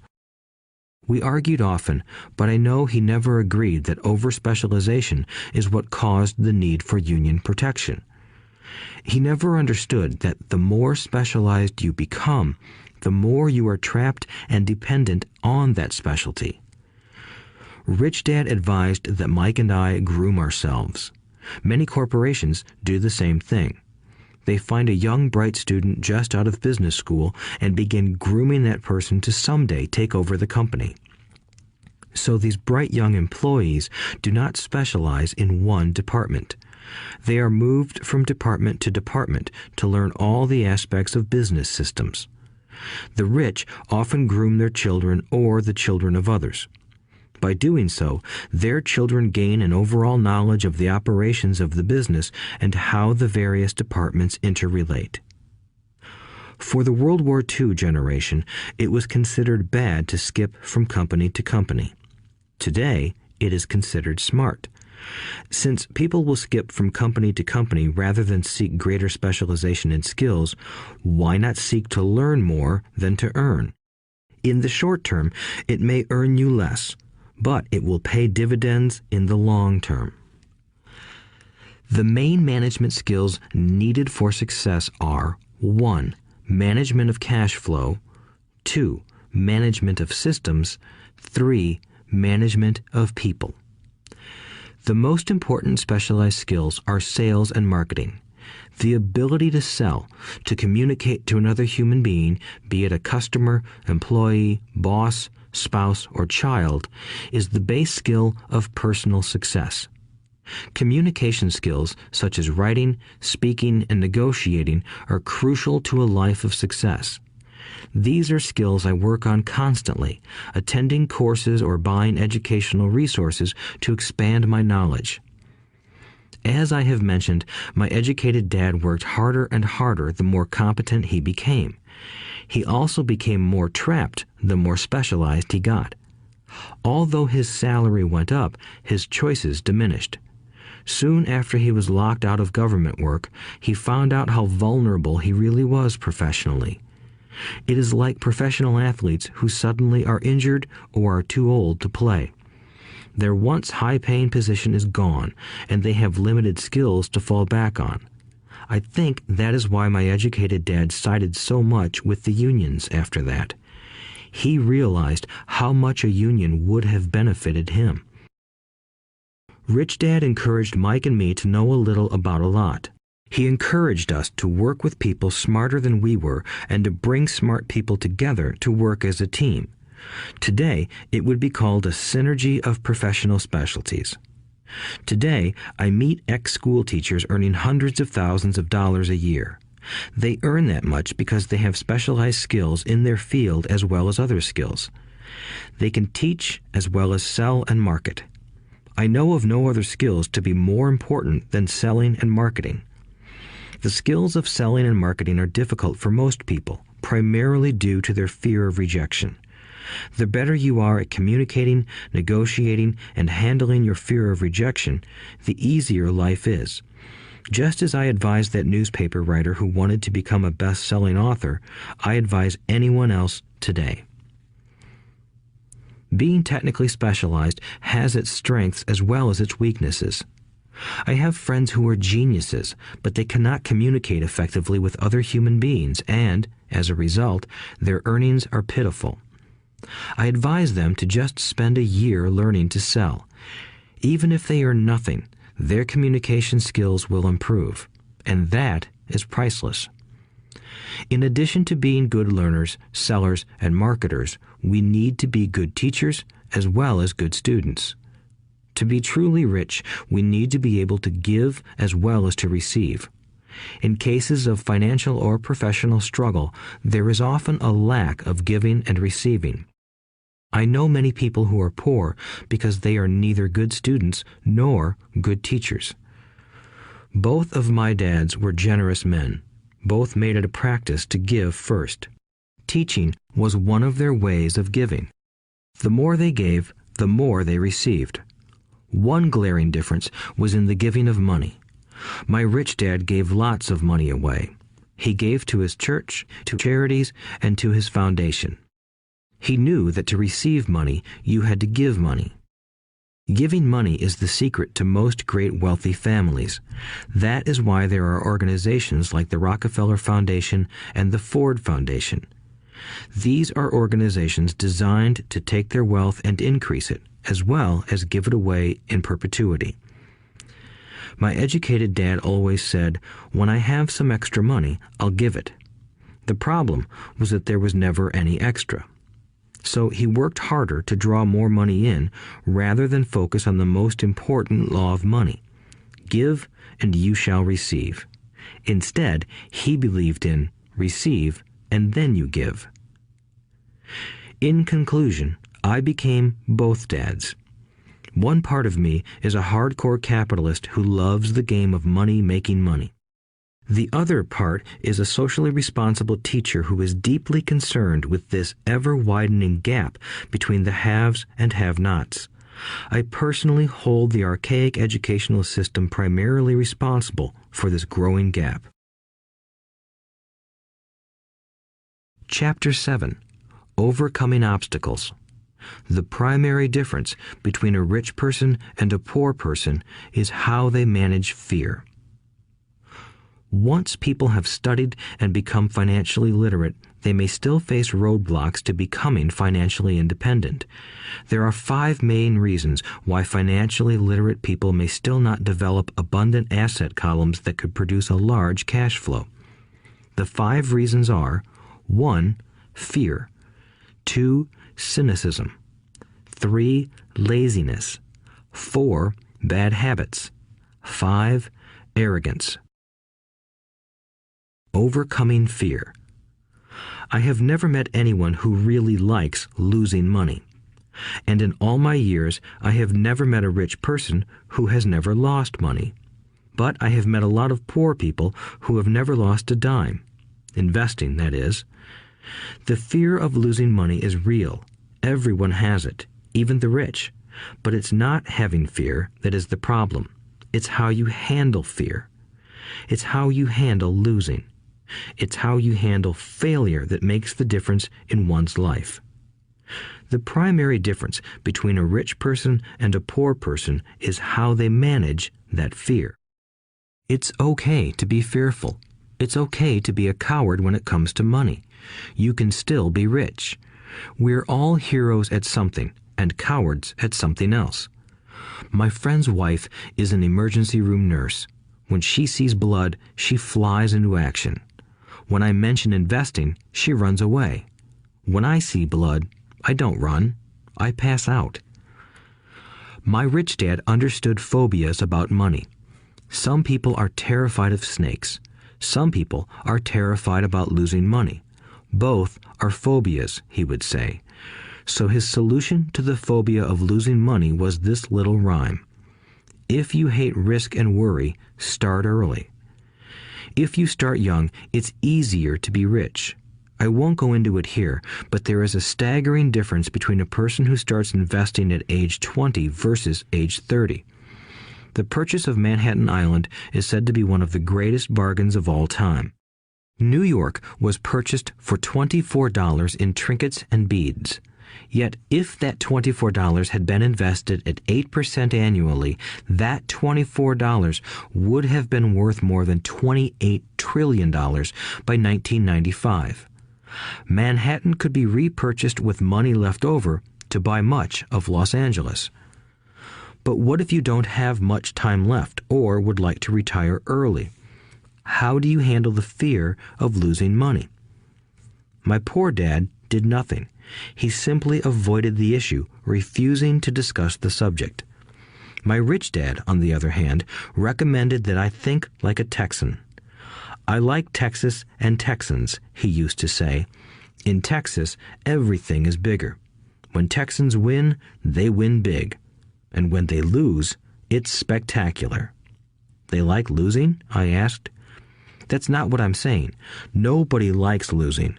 Show me a happy loser, and I'll show you a loser, said Rich Dad. It's a Texan's attitude toward risk, reward, and failure I'm talking about. It's how they handle life. They live it big. Not like most of the people around here, living like roaches when it comes to money, terrified that someone will shine a light on them and whimpering when the grocery clerk shortchanges them a quarter. Rich Dad went on, "What I like best is the Texas attitude. They're proud when they win, and they brag when they lose. Texans have a saying, if you're going to go broke, go big. You don't want to admit you went broke over a duplex." He constantly told Mike and me that the greatest reason for lack of financial success was because most people played it too safe. People are so afraid of losing that they lose, were his words. Fran Tarkenton, a one-time great NFL quarterback, says it still another way. Winning means being unafraid to lose. In my own life, I've noticed that winning usually follows losing. Before I finally learned to ride a bike, I first fell down many times. I've never met a golfer who has never lost a golf ball. I've never met people who have fallen in love who have never had their heart broken. And I've never met someone rich who has never lost money. So for most people, the reason they don't win financially is because the pain of losing money is far greater than the joy of being rich. Another saying in Texas is, everyone wants to go to heaven, but no one wants to die. Most people dream of being rich, but are terrified of losing money, so they never get to heaven. Rich Dad used to tell Mike and me stories about his trips to Texas. If you really want to learn the attitude of how to handle risk, losing, and failure, go to San Antonio and visit the Alamo. The Alamo is a great story of brave people who chose to fight, knowing there was no hope of success. They chose to die instead of surrendering. It's an inspiring story worthy of study. Nonetheless, it's still a tragic military defeat. They got their butts kicked. So, how do Texans handle failure? They still shout, "Remember the Alamo." Mike and I heard this story a lot. He always told us this story when he was about to go into a big deal and he was nervous.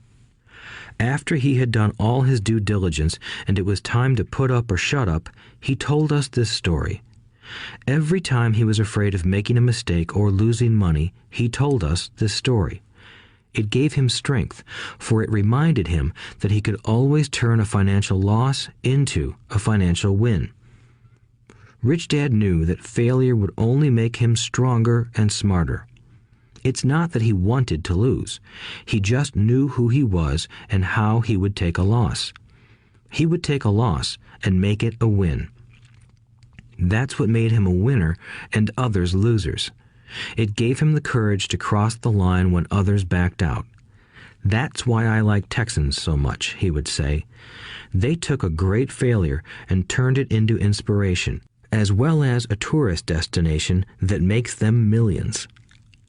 But probably his words that mean the most to me today are these. Texans don't bury their failures. They get inspired by them. They take their failures and turn them into rallying cries. Failure inspires Texans to become winners. But that formula is not just the formula for Texans. It is the formula for all winners. I've said that falling off my bike was part of learning to ride.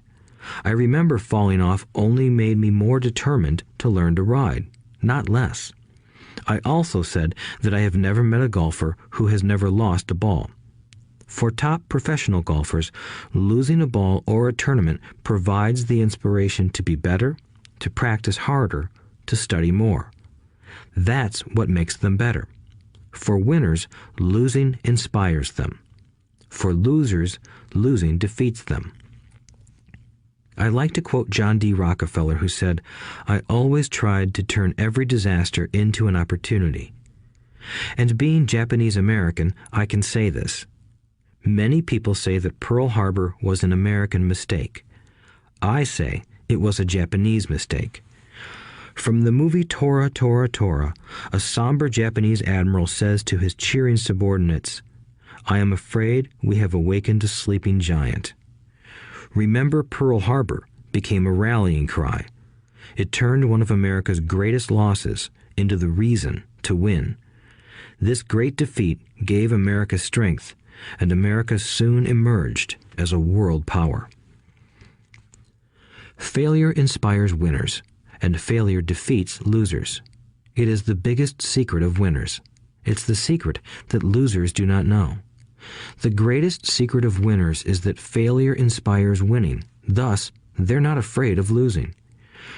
Repeating Fran Tarkenton's quote, "Winning means being unafraid to lose." People like Fran Tarkenton are not afraid of losing because they know who they are. They hate losing, so they know that losing will only inspire them to become better. There is a big difference between hating losing and being afraid to lose. Most people are so afraid of losing money that they lose. They go broke over a duplex. Financially, they play life too safe and too small. They buy big houses and big cars, but not big investments. The main reason that over 90% of the American public struggles financially is because they play not to lose. They don't play to win. They go to their financial planners or accountants or stockbrokers and buy a balanced portfolio. Most have lots of cash in CDs, low-yield bonds, mutual funds that can be traded within a mutual fund family, and a few individual stocks. It is a safe and sensible portfolio, but it is not a winning portfolio. It is a portfolio of someone playing not to lose. Don't get me wrong, it's probably a better portfolio than more than 70% of the population has, and that's frightening. It's a great portfolio for someone who loves safety. But playing it safe and balanced on your investment portfolio is not the way successful investors play the game. If you have little money and you want to be rich, you must first be focused, not balanced. If you look at any successful person, at the start they were not balanced. Balanced people go nowhere. They stay in one spot. To make progress, you must first go unbalanced. Just look at how you make progress walking. Thomas Edison was not balanced. He was focused. Bill Gates was not balanced. He was focused. Donald Trump is focused. George Soros is focused. George Patton did not take his tanks wide. He focused them and blew through the weak spots in the German line. The French went wide with the Maginot Line, and you know what happened to them. If you have any desire to be rich, you must focus. Do not do what poor and middle-class people do, put their few eggs in many baskets. Put a lot of your eggs in a few baskets and focus. Follow one course until successful. If you hate losing, play it safe. If losing makes you weak, play it safe. Go with balanced investments. If you're over 25 years old and are terrified of taking risks, don't change. Play it safe, but start early. Start accumulating your nest egg early because it will take time. But if you have dreams of freedom, of getting out of the rat race, the first question to ask yourself is, how do I respond to failure? If failure inspires you to win, maybe you should go for it, but only maybe. If failure makes you weak or causes you to throw temper tantrums, like spoiled brats who call attorneys to file lawsuits every time something doesn't go their way, then play it safe. Keep your daytime job, or buy bonds or mutual funds. But remember, there is risk in those financial instruments also, even though they may appear safe. I say all this, mentioning Texas and Fran Tarkenton, because stacking the asset column is easy. It's really a low-aptitude game. It doesn't take much education. Fifth-grade math will do. But building your asset column is a game in which attitude plays a major role. It takes guts, patience, and a great attitude toward failure. Losers avoid failing, and failure turns losers into winners. Just remember the Alamo. Overcoming cynicism. The sky is falling. The sky is falling. Most of us know the story of Chicken Little, who ran around warning the barnyard of impending doom. We all know people who are that way. There's a Chicken Little inside each of us. As I stated earlier, the cynic is really a little chicken. We all get a little chicken when fear and doubt cloud our thoughts. All of us have doubts. I'm not smart. I'm not good enough. So-and-so is better than me. Our doubts often paralyze us. We play the what-if game. What if the economy crashes right after I invest? What if I lose control and I can't pay the money back? What if things don't go as I planned? Or we have friends or loved ones who will remind us of our shortcomings. They often say, "What makes you think you can do that? If it's such a good idea, how come someone else hasn't done it? That will never work. You don't know what you're talking about." These words of doubt often get so loud that we fail to act. A horrible feeling builds in our stomach. Sometimes we can't sleep. We fail to move forward. So we stay with what is safe, and opportunities pass us by. We watch life passing by as we sit immobilized with a cold knot in our body. We have all felt this at one time in our lives, some more than others.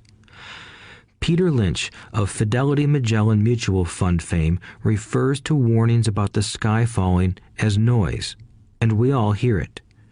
Noise is either created inside our heads or comes from outside, often from friends, family, co-workers, and the media.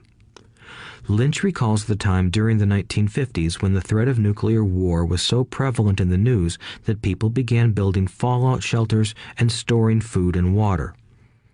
If they had invested that money wisely in the market, instead of building a fallout shelter, they'd probably be financially independent today. When violence breaks out in a city, gun sales go up all over the country. A person dies from rare hamburger meat in the state of Washington, and the Arizona Health Department orders restaurants to have all beef cooked well done. A drug company runs a TV commercial in February showing people catching the flu. Colds go up as well as sales of cold medicine. Most people are poor because when it comes to investing, the world is filled with Chicken Littles running around yelling, "The sky is falling, the sky is falling." And Chicken Littles are effective because every one of us is a little chicken. It often takes great courage to not let rumors and talk of doom and gloom affect your doubts and fears. But a savvy investor knows that the seemingly worst of times is actually the best of times to make money. When everyone else is too afraid to act, they pull the trigger and are rewarded. Some time ago, a friend named Richard came from Boston to visit Kim and me in Phoenix. He was impressed with what we had done through stocks and real estate. The Phoenix real estate prices were depressed. We spent 2 days showing him what we thought were excellent opportunities for cash flow and capital appreciation. Kim and I are not real estate agents. We are strictly investors. After identifying a unit in a resort community, we called an agent who sold it to him that afternoon. The price was a mere $42,000 for a 2-bedroom townhome. Similar units were going for $65,000. He had found a bargain. Excited, he bought it and returned to Boston. 2 weeks later, the agent called to say that our friend had backed out. I called immediately to find out why. All he said was that he talked to his neighbor, and his neighbor told him it was a bad deal. He was paying too much. I asked Richard if his neighbor was an investor. Richard said he was not. When I asked why he listened to him, Richard got defensive and simply said he wanted to keep looking. The real estate market in Phoenix turned, and a few years later, that little unit was renting for $1,000 a month, $2,500 in the peak winter months. The unit was worth $95,000. All Richard had to put down was $5,000, and he would have had a start at getting out of the rat race. Today, he still has done nothing. Richard's backing out did not surprise me. It's called buyer's remorse, and it affects all of us. The little chicken won, and a chance at freedom was lost. In another example, I hold a small portion of my assets in tax lien certificates instead of CDs. I earn 16% per year on my money, which certainly beats the interest rates banks offer on CDs. The certificates are secured by real estate and enforced by state law, which is also better than most banks. The formula they're bought on makes them safe. They just lack liquidity. So I look at them as 2 to 7 year CDs. Almost every time I tell someone that I hold my money this way, especially if they have money in CDs, they will tell me it's risky. They tell me why I should not do it. When I ask them where they get their information, they say from a friend or an investment magazine. They've never done it, and they're telling someone who's doing it why they shouldn't. The lowest yield I look for is 16%, but people who are filled with doubt are willing to accept a far lower return. Doubt is expensive. My point is that it's those doubts and cynicism that keep most people poor and playing it safe. The real world is simply waiting for you to get rich. Only a person's doubts keep them poor. As I said, getting out of the rat race is technically easy.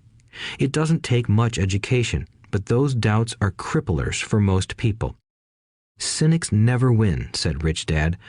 Unchecked doubt and fear creates a cynic. Cynics criticize and winners analyze was another of his favorite sayings.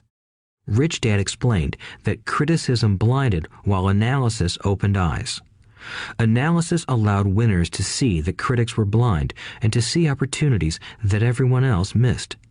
And finding what people miss is key to any success. Real estate is a powerful investment tool for anyone seeking financial independence or freedom. It is a unique investment tool. Yet every time I mention real estate as a vehicle, I often hear, "I don't want to fix toilets." That's what Peter Lynch calls noise. That's what my rich dad would say is the cynic talking, someone who criticizes and does not analyze, someone who lets their doubts and fears close their mind instead of open their eyes. So when someone says, "I don't want to fix toilets," I want to fire back, "What makes you think I want to?" They're saying a toilet is more important than what they want. I talk about freedom from the rat race, and they focus on toilets. That is the thought pattern that keeps most people poor. They criticize instead of analyze. I don't once hold the key to your success, Rich Dad would say, because I too do not want to fix toilets. I shop hard for a property manager who does fix toilets. And by finding a great property manager who runs houses or apartments, well, my cash flow goes up. But more importantly, a great property manager allows me to buy a lot more real estate since I don't have to fix toilets. A great property manager is key to success in real estate. Finding a good manager is more important to me than the real estate. A great property manager often hears of great deals before real estate agents do, which makes them even more valuable. That is what Rich Dad meant by, I don't once hold the key to your success. Because I do not want to fix toilets either, I figured out how to buy more real estate and expedite my getting out of the rat race. The people who continue to say, I don't want to fix toilets, often deny themselves the use of this powerful investment vehicle. Toilets are more important than their freedom. In the stock market, I often hear people say, I don't want to lose money. Well, what makes them think I or anyone else likes losing money? They don't make money because they choose to not lose money. Instead of analyzing, they close their minds to another powerful investment vehicle, the stock market. I was riding with a friend past our neighborhood gas station. He looked up and saw that the price of gas was going up and thus the price of oil. My friend is a worrywart, or a Chicken Little. To him, the sky is always going to fall, and it usually does, on him. When we got home, he showed me all the stats as to why the price of oil was going to go up over the next few years, statistics I had never seen before, even though I already owned substantial shares of an existing oil company. With that information, I immediately began looking for and found a new undervalued oil company that was about to find some oil deposits. My broker was excited about this new company, and I bought 15,000 shares for 65 cents per share.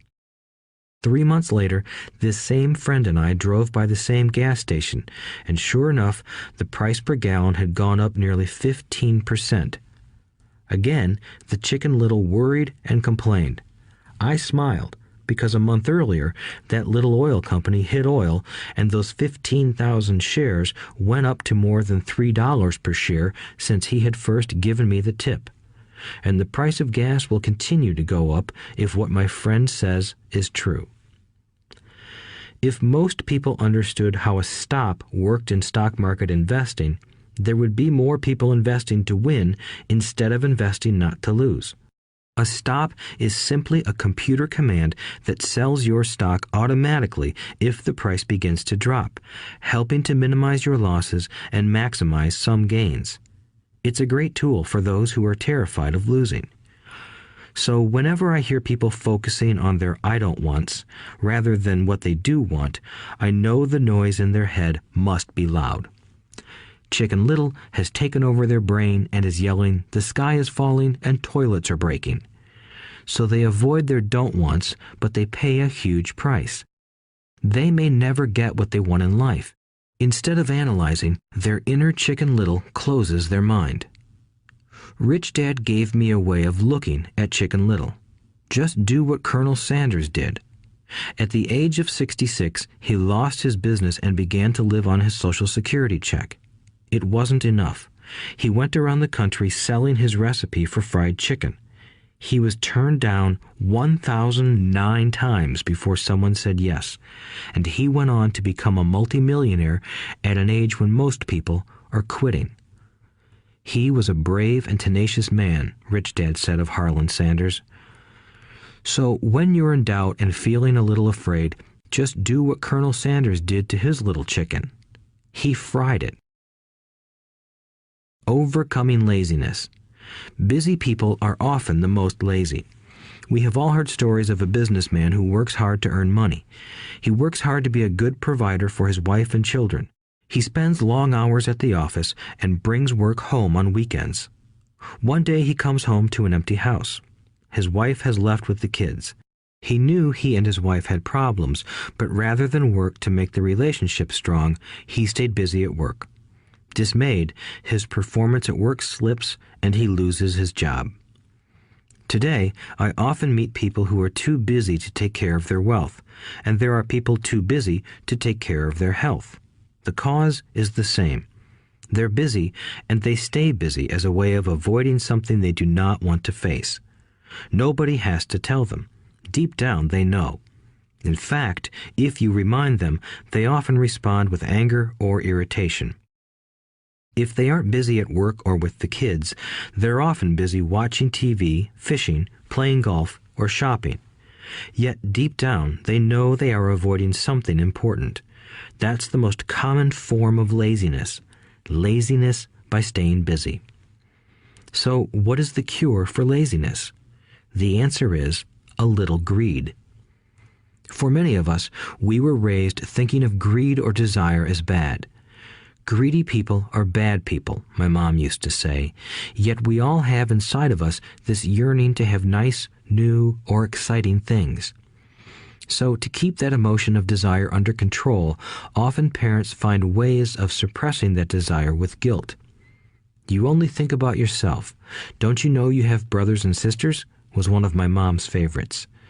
You want me to buy you what? Was a favorite of my dad. Do you think we're made of money? Do you think money grows on trees? We're not rich people, you know. It wasn't so much the words, but the angry guilt trip that went with the words that got to me. Or the reverse guilt trip was the I'm sacrificing my life to buy this for you. I'm buying this for you because I never had this advantage when I was a kid. I have a neighbor who is stone broke but can't park his car in his garage. The garage is filled with toys for his kids. Those spoiled brats get everything they ask for. I don't want them to know the feeling of want are his everyday words. He has nothing set aside for their college or his retirement, but his kids have every toy ever made. He recently got a new credit card in the mail and took his kids to visit Las Vegas. I'm doing it for the kids, he said with great sacrifice. Rich Dad forbade the words, I can't afford it. In my real home, that's all I heard. Instead, Rich Dad required his children to say, how can I afford it? He believed that the words, I can't afford it, shut down your brain. It didn't have to think anymore. How can I afford it opened up the brain and forced it to think and search for answers. But most importantly, he felt the words, I can't afford it, were a lie, and the human spirit knows it. The human spirit is very, very powerful, he would say. It knows it can do anything. By having a lazy mind that says, I can't afford it, a war breaks out inside you. Your spirit is angry, and your lazy mind must defend its lie. The spirit is screaming, come on, let's go to the gym and work out. And the lazy mind says, but I'm tired. I worked really hard today. Or the human spirit says, I'm sick and tired of being poor. Let's get out there and get rich. To which the lazy mind says, rich people are greedy. Besides, it's too much bother. It's not safe. I might lose money. I'm working hard enough as it is. I've got too much to do at work anyway. Look at what I have to do tonight. My boss wants it finished by morning. I can't afford it also causes sadness, a helplessness that leads to despondency and often depression. How can I afford it opens up possibilities, excitement, and dreams. So Rich Dad was not so concerned about what we wanted to buy as long as we understood that how can I afford it creates a stronger mind and a dynamic spirit. Thus, he rarely gave Mike or me anything. He would instead ask, how can you afford it? And that included college, which we paid for ourselves. It was not the goal, but the process of attaining the goal that he wanted us to learn. The problem I see today is that there are millions of people who feel guilty about their desire or their greed. It's old conditioning from their childhood. While they desire to have the finer things that life offers, most have been conditioned subconsciously to say, I can't have that, or I'll never be able to afford that. When I decided to exit the rat race, it was simply a question of how can I afford to never work again? And my mind began to kick out answers and solutions. The hardest part was fighting my real parents' dogma. We can't afford that. Stop thinking only about yourself. Why don't you think about others? And other similar sentiments designed to instill guilt to suppress my greed. So, how do you beat laziness? Once again, the answer is a little greed. It's that radio station WIIFM, which stands for What's in it for me?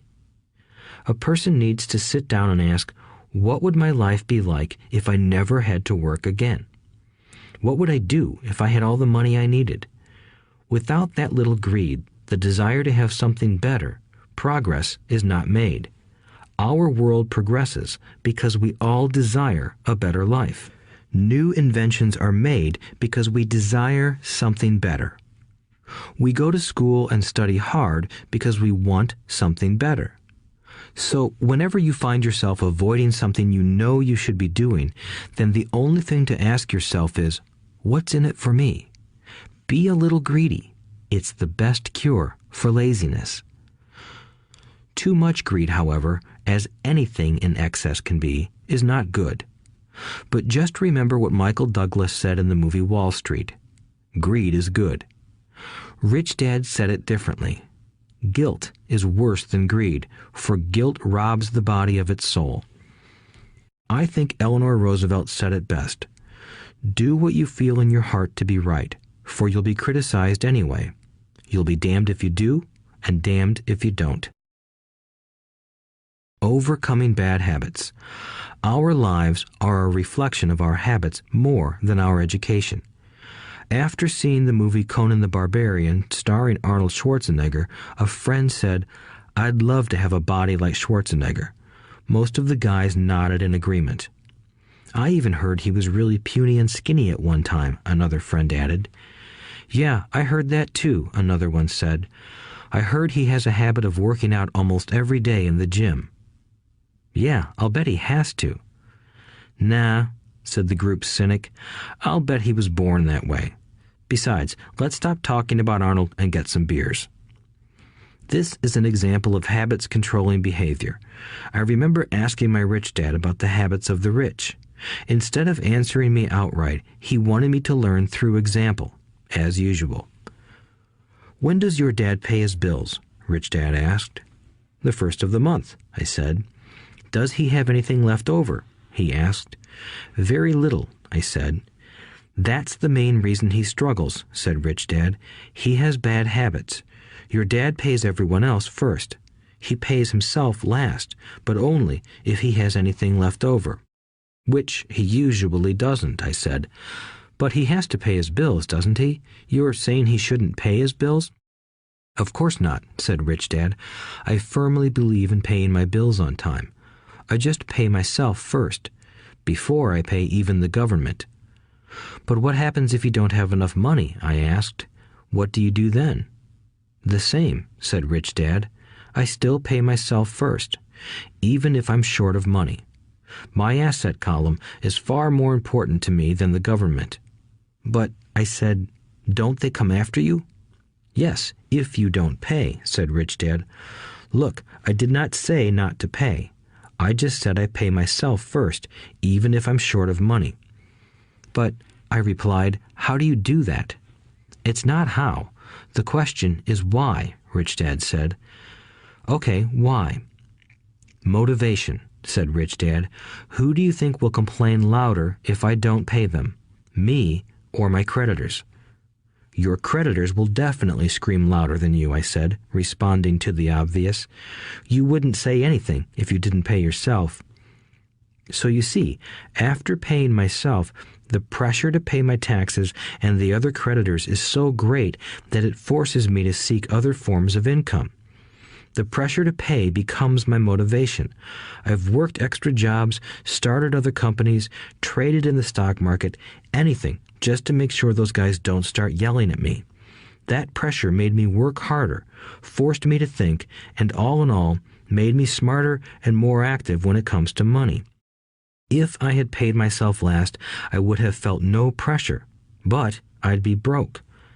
So it is the fear of the government or other people you owe money to that motivates you? "That's right," said Rich Dad. You see, government bill collectors are big bullies. So are bill collectors in general. Most people give in to those bullies. They pay them and never pay themselves. You know the story of the 98-pound weakling who gets sand kicked in his face? I nodded. I see that ad for weightlifting and bodybuilding lessons in the comic books all the time. Well, most people let the bullies kick sand in their faces. I decided to use the fear of the bully to make me stronger. Others got weaker. Forcing myself to think about how to make extra money is like going to the gym and working out with weights. The more I work my mental money muscles out, the stronger I get. Now, I'm not afraid of those bullies.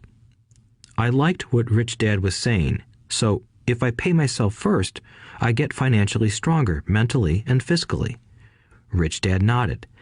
And if I pay myself last, or not at all, I get weaker. So people like bosses, managers, tax collectors, bill collectors, and landlords push me around all my life just because I don't have good money habits. Rich Dad nodded, just like the 98-pound weakling. Overcoming arrogance. What I know makes me money.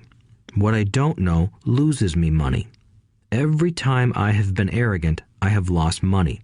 Because when I'm arrogant, I truly believe that what I don't know is not important, Rich Dad would often tell me. I have found that many people use arrogance to try to hide their own ignorance. It often happens when I am discussing financial statements with accountants or even other investors.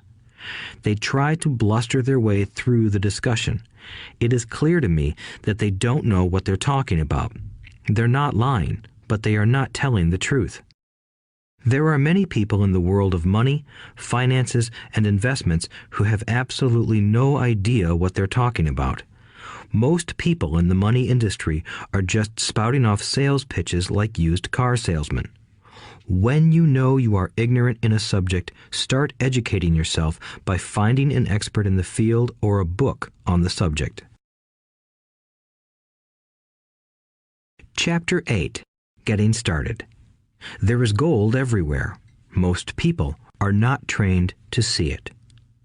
I wish I could say acquiring wealth was easy for me, but it wasn't. So in response to the question, how do I start, I offer the thought process I go through on a day-to-day basis. It really is easy to find great deals. I promise you that. It's just like riding a bike. After a little wobbling, it's a piece of cake. But when it comes to money, it takes determination to get through the wobbling. That's a personal thing. To find million-dollar deals of a lifetime requires us to call on our financial genius. I believe that each of us has a financial genius within us. The problem is that our financial genius lies asleep, waiting to be called upon. It lies asleep because our culture has educated us into believing that the love of money is the root of all evil. It has encouraged us to learn a profession so we can work for money, but failed to teach us how to have money work for us. It taught us not to worry about our financial future because our company or the government would take care of us when our working days are over. However, it is our children, educated in the same school system, who will end up paying for this absence of financial education. The message is still to work hard, earn money, and spend it. And when we run short, we can always borrow more.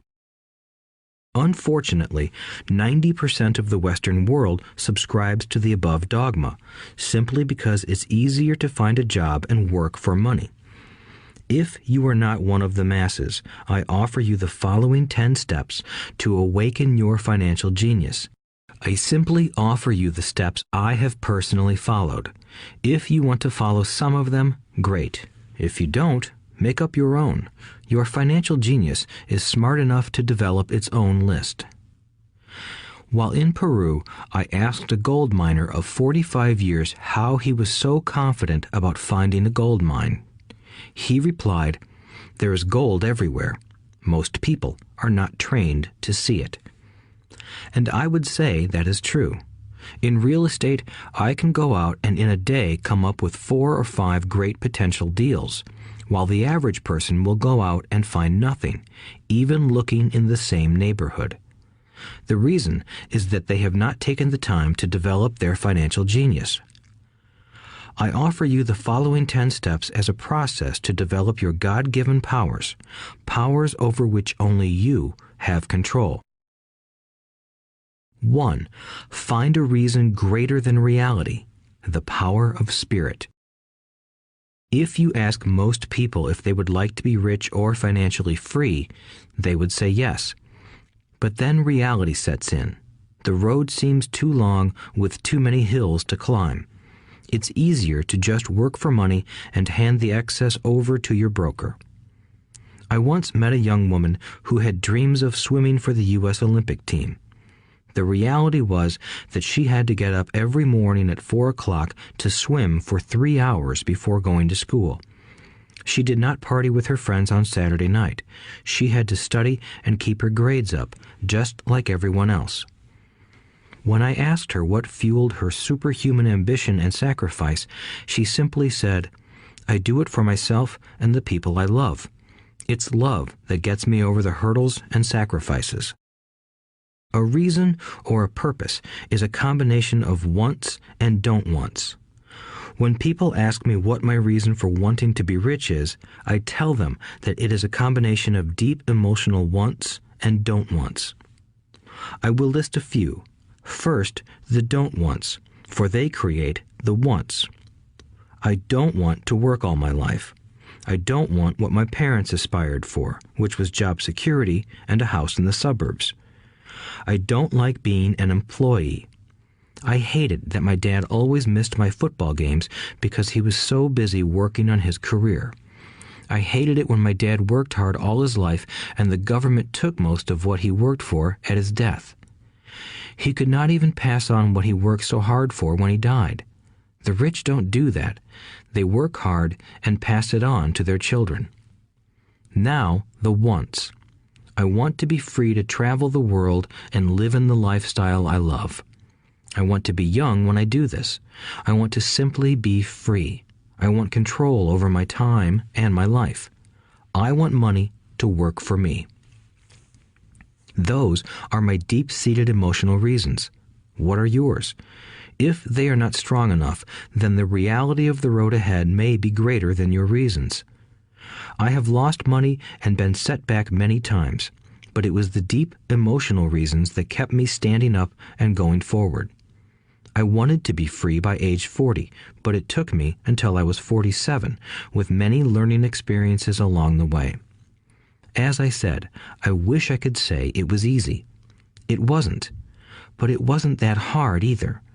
I've learned that without a strong reason or purpose, anything in life is hard. If you do not have a strong reason, there is no sense listening further. It will sound like too much work. 2. Make daily choices. The power of choice.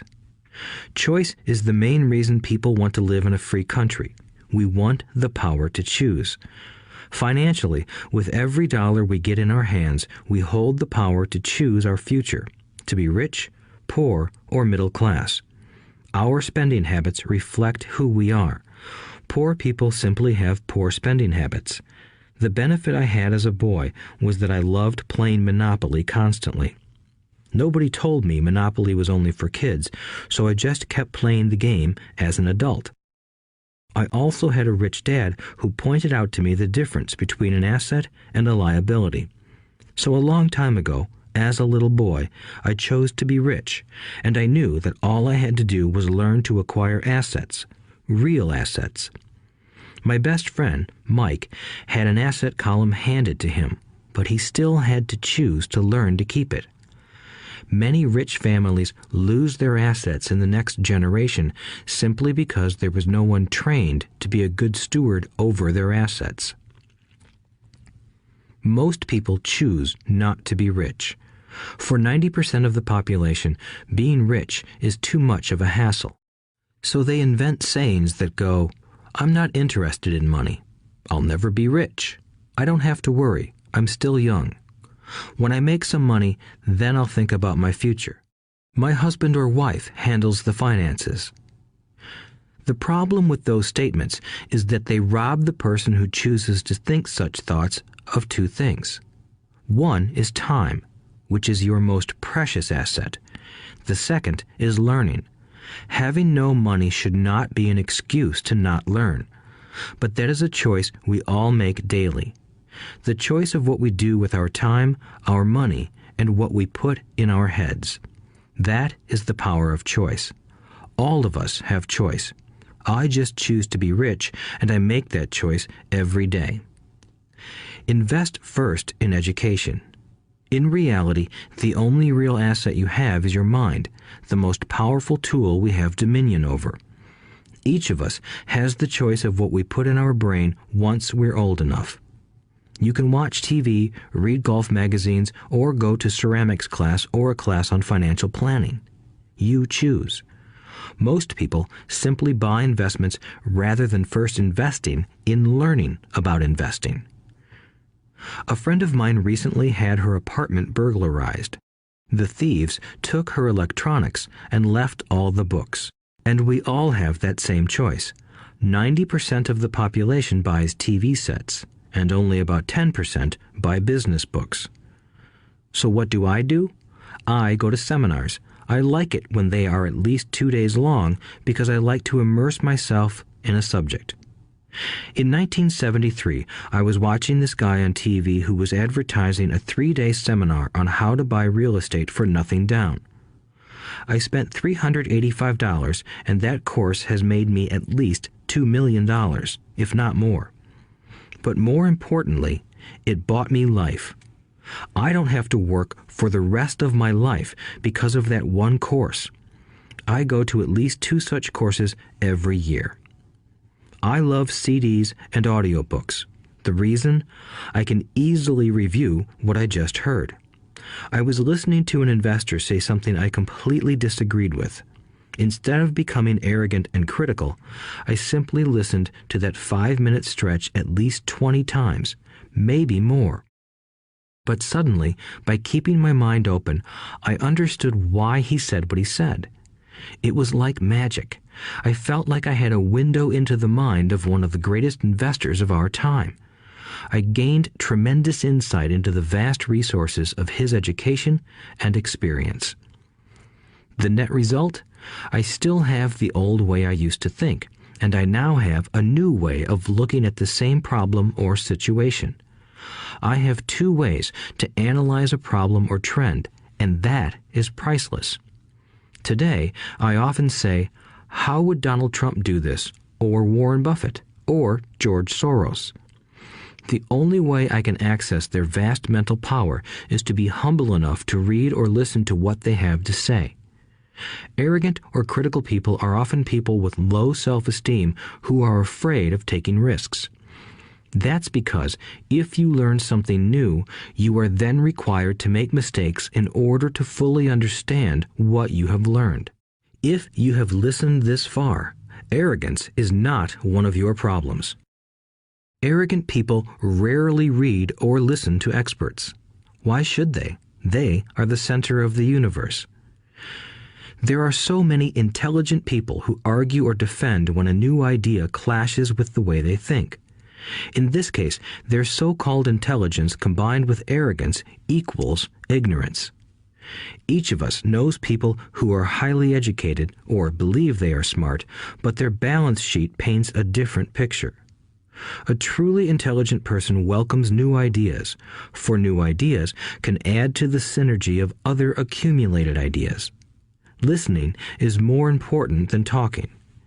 If that were not true, God would not have given us 2 ears and only 1 mouth. Too many people think with their mouth instead of listening in order to absorb new ideas and possibilities. They argue instead of asking questions. I take a long view on my wealth. I do not subscribe to the get-rich-quick mentality most lottery players or casino gamblers have. I may go in and out of stocks, but I am long on education. If you want to fly an airplane, I advise taking lessons first. I am always shocked at people who buy stocks or real estate but never invest in their greatest asset, their mind. Just because you bought a house or two does not make you an expert at real estate. 3. Choose friends carefully. The power of association. First of all, I do not choose my friends by their financial statements. I have friends who have actually taken a vow of poverty, as well as friends who earn millions every year. The point is that I learn from all of them. Now, I will admit that there are people I have actually sought out because they had money. But I was not after their money. I was seeking their knowledge. In some cases, these people who had money have become dear friends. I've noticed that my friends with money talk about money. They don't do it to brag. They're interested in the subject. So I learn from them, and they learn from me. My friends who are in dire financial straits do not like talking about money, business, or investing. They often think it rude or unintellectual. So I also learn from my friends who struggle financially. I find out what not to do. I have several friends who have generated over $1 billion in their short lifetimes. The 3 of them report the same phenomenon. Their friends who have no money have never come to them to ask them how they did it, but they do come asking for one of 2 things, or both, a loan or a job. Warning: don't listen to poor or frightened people. I have such friends, and while I love them dearly, they are the Chicken Littles of life. To them, when it comes to money, especially investments, it's always the sky is falling, the sky is falling. They can always tell you why something won't work. The problem is that people listen to them. But people who blindly accept doom and gloom information are also Chicken Littles. As that old saying goes, birds of a feather flock together. If you watch business channels on TV, they often have a panel of so-called experts. One expert will say the market is going to crash, and the other will say it's going to boom. If you're smart, you listen to both. Keep your mind open because both have valid points. Unfortunately, most poor people listen to Chicken Little. I have had many close friends try to talk me out of a deal or an investment. Not long ago, a friend told me he was excited because he found a 6% certificate of deposit. I told him I earned 16% from the state government. The next day, he sent me an article about why my investment was dangerous. I have received 16% for years now, and he still receives 6%. I would say that one of the hardest things about wealth building is to be true to yourself and to be willing to not go along with the crowd. This is because, in the market, it is usually the crowd that shows up late that is slaughtered. If a great deal is on the front page, it's too late in most instances. Look for a new deal. As we used to say as surfers, there is always another wave. People who hurry and catch a wave late usually are the ones who wipe out. Smart investors don't time the markets.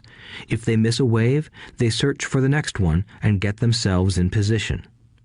This is hard for most investors because buying what is not popular is frightening.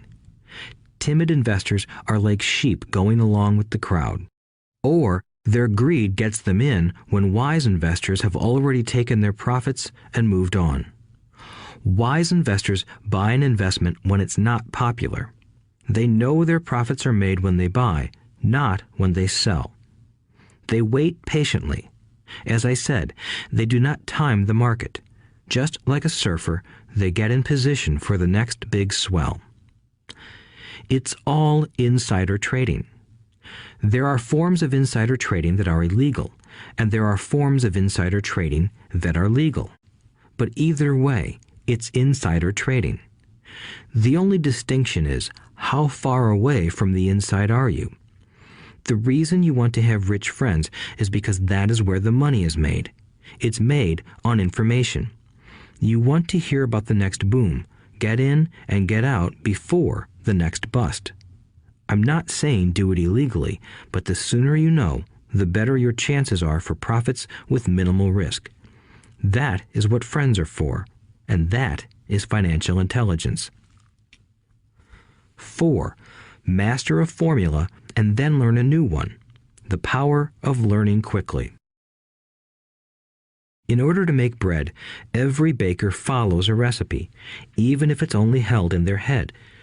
The same is true for making money. Most of us have heard the saying, "You are what you eat." I have a different slant. I say, "You become what you study." In other words, be careful what you learn, because your mind is so powerful that you become what you put in your head. For example, if you study cooking, you then tend to cook. If you don't want to be a cook anymore, then you need to study something else. When it comes to money, the masses generally have one basic formula they learned in school, and it's this: work for money. The predominant formula I see in the world is that every day millions of people get up, go to work, earn money, pay bills, balance checkbooks, buy some mutual funds, and go back to work. That is the basic formula, or recipe. If you're tired of what you're doing, or you're not making enough, it's simply a case of changing the formula via which you make money. Years ago, when I was 26, I took a weekend class called How to Buy Real Estate Foreclosures. I learned a formula. The next trick was to have the discipline to actually put into action what I had learned. That is where most people stop. For 3 years, while working for Xerox, I spent my spare time learning to master the art of buying foreclosures. I've made several $1 million using that formula. So after I mastered that formula, I went in search of other formulas. For many of the classes, I did not directly use the information I learned, but I always learned something new. I have attended classes designed for derivative traders, commodity option traders, and chaologists. I was way out of my league, being in a room full of people with doctorates in nuclear physics and space science. Yet, I learned a lot that made my stock and real estate investing more meaningful and lucrative. Most junior colleges and community colleges have classes on financial planning and buying traditional investments. They are good places to start, but I always search for a faster formula. That is why, on a fairly regular basis, I make more in a day than many people will make in their lifetime.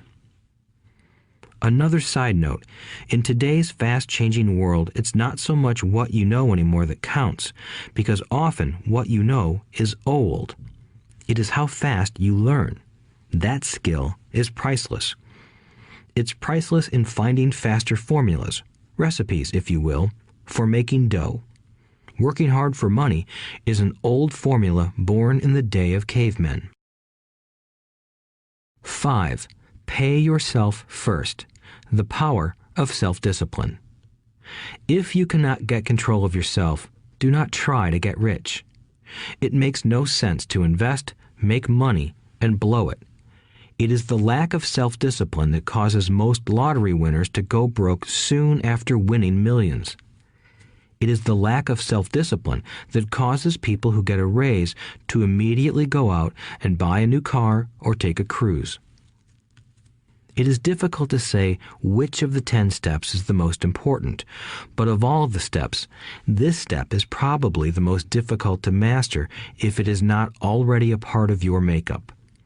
I would venture to say that personal self-discipline is the number one delineating factor between the rich, the poor, and the middle class. Simply put, people who have low self-esteem and low tolerance for financial pressure can never be rich. As I have said, a lesson learned from my rich dad was that the world will push you around. The world pushes people around, not because other people are bullies, but because the individual lacks internal control and discipline. People who lack internal fortitude often become victims of those who have self-discipline. In the entrepreneur classes I teach, I constantly remind people to not focus on their product, service, or widget, but to focus on developing management skills. The 3 most important management skills necessary to start your own business are management of 1. Cash flow, 2. People, 3. Personal time. I would say the skills to manage these three apply to anything, not just entrepreneurs. The three matter in the way you live your life as an individual or as part of a family, a business, a charitable organization, a city, or a nation. Each of these skills is enhanced by the mastery of self-discipline. I do not take the saying, "pay yourself first," lightly. The statement, "pay yourself first," comes from George Clayson's book, The Richest Man in Babylon. Millions of copies have been sold. But while millions of people freely repeat that powerful statement, few follow the advice. As I said, financial literacy allows one to read numbers, and numbers tell the story. By looking at a person's income statement and balance sheet, I can readily see if people who spout the words, "pay yourself first," actually practice what they preach. In reality, each month, many allocate money to their asset column before they pay their monthly expenses. Although millions of people have read Clayson's book and understand the words, "pay yourself first," in reality, they pay themselves last. Now, I can hear the howls from those of you who sincerely believe in paying your bills first, and I can hear all the responsible people who pay their bills on time. I am not saying be irresponsible and not pay your bills. All I am saying is do what the book says, which is pay yourself first. If you can truly begin to understand the power of cash flow, you will soon realize why 90% of people work hard all their lives and need government support like Social Security when they are no longer able to work. Kim and I have had many bookkeepers, accountants, and bankers who have had a major problem with this way of looking at pay yourself first. The reason is that these financial professionals actually do what the masses do. They pay themselves last. There have been times in my life when, for whatever reason, cash flow was far less than my bills. I still paid myself first. My accountant and bookkeeper screamed in panic. "They're going to come after you. The IRS is going to put you in jail. You're going to ruin your credit rating. They'll cut off the electricity." I still paid myself first. Why, you ask? Because that's what the story, The Richest Man in Babylon, was all about. The power of self-discipline and the power of internal fortitude. As my rich dad taught me the first month I worked for him, most people allow the world to push them around. A bill collector calls and you pay or else. A sales clerk says, "Oh, just put it on your charge card." Your real estate agent tells you, "Go ahead. The government allows you a tax deduction on your home." That is what the book is really about. Having the guts to go against the tide and get rich. You may not be weak, but when it comes to money, many people get wimpy. I am not saying be irresponsible.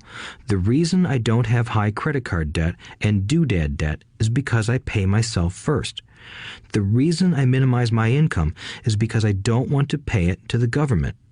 That is why my income comes from my asset column through a Nevada corporation. If I work for money, the government takes it. Although I pay my bills last, I am financially astute enough to not get into a tough financial situation. I don't like consumer debt.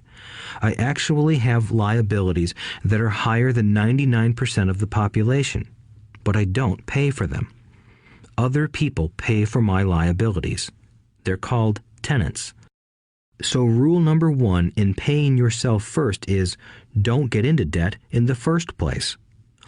Although I pay my bills last, I set it up to have only small, unimportant bills that are due. When I occasionally come up short, I still pay myself first. I let the creditors and even the government scream. I like it when they get tough. Why?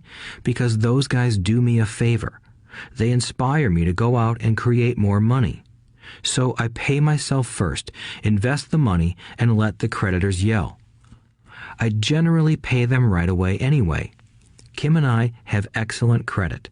We just don't cave into pressure and spend our savings or liquidate stocks to pay for consumer debt. That is not too financially intelligent. To successfully pay yourself first, keep the following in mind. 1. Don't get into large debt positions that you have to pay for. Keep your expenses low. Build up assets first. Then buy the big house or nice car. Being stuck in the rat race is not intelligent. 2. When you come up short, let the pressure build and don't dip into your savings or investments. Use the pressure to inspire your financial genius to come up with new ways of making more money and then pay your bills. You will have increased your ability to make more money as well as your financial intelligence. So many times I have gotten into financial hot water and used my brain to create more income while staunchly defending the assets in my asset column. My bookkeeper has screamed and dived for cover, but I was like a good soldier defending the fort. Fort assets. Poor people have poor habits. A common bad habit is innocently called dipping into savings. The rich know that savings are only used to create more money, not to pay bills. I know that sounds tough, but as I said, if you're not tough inside, the world will always push you around anyway. If you do not like financial pressure, then find a formula that works for you. A good one is to cut expenses, put your money in the bank, pay more than your fair share of income tax, buy safe mutual funds, and take the vow of the average. But this violates the pay yourself first rule. This rule does not encourage self-sacrifice or financial abstinence. It doesn't mean pay yourself first and starve. Life was meant to be enjoyed. If you call on your financial genius, you can have all the goodies of life, get rich, and pay bills. And that is financial intelligence. 6. Pay your brokers well. The power of good advice. Sometimes I see people posting a sign in front of their house that says, "For sale by owner." Or I see people on TV claiming to be discount brokers. My rich dad taught me to take the opposite approach. He believed in paying professionals well, and I have adopted that policy also. Today, I have expensive attorneys, accountants, real estate brokers, and stockbrokers. Why? Because if, and I do mean if, the people are professionals, their services should make you money. And the more money they make, the more money I make. We live in the information age. Information is priceless. A good broker should provide you with information as well as take the time to educate you. I have several brokers who do that for me. Some taught me when I had little or no money, and I am still with them today. What I pay a broker is tiny in comparison with what kind of money I can make because of the information they provide. I love it when my real estate broker or stockbroker makes a lot of money because that usually means I made a lot of money. A good broker saves me time in addition to making me money. Like when I bought the vacant land for $9,000 and sold it immediately for over $25,000 so I could buy my Porsche quicker. A broker is my eyes and ears in the market. They're there every day, so I do not have to be. I'd rather play golf. People who sell their house on their own must not value their time much. Why would I want to save a few bucks when I could use that time to make more money or spend it with those I love? What I find funny is that so many poor and middle-class people insist on tipping restaurant help 15 to 20%, even for bad service, but complain about paying a broker 3 to 7%. They enjoy tipping people in the expense column and stiffing people in the asset column. That is not financially intelligent. Keep in mind that not all brokers are created equal. Unfortunately, most brokers are only salespeople. They sell, but they themselves own little or no real estate. There is a tremendous difference between a broker who sells houses and a broker who sells investments. The same is true for stock, bond, mutual fund, and insurance, brokers who call themselves financial planners. When I interview any paid professional, I first find out how much property or stocks they personally own and what percentage they pay in taxes. And that applies to my tax attorney as well as my accountant. I have an accountant who minds his own business. His profession is accounting, but his business is real estate. I used to have an accountant who was a small business accountant, but he had no real estate. I switched because we did not love the same business. Find a broker who has your best interests at heart. Many brokers will spend the time educating you, and they could be the best asset you find. Just be fair, and most of them will be fair to you. If all you can think about is cutting their commissions, then why should they want to help you? It's just simple logic. As I said earlier, one of the management skills is the management of people. Many people only manage people they feel smarter than and they have power over. Many middle managers remain middle managers, failing to get promoted because they know how to work with people below them, but not with people above them. The real skill is to manage and reward the people who are smarter than you in some technical area. That is why companies have a board of directors. You should have one too. That is financial intelligence. 7. Be an Indian giver. The power of getting something for nothing. When the first European settlers came to America, they were taken aback by a cultural practice some American Indians had. For example, if a settler was cold, the Indian would give the person a blanket. Mistaking it for a gift, the settler was often offended when the Indian asked for it back. The Indians also got upset when they realized that settlers did not want to give it back. That is where the term Indian giver came from, a simple cultural misunderstanding. In the world of the asset column, being an Indian giver is vital to wealth. The sophisticated investor's first question is, how fast do I get my money back? They also want to know what they get for free, also called a piece of the action. That is why the ROI, or return on investment, is so important. For example, I found a small condominium that was in foreclosure a few blocks from where I lived. The bank wanted $60,000 and I submitted a bid for $50,000, which they took simply because, along with my bid, was a cashier's check for $50,000. They realized I was serious. Most investors would say, "Aren't you tying up a lot of cash? Would it not be better to get a loan on it?" The answer is, not in this case. My investment company uses this condominium as a vacation rental in the winter months when the snowbirds come to Arizona. It rents for $2,500 a month for 4 months out of the year. For rental during the off-season, it rents for only $1,000 a month. I had my money back in about 3 years.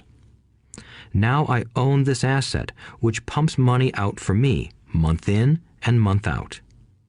The same is done with stocks. Frequently, my broker calls and recommends I move a sizable amount of money into the stock of a company that he feels is just about to make a move that will add value to the stock, like announcing a new product. I will move my money in for a week to a month while the stock moves up.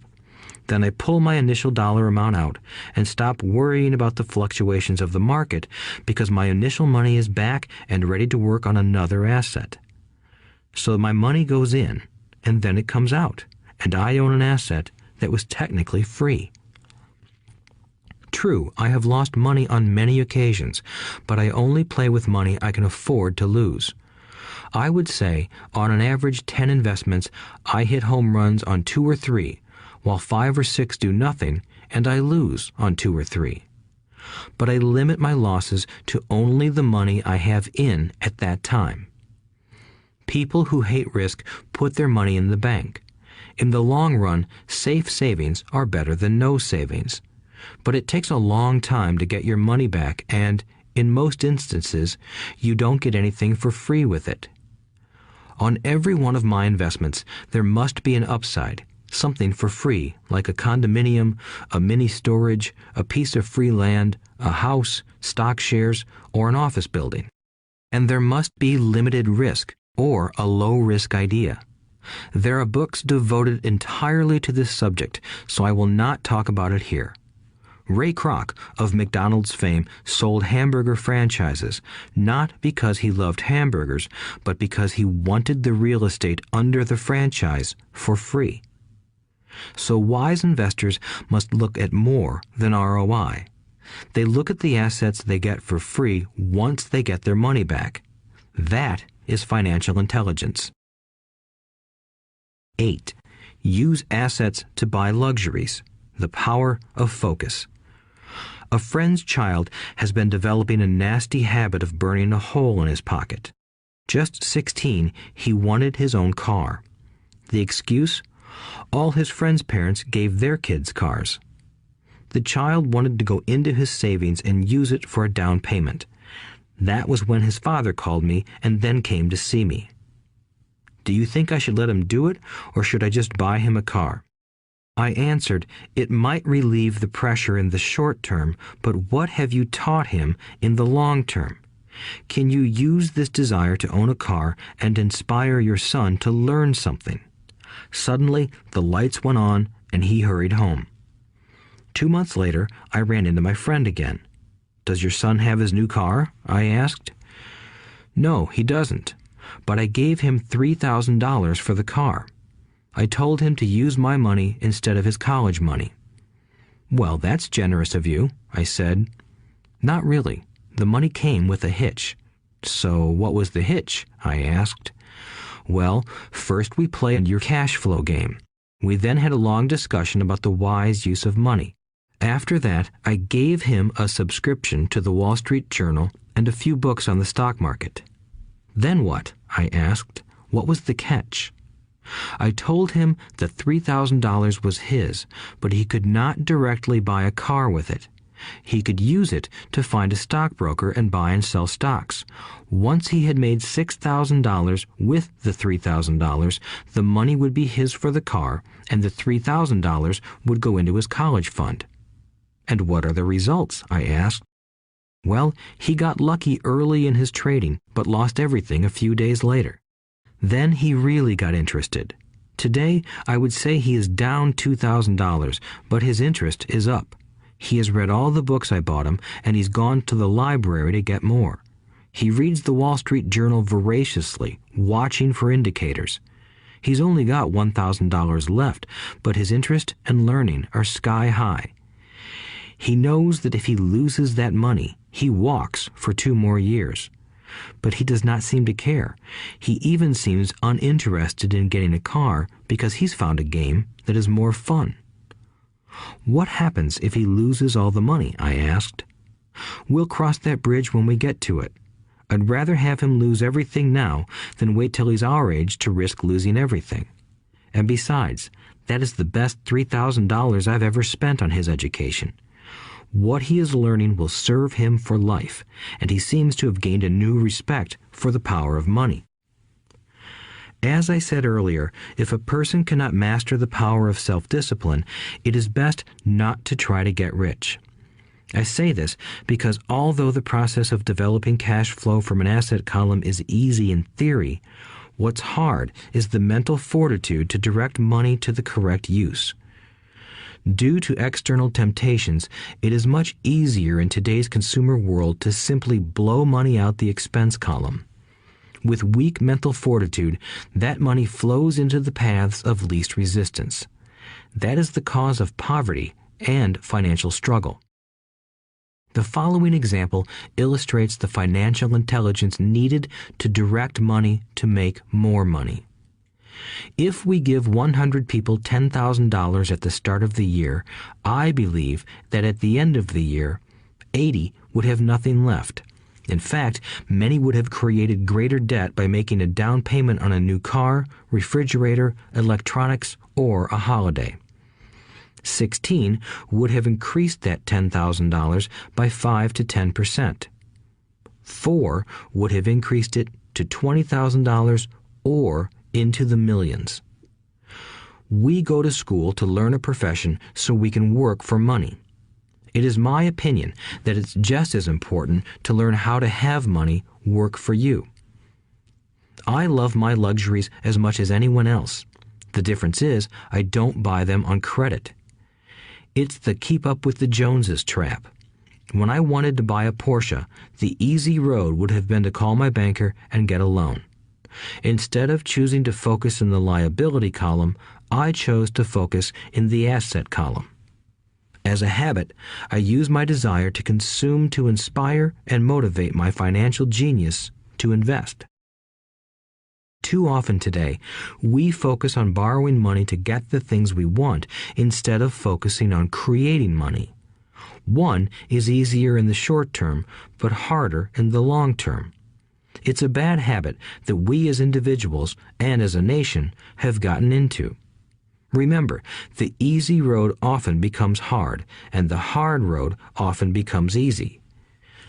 The earlier you can train yourself and those you love to be masters of money, the better. Money is a powerful force. Unfortunately, people use the power of money against themselves. If your financial intelligence is low, money will run all over you. It will be smarter than you. If money is smarter than you, you will work for it all your life. To be the master of money, you need to be smarter than it. Then money will do as it is told. It will obey you. Instead of being a slave to it, you will be the master of it. That is financial intelligence. 9. Choose heroes. The power of myth. When I was a kid, I greatly admired Willie Mays, Hank Aaron, and Yogi Berra. They were my heroes, and I wanted to be just like them. I treasured their baseball cards. I knew their stats, the RBIs, the ERAs, their batting averages, how much they got paid, and how they came up from the minor leagues. As a 9-year-old kid, when I stepped up to bat or played first base or catcher, I wasn't me. I pretended I was a famous baseball player. It's one of the most powerful ways we learn, and we often lose that as adults. We lose our heroes. Today, I watch young kids playing basketball near my home. On the court, they're not little Johnny. They're pretending to be their favorite basketball hero. Copying or emulating heroes is true power learning. I have new heroes as I grow older. I have golf heroes, and I copy their swings and do my best to read everything I can about them. I also have heroes such as Donald Trump, Warren Buffett, Peter Lynch, George Soros, and Jim Rogers. I know their stats just like I knew the ERAs and RBIs of my childhood baseball heroes. I follow what Warren Buffett invests in, and I read anything I can about his point of view on the market and how he chooses stocks. And I read about Donald Trump, trying to find out how he negotiates and puts deals together. Just as I was not me when I was up to bat, when I'm in the market or I'm negotiating a deal, I am subconsciously acting with the bravado of Trump. Or, when analyzing a trend, I look at it as though Warren Buffett were doing it. By having heroes, we tap into a tremendous source of raw genius. But heroes do more than simply inspire us. Heroes make things look easy. Making it look easy convinces us to want to be just like them. If they can do it, so can I. When it comes to investing, too many people make it sound hard. Instead, find heroes who make it look easy. 10. Teach and you shall receive. The power of giving. Both of my dads were teachers. My rich dad taught me a lesson I have carried all my life, the necessity of being charitable or giving. My educated dad gave a lot of his time and knowledge, but almost never gave away money. He usually said that he would give when he had some extra money, but of course, there was rarely any extra. My rich dad gave money as well as education. He believed firmly in tithing. If you want something, you first need to give, he would always say. When he was short of money, he gave money to his church or to his favorite charity. If I could leave one single idea with you, it is that idea.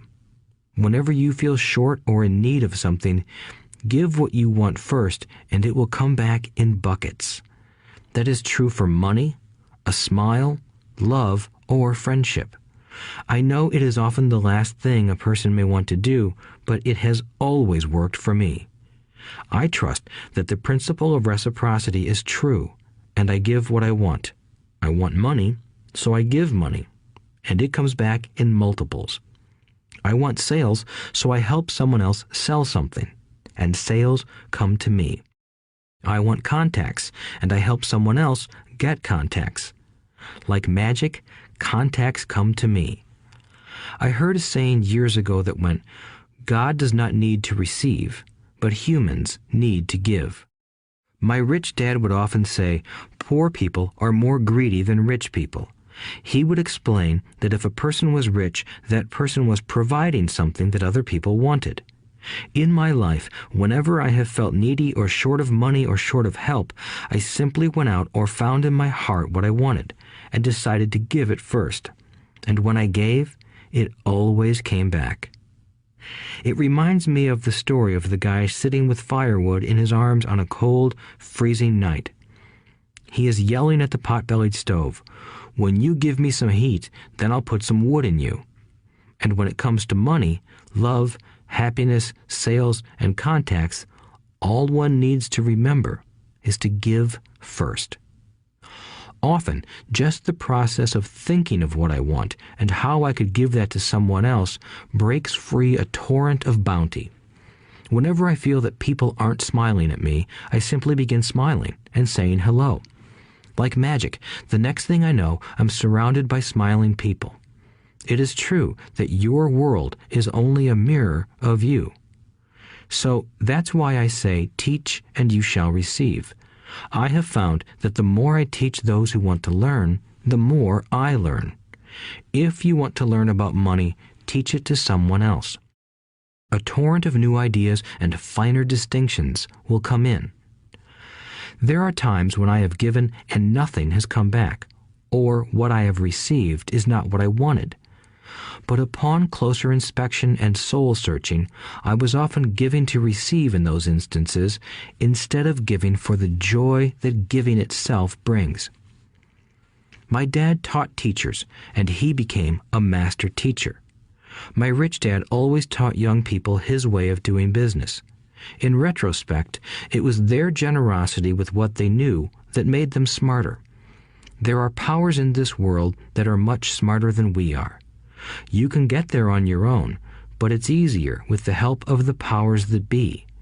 You only need to be generous with what you have. Chapter 9.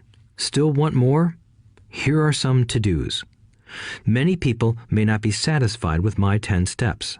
They see them more as philosophies than actions. I think understanding the philosophy is just as important as the action. There are many people who want to do instead of think, and then there are people who think but do not do. I would say that I am both. I love new ideas, and I love action. So for those who want a to-do list on how to get started, I will share with you some of the things I do in abbreviated form. Stop doing what you're doing. In other words, take a break and assess what is working and what is not working. The definition of insanity is doing the same thing over and over and expecting a different result. Stop doing what is not working and look for something new. Look for new ideas. For new investing ideas, I go to bookstores and search for books on different and unique subjects. I call them formulas. I buy how-to books on formulas I know nothing about. For example, in the bookstore I found the book The 16% Solution by Joel Moskowitz. I bought the book and read it, and the next Thursday I did exactly as the book said. Most people do not take action, or they let someone talk them out of whatever new formula they are studying. My neighbor told me why 16% would not work. I did not listen to him because he's never done it. Find someone who has done what you want to do. take them to lunch, and ask them for tips and tricks of the trade. As for 16% tax lien certificates, I went to the county tax office and found the government employee who worked in that office. I found out that she, too, invested in the tax liens. Immediately, I invited her to lunch. She was thrilled to tell me everything she knew and how to do it. After lunch, she spent all afternoon showing me everything. By the next day, I found 2 great properties with her help that have been accruing interest at 16% ever since. It took a day to read the book, a day to take action, an hour for lunch, and a day to acquire 2 great deals. Take classes, read, and attend seminars. I search newspapers and the internet for new and interesting classes, many of which are free or inexpensive. I also attend and pay for expensive seminars on what I want to learn. I am wealthy and free from needing a job simply because of the courses I took. I have friends who did not take those classes who told me I was wasting my money, and yet they're still at the same job. Make lots of offers. When I want a piece of real estate, I look at many properties and generally write an offer. If you don't know what the right offer is, neither do I. That is the job of the real estate agent. They make the offers. I do as little work as possible. A friend wanted me to show her how to buy apartment houses. So one Saturday, she, her agent, and I went and looked at 6 apartment houses. 4 were dogs, but 2 were good. I said to write offers on all 6, offering half of what the owners asked for. She and the agent nearly had heart attacks. They thought it was rude and would offend the sellers, but I really don't think the agent wanted to work that hard. So they did nothing and went on looking for a better deal. No offers were ever made, and that person is still looking for the right deal at the right price. Well, you don't know what the right price is until you have a second party who wants to deal. Most sellers ask too much. It is rare that a seller asks a price that is less than something is worth. Moral of the story: make offers. People who are not investors have no idea what it feels like to try to sell something. I have had a piece of real estate that I wanted to sell for months. I would have welcomed any offer. They could have offered me 10 pigs and I would have been happy. Not at the offer, but just because someone was interested. I would have countered, maybe for a pig farm in exchange. But that's how the game works. The game of buying and selling is fun. Keep that in mind. It's fun and only a game.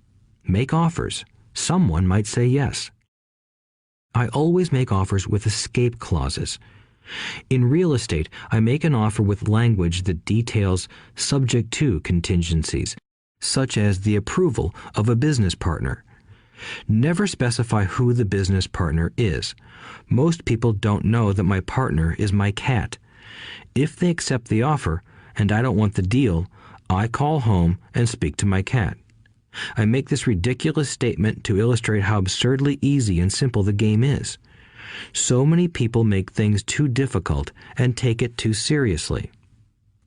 Finding a good deal, the right business, the right people, the right investors, or whatever is just like dating. You must go to the market and talk to a lot of people, make a lot of offers, counter-offers, negotiate, reject, and accept. I know single people who sit at home and wait for the phone to ring, but it's better to go to the market, even if it's only the supermarket. Search, offer, reject, negotiate, and accept are all parts of the process of almost everything in life. Jog, walk, or drive a certain area once a month for 10 minutes. I have found some of my best real estate investments doing this. I will jog a certain neighborhood for a year and look for change. For there to be profit in a deal, there must be 2 elements, a bargain and change. There are lots of bargains, but it's change that turns a bargain into a profitable opportunity. So when I jog a neighborhood I might like to invest in. It is the repetition that causes me to notice slight differences. I notice real estate signs that are up for a long time. That means the seller might be more agreeable to deal. I watch for moving trucks going in or out. I stop and talk to the drivers. I talk to the postal carriers. It's amazing how much information they acquire about an area. I find a bad area, especially an area that the news has scared everyone away from. I drive it for sometimes a year, waiting for signs of something changing for the better.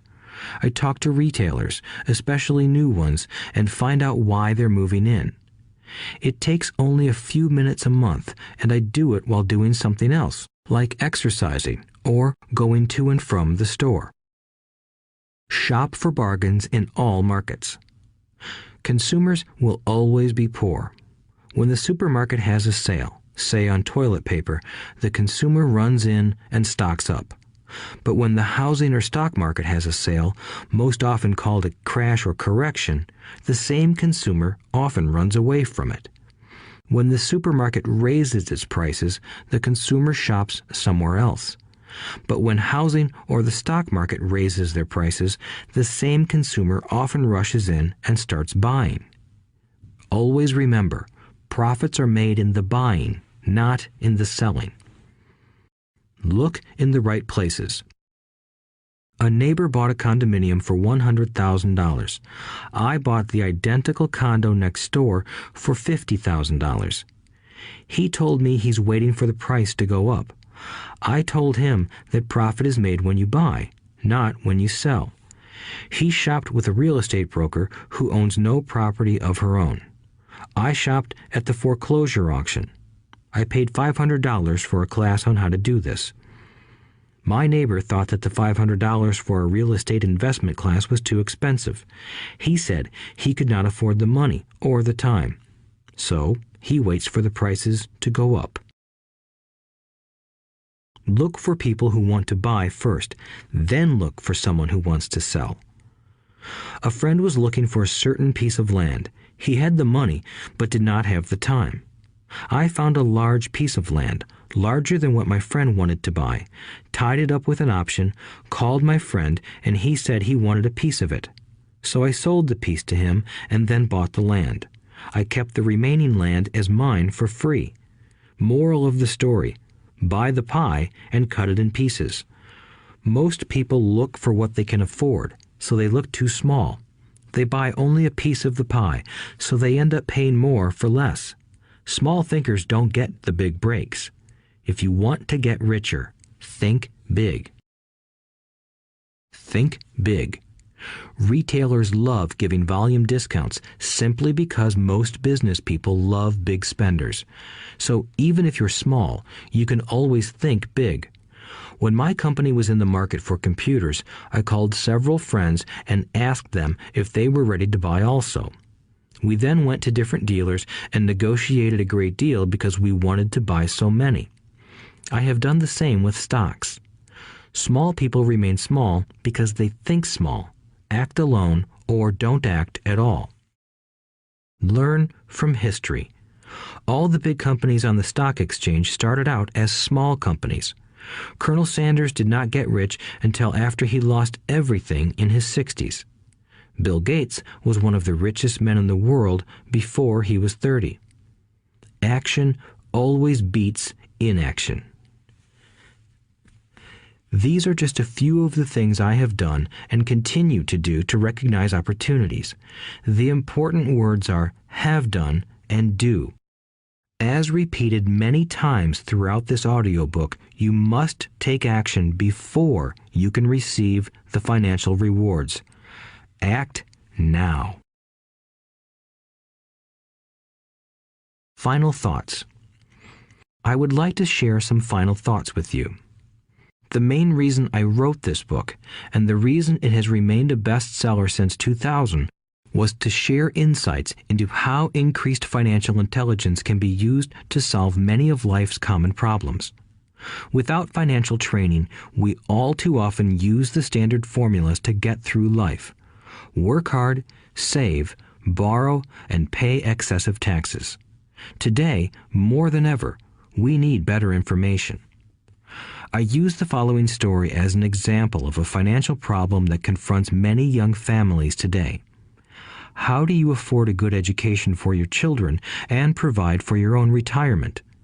It requires using financial intelligence instead of hard work. A friend of mine was griping one day about how hard it was to save money for his 4 children's college educations. He was putting $300 away in a college fund each month and had so far accumulated only about $12,000. He had about 12 more years to save for college since his oldest child was then 6 years old. At the time, the real estate market in Phoenix was terrible. People were giving houses away. I suggested to my friend that he buy a house with some of the money in his college fund. The idea intrigued him, and we began to discuss the possibility. His primary concern was that he did not have credit with the bank to buy another house since he was so overextended. I assured him that there were other ways to finance a property rather than through the bank. We looked for a house for 2 weeks, a house that would fit all our criteria. There were plenty to choose from, so shopping was fun. Finally, we found a 3-bedroom, 2-bath home in a prime neighborhood. The owner had been downsized and needed to sell that day because he and his family were moving to California where another job waited. The owner wanted $102,000, but we offered only $79,000. He took it immediately and agreed to carry back the loan with a 10% down payment. All my friend had to come up with was $7,900. As soon as the owner moved, my friend put the house up for rent. After all expenses were paid, including the mortgage, he put $125 in his pocket each month. His plan was to keep the house for 12 years and let the mortgage get paid down faster by applying the extra $125 to the principal each month. We figured that in 12 years, a large portion of the mortgage would be paid off and he could possibly be clearing $800 a month by the time his first child went to college. He could also sell the house if it had appreciated in value. 3 years later, the real estate market greatly improved in Phoenix, and he was offered $156,000 for the same house by the tenant who lived in it. Again, he asked me what I thought. I advised that he sell it, using a 1031 tax-deferred exchange. Suddenly, he had nearly $80,000 to operate with. I called another friend in Austin, Texas, who then moved this tax-deferred capital gain into a mini storage facility. Within 3 months, he began receiving checks for a little less than $1,000 a month, which he then poured back into the college fund. A couple of years later, the mini warehouse sold, and he received a check for nearly $330,000 as proceeds from the sale. He rolled those funds into a new project that would now generate over $3,000 a month in income, again going into the college fund. He is now very confident that his goal will be met easily. It only took $7,900 to start and a little financial intelligence. His children will be able to afford the education they want, and he will then use the underlying asset, wrapped in his legal entity, to pay for his retirement. As a result of this successful investment strategy, he will be able to retire early. Thank you for listening to this audiobook. I hope it has provided some insights into utilizing the power of money to work for you. Today, we need greater financial intelligence to simply survive. The idea that it takes money to make money is the thinking of financially unsophisticated people. It does not mean that they're not intelligent. They have simply not learned the science of money making money. Money is only an idea. If you want more money, simply change your thinking. Every self-made person started small with an idea and then turned it into something big. The same applies to investing. It takes only a few dollars to start and grow it into something big. I meet so many people who spend their lives chasing the big deal or trying to amass a lot of money to get into a big deal. But to me, that is foolish. Too often, I have seen unsophisticated investors put their large nest egg into one deal and lose most of it rapidly. They may have been good workers, but they were not good investors. Education and wisdom about money are important. Start early. Buy a book. Go to a seminar. Practice. Start small. I turned $5,000 cash into a $1 million asset, producing $5,000 a month cash flow in less than 6 years. But I started learning as a kid. I encourage you to learn because it's not that hard. In fact, it's pretty easy once you get the hang of it. I think I have made my message clear. It's what is in your head that determines what is in your hands. Money is only an idea. There is a great book called Think and Grow Rich. The title is not Work Hard and Grow Rich. Learn to have money work hard for you, and your life will be easier and happier. Today, don't play it safe. Play it smart. The 3 incomes. In the world of accounting, there are 3 different types of income. 1, ordinary earned. 2, portfolio. 3, passive. When my poor dad said to me, "Go to school, get good grades, and find a safe, secure job," he was recommending I work for earned income. When my rich dad said, "The rich don't work for money, they have their money work for them," he was talking about passive income and portfolio income. Passive income, in most cases, is income derived from real estate investments. Portfolio income is income derived from paper assets such as stocks and bonds. Portfolio income is the income that makes Bill Gates the richest man in the world, not earned income. Rich Dad used to say, the key to becoming wealthy is the ability to convert earned income into passive income or portfolio income as quickly as possible. He would say, taxes are highest on earned income. The least taxed income is passive income. That is another reason why you want your money working hard for you. The government taxes the income you work hard for more than the income your money works hard for. In my second book, Rich Dad's Cash Flow Quadrant, I explain the 4 different types of people who make up the world of business. They are E, employee, S, self-employed, B, business owner, and I, investor. Most people go to school to learn to be an E or an S. The cash flow quadrant is written about the core differences of these 4 types and how people can change their quadrant. In fact, most of our products are created for people in the B and I quadrants.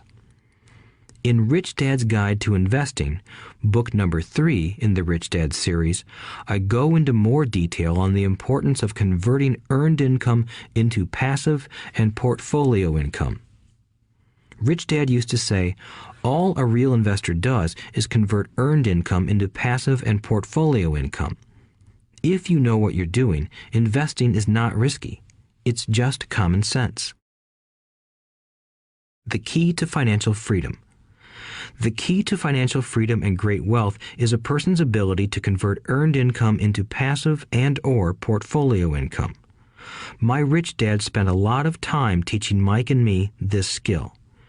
Having this ability is the reason my wife Kim and I are financially free, never needing to work again. We continue to work because we choose to. Today, we own a real estate investment company for passive income and participate in private placements and initial public offerings of stock for portfolio income. We also went back to work to build a financial education company so that we can continue to create and publish books and games. All of our educational products are created to teach the same skills my rich dad taught me, the skills of converting earned income into passive and portfolio income. The games we create are important because they teach what books cannot teach. For example, you would never learn to ride a bicycle by only reading a book. Our cash flow games for adults and cash flow for kids game are designed to teach players the basic investment skills of converting earned income into passive and portfolio income. They also teach the principles of accounting and financial literacy. These games are the only educational products in the world that teach people all of these skills simultaneously. Cash Flow 202 is the advanced version of Cash Flow 101 and requires the game board from 101 as well as a full understanding of 101 before it can be played. Cash Flow 101 and Cash Flow for Kids teach the principles of fundamental investing. Cash Flow 202 teaches the principles of technical investing. Technical investing involves advanced trading techniques such as short selling, call options, put options, and straddles. A person who understands these advanced techniques is able to make money when the market goes up, as well as when the market comes down. As my rich dad would say, a real investor makes money in an up market and a down market. That is why they make so much money. One of the reasons they make more money is simply because they have more self-confidence. Rich Dad would say they have more self-confidence because they are less afraid of losing. In other words, the average investor does not make as much money because they are so afraid of losing money. The average investor does not know how to protect themselves from losses, and that is what Cash Flow 202 teaches. Average investors think investing is risky because they have not been formally trained to be professional investors. As Warren Buffett, America's richest investor, says, risk comes from not knowing what you're doing. My board games teach the simple basics of fundamental investing and technical investing while people are having fun. I occasionally hear someone say, your educational games are expensive, which poses the question of ROI, the return on investment, or the value returned for the price paid. I nod my head and reply, yes, they may be expensive, especially when compared to entertainment board games. But my games are not as expensive as a college education, working hard all your life for earned income, paying excessive taxes, and then living in terror of losing all of your money in the investment markets. When someone walks away mumbling about the price, I can hear my rich dad saying, if you want to be rich, you must know what kind of income to work hard for, how to keep it, and how to protect it from loss. That is the key to great wealth. Rich Dad would also say, if you do not understand the differences in those three incomes and do not learn the skills on how to acquire and protect those incomes, you will probably spend your life earning less than you could and working harder than you should. My poor dad thought a good education, a good job, and years of hard work were all you needed to be successful. My rich dad also thought a good education was important. But to him, it was also important that Mike and I know the differences in the three incomes and what kind of income to work hard for. To him, that was basic financial education. Knowing the differences in the three incomes and learning the investment skills of how to acquire the different incomes is basic education for anyone who strives to acquire great wealth and achieve financial freedom, a special kind of freedom that only a few will ever know. As Rich Dad states in lesson number 1, the rich do not work for money. They know how to have money work hard for them. Rich Dad said, earned income is money you work for, and passive and portfolio income is money working for you. Knowing that little difference has been significant in my life. Or, as Robert Frost ends his poem, and that has made all the difference. Take action. All of you were given two great gifts, your mind and your time. It is up to you to do what you please with both. With each dollar bill that enters your hand, you and only you have the power to determine your destiny. Spend it foolishly, and you choose to be poor. Spend it on liabilities, and you join the middle class. Invest it in your mind and learn how to acquire assets, and you will be choosing wealth as your goal and your future. The choice is yours, and only yours. Every day, with every dollar, you decide to be rich, poor, or middle class. Choose to share this knowledge with your children, and you choose to prepare them for the world that awaits. No one else will. You and your children's future will be determined by choices you make today, not tomorrow. I wish you great wealth and much happiness with this fabulous gift called life. Robert Kiyosaki.